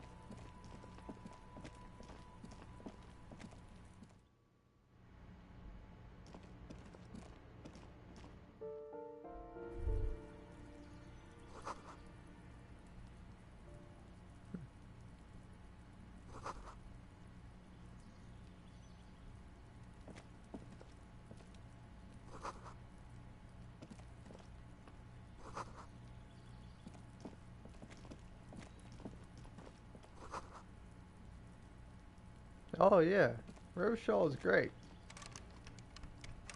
I love this game.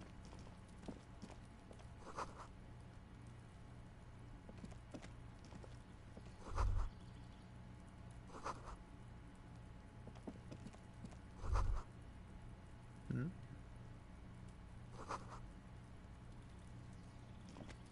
Oh, good for them. This door is made of metal and appears to be reinforced. Someone here really values their security. No one answers. We should return in the evening, at 9 p.m. the earliest. No. Okay, I'm 2 hours early.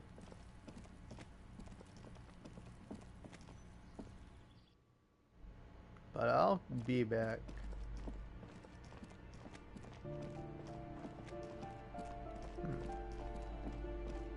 For now, though, I don't know. Oh.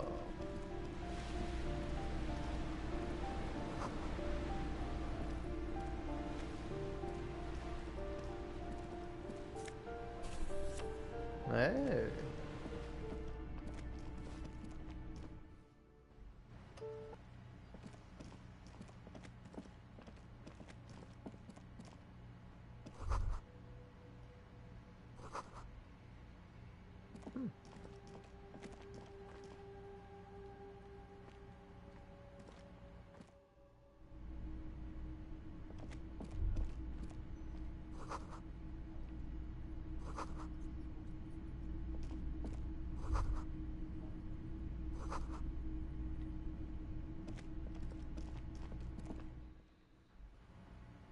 Alright.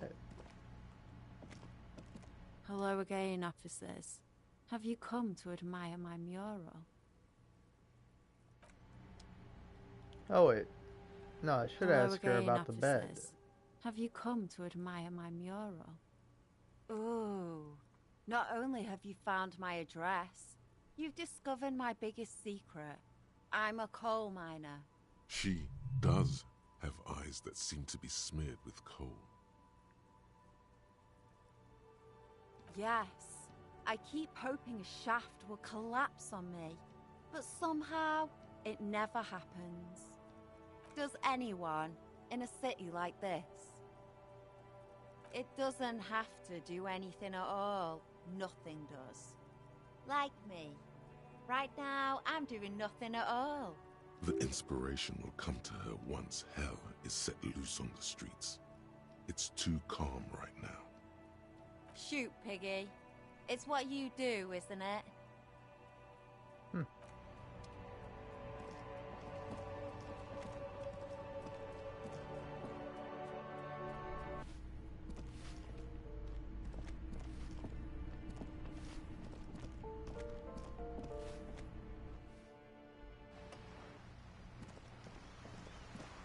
I'm not quite sure what I should do. Could talk to Joyce. You're back. Good. What can I help you with? Nah.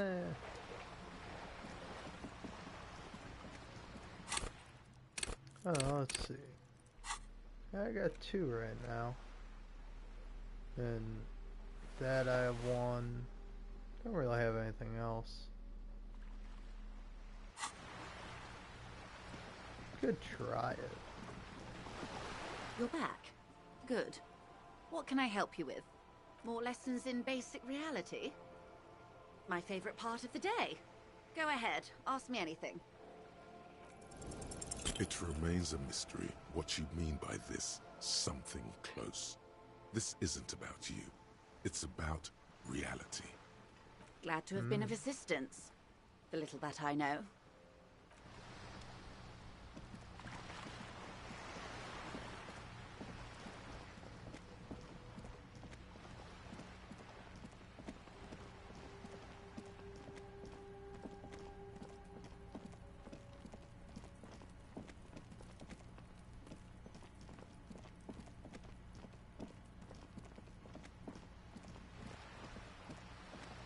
Yeah, I think there's really not much for me to do.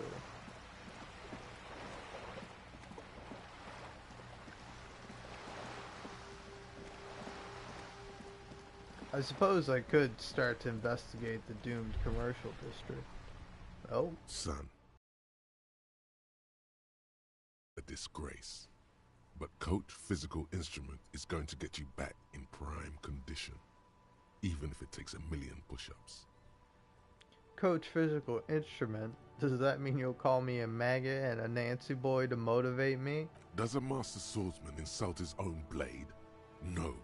I'm going to turn you into an athletic benchmark, you big pussy. Yes, sir. Forge me into organic steel, Coach. It's going to take blood, sweat, piss, and tears. But when I'm done with you, boy, you will be a master athlete. Wait, why piss? When a man sets his mind and body on something and gives his 110%, he is sometimes going to piss himself. It just happens. No shame in that. Well, let's do this, Coach. I'm with you. Behold, world. Here walks a sportsman, hands choked and hair kept back with a bandana. The Homo Athleticus.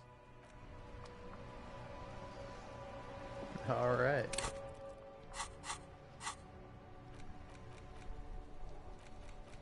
See, what is this gonna do for me?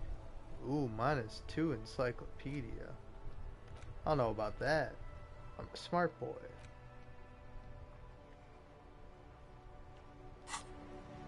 Oh man, those thoughts are close.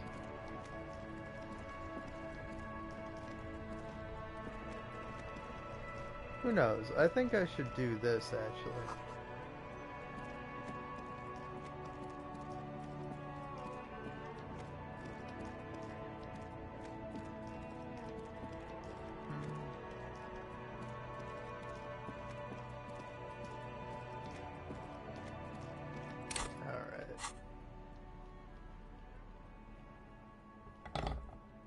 Go here, grab a cigarette.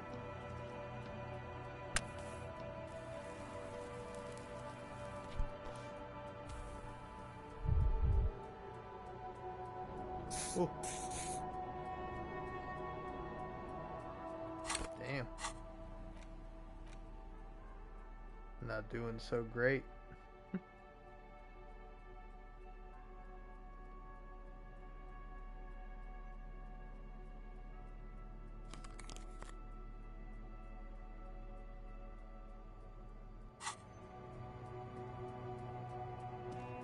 A crumpled billboard reading, Samurai. The sign billboard has fallen on the waterlock.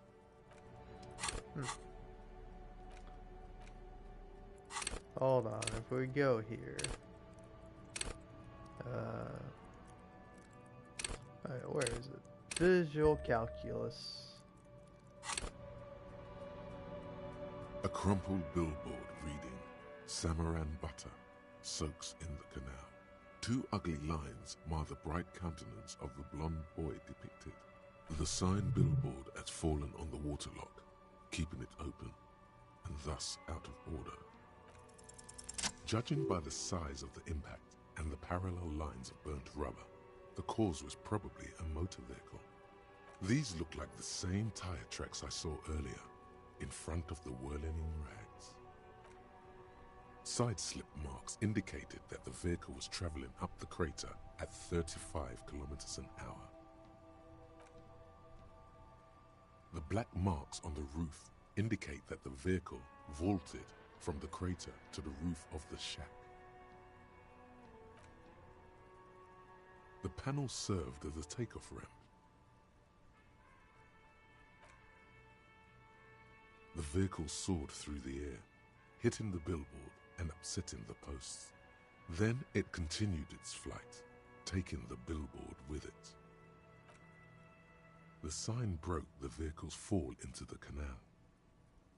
The Samaran butter billboard still looks freshly painted, suggesting it took the plunge recently, within the past 72 hours.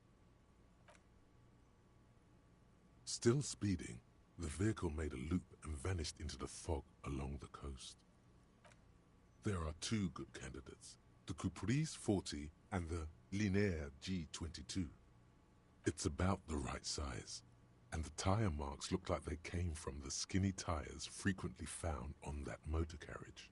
The Caprice 40 is a very popular model, with bank clerks, topping pie delivery drivers, secondary school teachers, cops, strippers dressed as cops, undressed strippers.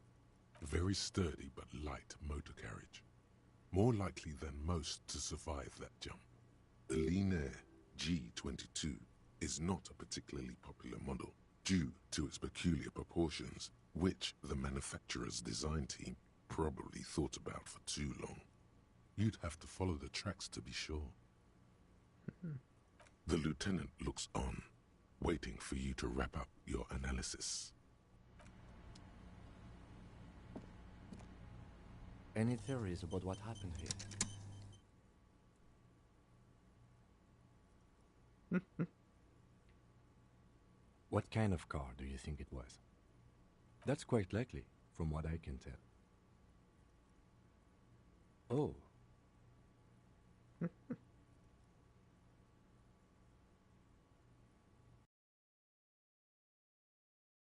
Fortunately, we are not traffic cops. Should we get back to the murder? No, we should bring this driver to justice. If we must.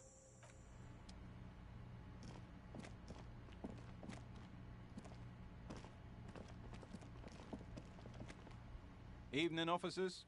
A burly man hangs out by the waterlock, carving up a generous serving of salami with an old hunter's knife. His eyes are fixed on a man stranded on the other side of the waterlock and on an enormous billboard that has fallen down into the canal between them. My friend Barry the Butcher is stuck on the other side of the waterlock. I'm keeping him company and eating his salami. From the corner of your eye, you see a man in a yellow shirt and grey overalls waving at you from across the canal. He seems disappointed about the wreckage on the waterlock and the salami. Very good stuff. Anything I can do for you, officer? I wasn't here to witness it, but those look like tire tracks on that sign. Weird, huh? Then again, plenty of daredevil drivers in Revachol. Too bad it also takes a year and a day to repair anything around here. Especially a waterlock. The rest of the coast is closed off till then. Well, there's the fishing village, an abandoned fish market, a bizarro church. Not much use to the congregation, though. There always seems to be something wrong with it. Yeah, not really much else. Just bombed out ruins. Sure thing. It is salty, it is savory, it is chewy. The hangover only makes the salami more tasty. Want some too, officer? Why not?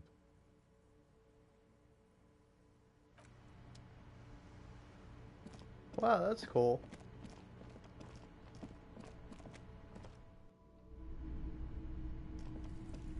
Alright. Wow, a very large red t-shirt with an impressive print stands out from the other garb. Oh yeah, the print depicts a muscled man striding toward you, a giant sword in each hand, encircled by burning embers. Behind him is a cluster of cabins engulfed in flames. Beneath him are the words, Hjelmdal burning. The antlers on the hood of the man's cloak and his piercing blue eyes are familiar. Smells like worn cotton and a little old sweat there. Worn cotton with a side of flea market or trash bin. Sniffing is okay, but please don't try anything on. Can't have you leaving your photon emissions in the fabric of things you're not going to buy. I doubt the real man from Hjelmdal was as poor a role model as the one in the popular literature. But yes, the books are very sexist, in a not entirely unenjoyable way. I mean, even if the man from Hjelmdal didn't exist before the adventure novels, the stories have made it so that he has. It's simple, really. Okay. You sound skeptical. It's not that complicated. All that's required is a more robust understanding of cause and effect. Besides, I've been to Kotla, though not quite as far north as the Hjelmdal. and watched northern lights travel across the sky. Very unique, energetic tides there. It's for the best, because Eamdal is not a real place, and thus he could not have gone there. His theory isn't exactly incoherent, but its logic does suggest some unusual neural activity. Interesting. It's the man from Hendal. Walking away from his burning village, yes. Huh? Oh, I see. That's tough, man. I feel the same way sometimes. The man from Hjelmdal is the hero of a series of popular books based on a fictional version of Kotla. In fact, most people don't think that man from Hjelmdal ever really existed. But they are wrong. Hendal isn't a real place. Neither is the man a real man, of course. But both the man and Hjelmdal are an ontological necessity. But hey, it's not worth getting into an argument about. Wow. What? 2 real. That's dirt cheap. But why?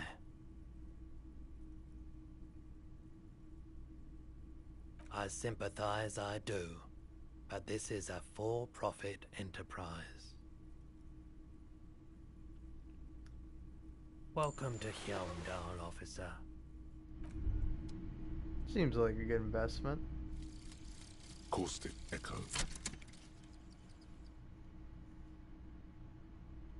Splat.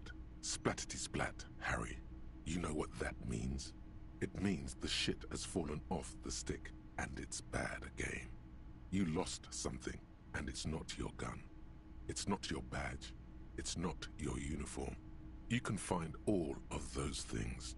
No, the charred echo was left by the one thing you will never find again. Not even if you dive into the sea in search of it. It's the love of your life, Harry. The scent is everywhere. The sound is in everything. The alarm goes off at 3. Plus 300 experience on completion. -1 authority. All marks raised by 1. Alright. Heyo. Okay, sweet. And you know what? You know what? Sadly, I'm gonna save the game here. And that's where this will end for now. Wow, 4 hours. A lot of time. But hey, I love this game. I'll put all the time I need into it. Anyway, peace.